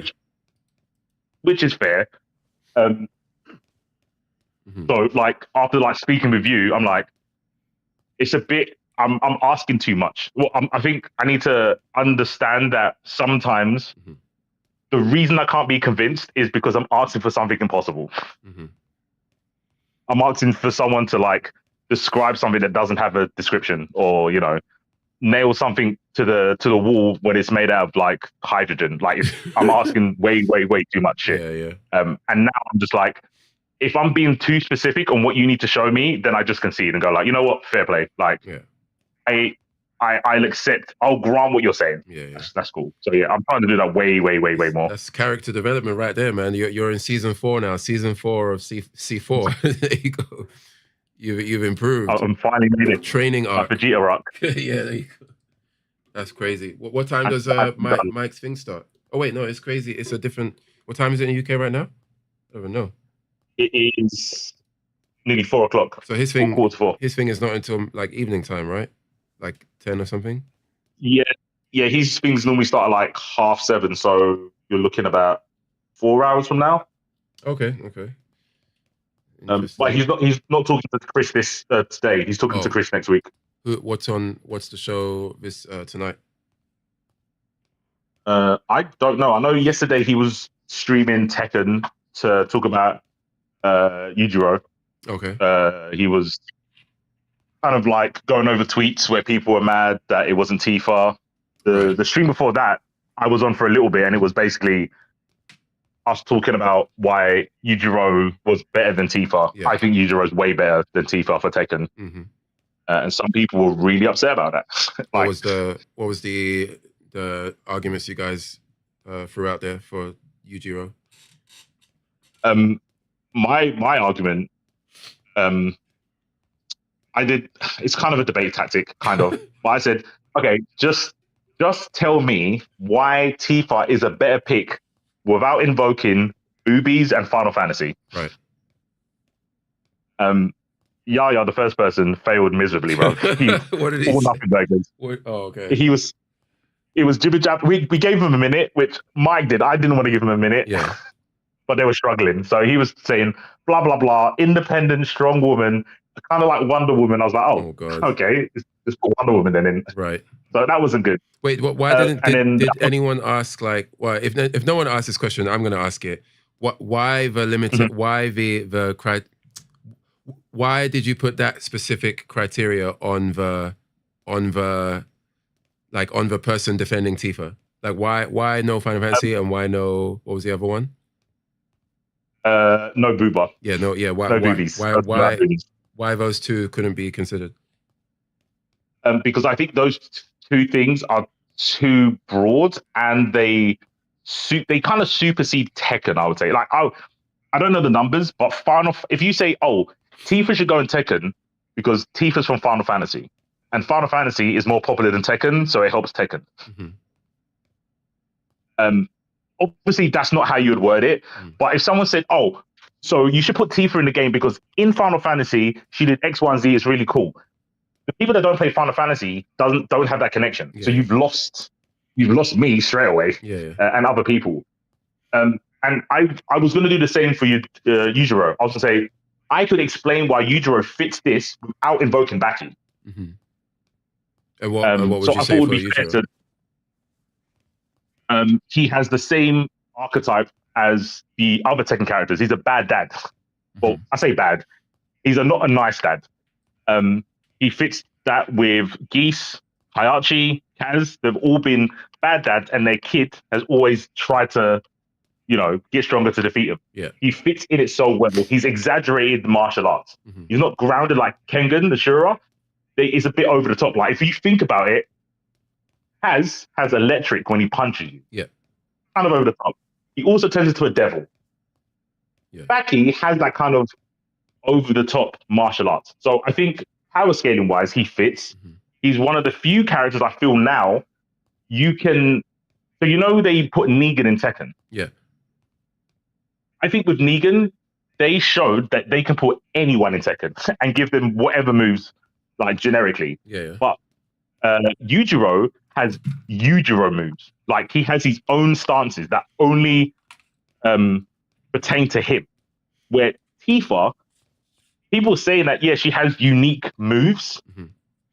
I'm like, well, I think they're like maybe in Final Fantasy she does have an attack where she doesn't move, Yeah. but I think with Baki, I don't know if you've seen the poses that Yujiro does. Yeah. I've seen some screenshots. Yeah, yeah. So even those screenshots, I'm like, you'll probably see that and go, oh, that's crazy. Who's doing that? You might not remember the name, but it's Yujiro. Yeah. I don't think Tifa has that. Like, other than the porn thing that happened in the embassy, I don't know what does she do? She wears like she's a very modest looking like character. I'll Yeah. give her that. I kind of like the modest appeal to her, but yeah, I just feel anyone for Baki has a uniqueness about them where Tifa, other than her name, doesn't. Hmm. Maybe I'm wrong. Maybe I'm overreaching. I think the first thing you said about the okay, Yujiro has similar bad dad vibes that existing Tekken characters have. If I was in the panel, I would maybe attempt to argue that a character doesn't need to share some lore or characteristics with existing Tekken characters for them to be a good pick or not. Like like um like do you know what I mean? Like I think I would argue that if there was like a tier list of what are the essential ingredients of what a Tekken character should have, number one, we'd probably all agree that some kind of flashy, interesting martial art, or just just doing some kind of, it doesn't have to be kung fu, but just some kind of fighting style that is compelling to watch on screen, right? That would probably be number one, and then you dress that thing up with a bunch of other stuff. And I would argue that while it is interesting to be like, oh, Yujiro is a bad dad, like I don't know, Hihachi or whoever the other characters are. Like that's like a cool lore thing that they could toy around with in the game in a interesting kind of way. But I don't know if that would, I don't know if that fact beats or is higher tier than like I just think it's a cool extra piece of sauce. But I don't think I would put it as like important enough for us to then say, so therefore we should put him over Tifa, just for the sake of our argument. I know the argument's already over. I wasn't there, but that would be one of my responses. Yeah, no one said anything to that point. Yeah. I hear what you're saying. I think it's a needle move that maybe to most people they can't see the movement. Like it's so minute, it's almost not worth bringing up. Yeah. I can accept that. And I think with the fighting style thing, like, I think that's more something where you could be like, okay, let's look at everything that Tifa can do, and let's look at everything that Yujiro do, and one would probably be able to come out with a winner where it's like, on paper, X character could be better on screen or better to play around with than the other. I think that's probably where the argument would need to be fully focused in, especially if we're not allowing to include the Final Fantasy IP or Booba, right? And I think Tifa. So I don't know if anyone mentioned it later, but like I think the one thing that would probably give Tifa a fighting chance against Yujiro would be the materia system from Final Fantasy VII, which we have to include that because that's like the base game she's from. So she would be taking some mechanics from that game into Tekken, and materia is basically like, it's like basically materia is like a small gem that you equip in her gloves, and they give you magic basically. Right. And in the game you mix and match different materia to create different effects and stuff. So the gameplay thing that could potentially be interesting is how the developers implement materia and fire, water, lightning, all of that stuff, how they implement that into Tekken. And that would serve as Tifa's version of Yujiro's matching some of the characters in Tekken with the fatherhood thing, whereas Tifa can match like, there's lightning attacks like the electric wing god fist. Tifa could do stuff like that. She could do fire, she could do ice. So like the elemental side of the Tekken cast could be visually matched and fit in with Tifa. So that's one argument I would make. To be fair, that is a good argument. I think they didn't say because I said don't invoke Final Fantasy. Oh, right. But yeah, that is a good argument. They should have said, no, I need to for this one point. And I Yeah. probably would have went, okay, cool. You can make it, but I'm not really listening. But the audience will. Right. But wouldn't you would acknowledge that implementing a mechanic from the game, like a gameplay mechanic that kind of has to be there because it's part of a character, is different than saying, oh, but Final Fantasy is so popular and Final Fantasy VII Remake Part 3 is coming out next year, so it's good for marketing. Like that's a different argument. And I think I would agree and say, okay, if we cannot include Final Fantasy, I think saying that must mean we cannot talk about the numbers. We cannot talk about the fact that there's a new Final Fantasy game on the horizon. Let's ignore that. Tell me why Tifa should be in there. I think if you set that parameter, I think the one thing you probably have to allow is, well, we need to give her the mechanic from her game, right? Otherwise, it's Yeah, just Booba Woman at that point. yeah. I think if um I think you can explain that without saying Final Fantasy. It's going to seem like a loophole that I'm giving myself with Right. hindsight. But Hmm. if you said, "Oh, Tifa has these things that change her elements," Yeah. I think you can still talk about what Tifa does without saying, "Oh, this is from Final Fantasy and it's a is it a universal thing or just Tifa's thing?" No, all of the characters in FF7 use materia. So it would be Okay, like, yeah. yeah, So, well, yeah. I guess you could play fast and loose on me because I don't play Final Fantasy. yeah, You'd be like, "Oh yeah, Tifa does this thing with materia and she can do these different elements." yeah. To me, you've not invoked Final Fantasy, even though you are talking about a universal mechanic from Final Right. Fantasy. Okay. Um, Yeah. so, but yeah, that's obviously my fault because I've given such Yeah. a broad like you can't say anything Final Fantasy related, like a Voldemort fucking curse. That you that's it was a bit much. But the reason I said it was that the number thing was brought up before. They were like, Yeah. why would they bring Baki? Like, no one knows about Baki. Everyone knows about Final Fantasy. Hmm. But like, Um, what I don't understand though is why, like, was this argument just like for funsies, or are people like did because if the leak from SF6 is true and Sif is in SF6, like, there's just no way she would like the moment that that turns out to be true, like she's just not going to be in Tekken. So why are people even saying like, oh, I wish it was Tifa in Tekken? Like it's not.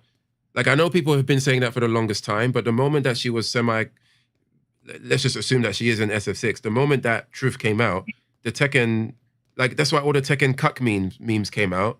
You know what I mean? That like it's just over. So I don't know. I don't even know. Like, was this debate happening because people just want to like discuss the differences and what it would be like, or are people still wishing that she was in the game or think that she might be in the uh, game? but they don't think that she's going to be in the game. They're just mad that she's not. Oh, okay. And I think they're mad. I see there wasn't that many. It was mainly like one guy Mm, and one guy that was indifferent, and then the other people wanted Yujiro. Um, mm-hmm. the one guy Yaya was just like, I can I can defend why Tifa should have been over Yujiro. Yeah. I don't think it was a case of like, oh, I'm still holding out hope. Mm-hmm. They were just like, no, Tifa can fit just as well as Yujiro. And I Yeah. was on there a little bit thinking, there's no shot. Like Yujiro fits Tekken. The only other combination of a franchise and a character that I think was like spot on and Mm, like flawless, like everything made sense, was Spawn in MK.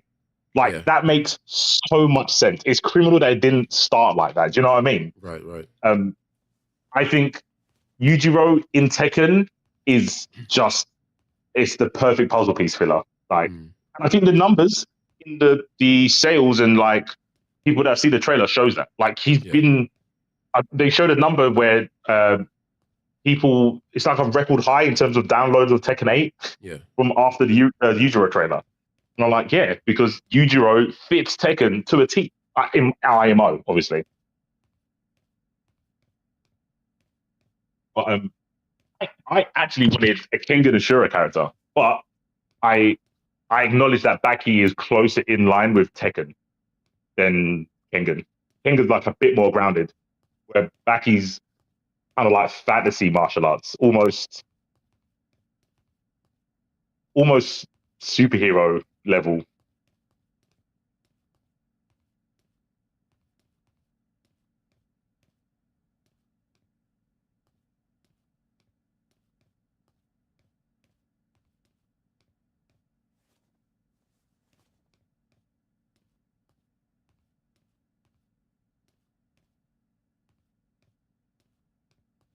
Oh, finger muted.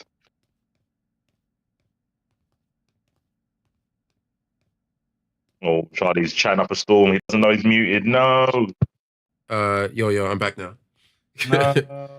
I'm back now. You can hear me now? Yeah, I can hear you now. Yeah. Okay. Yeah, I was gonna say. So earlier you said that the Baki trailer did really well, and there's got a lot of views showing that like people are interested, right? But would you acknowledge that if it was Tifa that was announced and she had a teaser trailer, that the views would be crazy as well? If not just because it's whatever the franchise is from, but if anything, it would be crazy, potentially crazier because of how long like people have been saying this, and it would just be like, let's watch the trailer of an announcement that so many people have been like wanting and wondering, oh, it would be cool if Tifa was in Tekken, right? And I think that that's something worth considering as well. Like if you're gonna harken to the trailer, I think a Tifa trailer would have gone bananas as well. I I I don't think so, but I What? can't disprove it. What makes you It's say one you of don't think those. so? I feel so after the whole 2XKO thing, where there's literally League of Legends players that still don't know if 2XKO is a thing. Yeah. I'm like, yeah, I guess all the fighting game players that know about Tifa would watch the trailer. I Yeah. don't think Final Fantasy heads would watch the trailer. But I think they would Baki and watch the trailer Tekken, for sure. Because they would just watch, maybe, if anything, they would just watch it to see what the model looks like. And the trailer doesn't even have the model yet because it's still the Baki trailer was just the animation, right? Like the yeah, 2D yeah, artwork, yeah. But I think people would yeah. people, if it was Tifa, they would watch the trailer just to see what's going on, and then when the 3D model trailer comes out and we finally see it, like, yeah, people, like, there will be players, Final Fantasy players, that will just want to see how Tifa has been rendered in Tekken. Like, even if just for that, it would be crazy. And even by your own accord, right? Like, part of the reason why you probably banned the booba aspect is because the booba aspect, like, there's a reason why all these gacha games are just riddled with booba, because it just does the numbers, right? It is powerful. Yeah. Boober is strong. I'm not gonna lie, it's very, very strong. Yeah. I feel with Baki, I was trying to make this point in my stream, but it sounds very Kobe. Right. But I honestly believe it. So there's something with like Dragon Ball, Baki, and fighting games that there's like an inferior. It's not inferior. Ethereal tether that connects them, and it holds a mindset in people that are like, you know what, I am playing the fuck out of this regardless. Like, we've got Evo champions and Dragon Ball fighters, and that was their first 2D game. Yeah. Because all they did was play arena fighters before that. But because it's Dragon Ball, because they embody Goku so much, they're like, I'm gonna lock in and I'm gonna be the best. I think Baki has the exact same thing. And in a fighting game, you kind of need that to hang, to stay around. And I was making the argument like, Tifa fans will play Tekken and then probably put it down and go back to Final Fantasy or whatever other game that Tifa's in. Granted that people will follow Tifa to any game she goes to. I will give that 100%. Yeah. But with Baki, if you like Yujiro, you are not the type of guy to like one and done. Right. You are locking in because that's part of the character. And if you like the character, you kind of want to see traits of that character in you. Yeah. I can see that. So, so I think there's probably anime fans, like Baki fans, that are like, oh shit, I can play Yujiro in a real fighting game. I'm gonna play Tekken, I guess, because I want to play Yujiro. And I think they'll stick around more. I know someone said that VDX came from Final Fantasy. Which one? Who? BBX? VDX. Oh, the content creator or the streamer. Yeah. Content creator. Yeah, he plays really high in tournaments. Because I said, ain't no Tifa enjoyer is coming to Tekken and beating people. Right. And he went, well, actually, VDX came from Final Fantasy with Noctis and started winning. I was like, okay, fine, you got one. But when Baki comes to the game, I think there's going to be a lot. Obviously, only time will tell.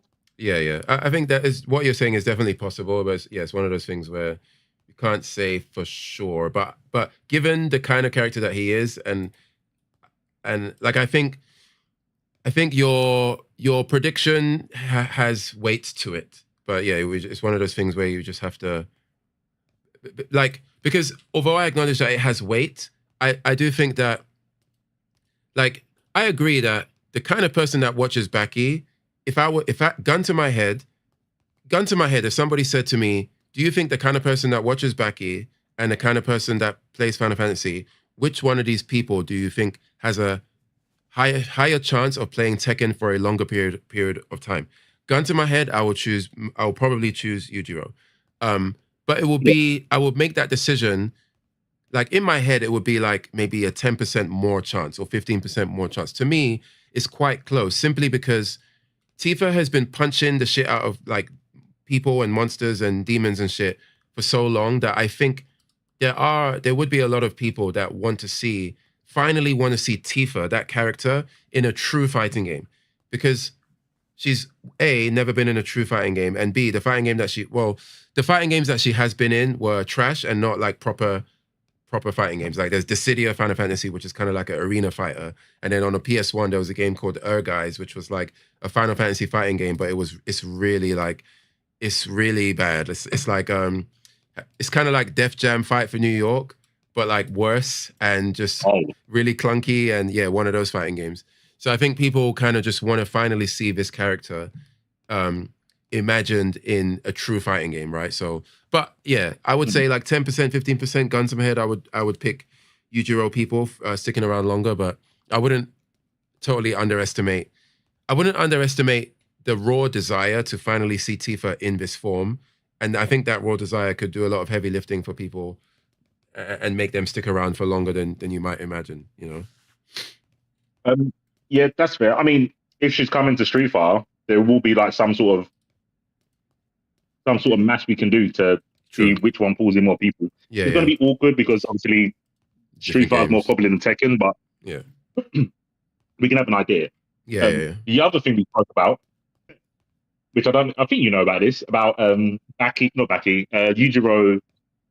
being a rapist. Yeah, so yeah, you told me that. What like, to what extent? Like what did he do? Like in the actual rapist? Yeah, I think he did it to one woman to kind of like break her soul. Okay. Not good. Not good. Not good. The thing is, I was saying this on Mike's podcast, and it sounded like we was justifying it. It's like, no, we're just giving you the context. So that was one reason. And another reason, he did it to a man to, show he's the alpha. Okay. I guess my hot take is I just don't. So this became a discussion where people were saying, should he not be in the game because of that?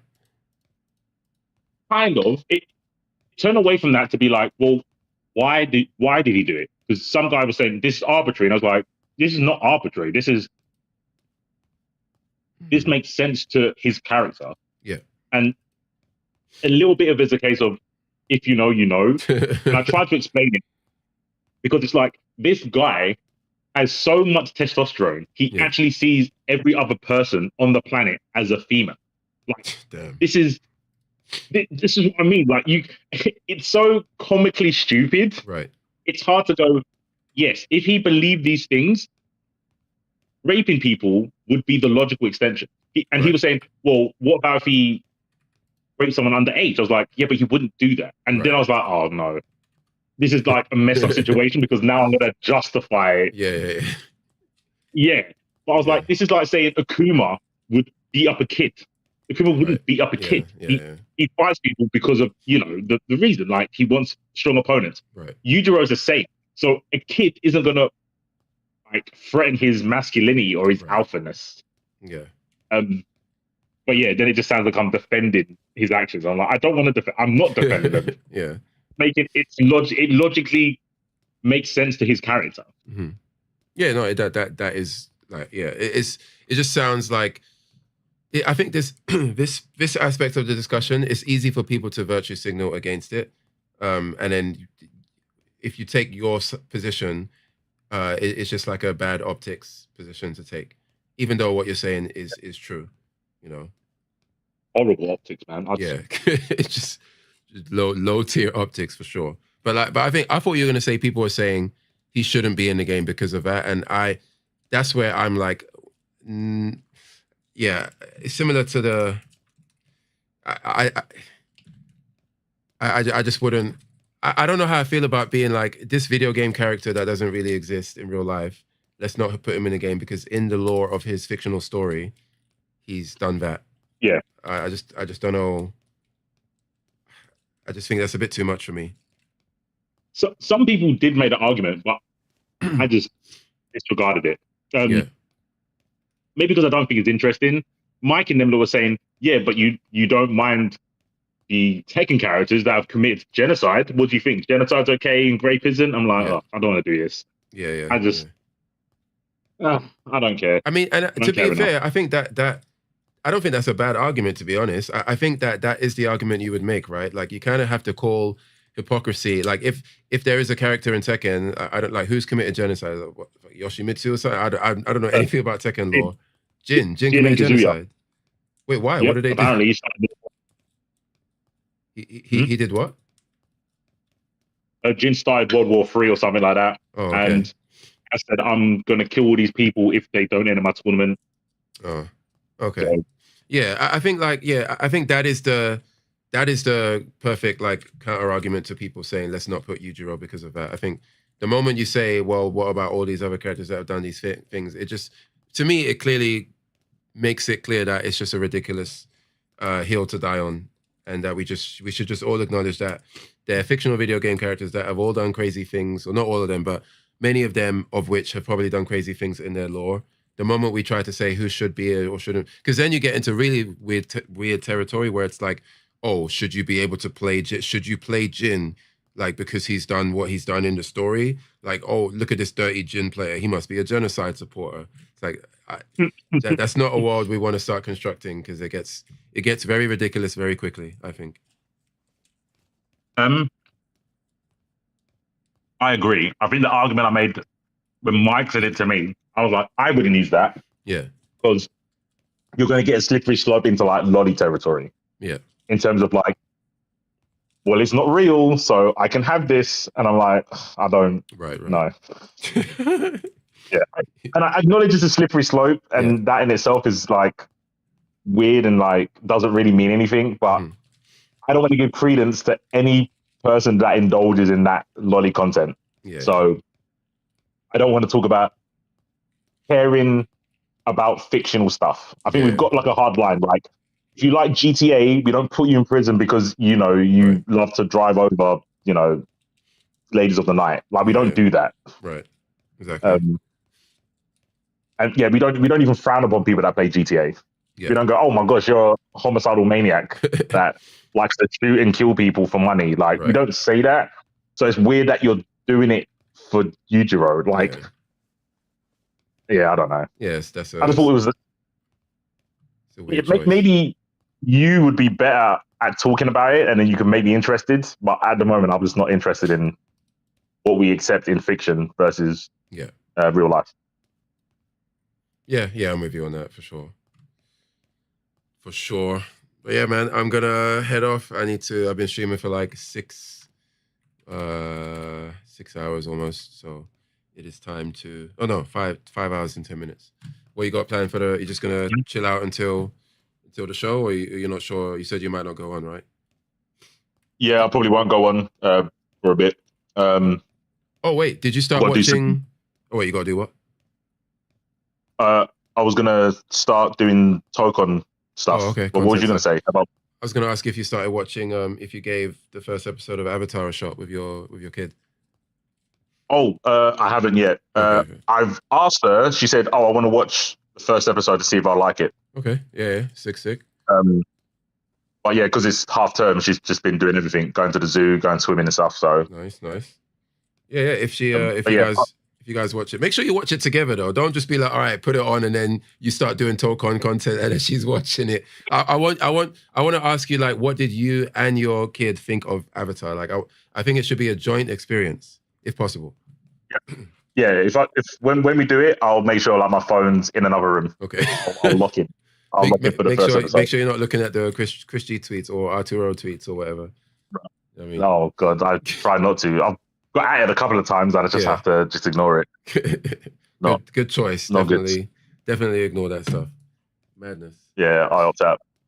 Cool, man. All right, I will chat to you soon. Thanks for the chat. Thanks for jumping on. Yeah. Thanks for letting me rant.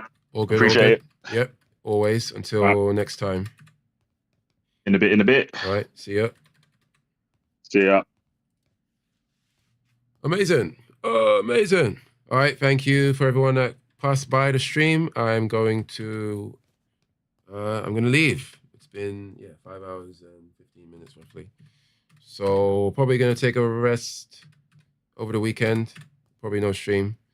But if you see me stream, then you see me stream, I guess. So that's it for me. Peace out and see you guys on the next one. Later.